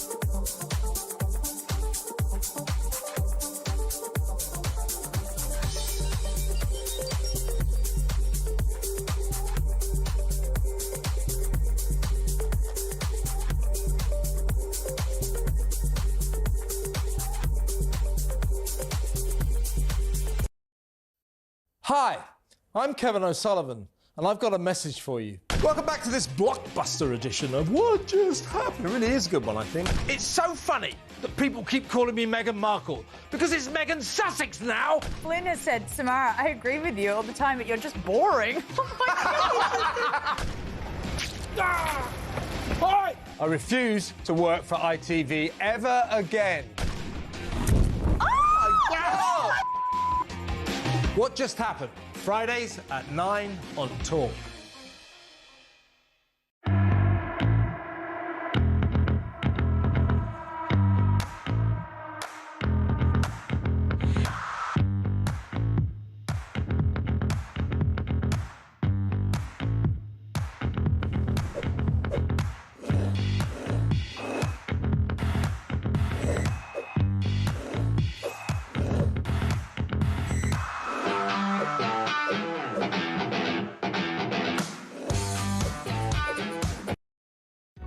Across the UK, on DAB+, on your smart speaker, on your smart TV, and on your side. This is Talk. Welcome back to Morning Glory. I'm Mike Graham. It's very nearly 10 o'clock, and of course Alex Phillips will be here to take over. Let's get a voice note from Joanne. Morning, Mike. Joan from Norfolk. So this one in, one out scenario, I think this is just what we should now be calling migrant laundering. So what's going to happen is we're going to send our illegals over to France, and then they're going to send them back, and then we're going to call them legal because they've come through a legal route. So all it is a loop, like somebody else has said earlier, but it actually is legalising what is currently illegal. So they're just sort of playing with figures and playing with the system. It's just to make it look better, but it's not better, it's just worse. Thanks, Mike. Great show. Absolutely, that is the problem. You're absolutely right. It's a migrant wash, is what they could call it. You know, just bring them in, sort of, you know, somehow categorise them, somehow process them, somehow send them back through the ringer, and then when they come back around, they've been cleaned and they're all ready to come back in and have a proper job. I mean, just bizarre. Mike says, George in Canvey Island, Labour backbenchers must be fearful of which iceberg Starmer will hit next in the coming weeks. And Martin says, I don't think Starmer is robust enough with this immigration problem. I think he should try 2 in, 2 out. That should move things along. And Martin says 1 in, 1 out. Sounds like he's been watching a Bonnie Blue film. Yeah, well, the less said about that, the better. Let's get another gaff, this time from Julie Hartley-Brewer. After those devastating strikes on Tehran's nuclear facilities, we understand Israel has repeated an attack on the Fordo, I always think Fordo facility. Frodo. Yeah, that was Lord of the Rings, I think, wasn't it? Let's have a listen to what Dan Hodges had to say. He's been a man, let's not forget, he's been on a journey, Mail on Sunday commentator, a man who used to have lots of rows with me about how bad the Tories were, and then told me how good the Labour Party were going to be. Even he's now worked out that they're not very good at all. Here's what he had to say. Well, I remember a couple of years ago writing how one of Starmer's in a circle told me that he'd admitted to them he doesn't really understand politics, and I think over the last couple of weeks the country has seen that graphically illustrated. If you remember, I think I was on last week. Obviously, we were dealing with the fact that the one thing that Keir Starmer and those around him could legitimately say was that he had seemed relatively sure-footed on the international stage. Yeah. But obviously that basically imploded last week with a debacle over Iran and the United States, and he was in the Commons yesterday, and was still unable to say whether he backed the US military intervention. Right. And I remember saying at the time, look, if he's not going to be able to get a grip on international affairs, his one supposed area of success, then frankly, what is the point of him? And again, we've had another graphic example of that. I mean, just one thing to remember about this utter shambles. Remember a couple of months ago, last month, we had the U-turn on pensions. Yeah. The pensions and the winter fuel. And I remember writing at the time saying, you know, he'd folded on that.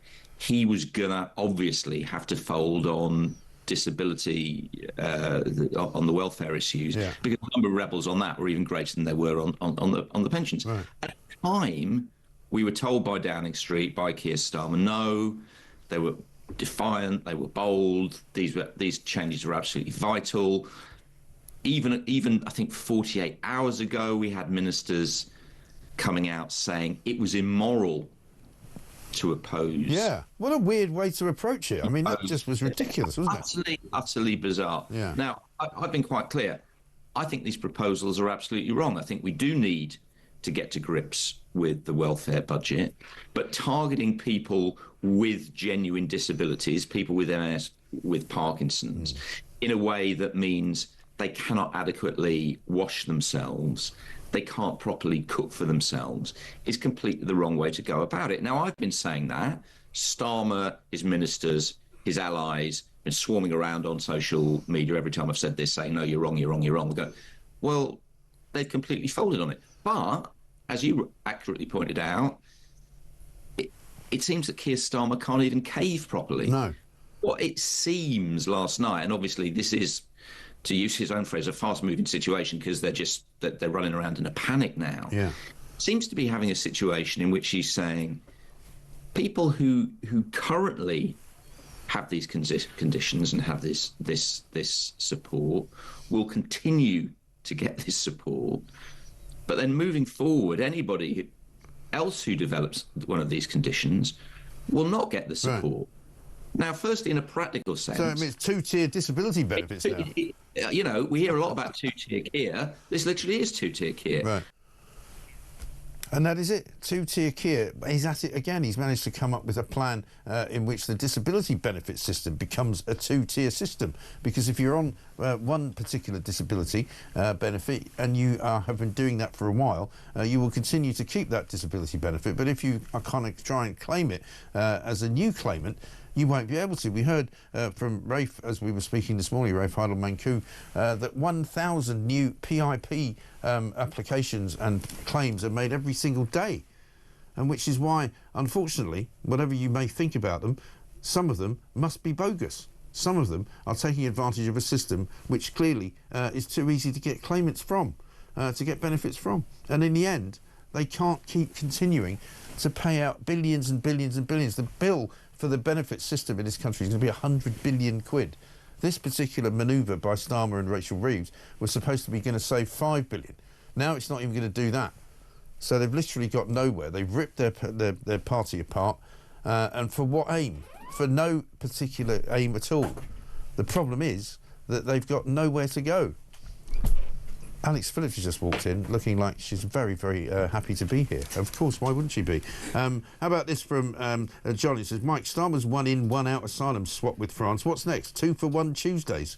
Well, exactly. You just don't know, do you? It makes no sense at all. What sort of idiot would come up with it? Does the one in, one out apply to boatloads?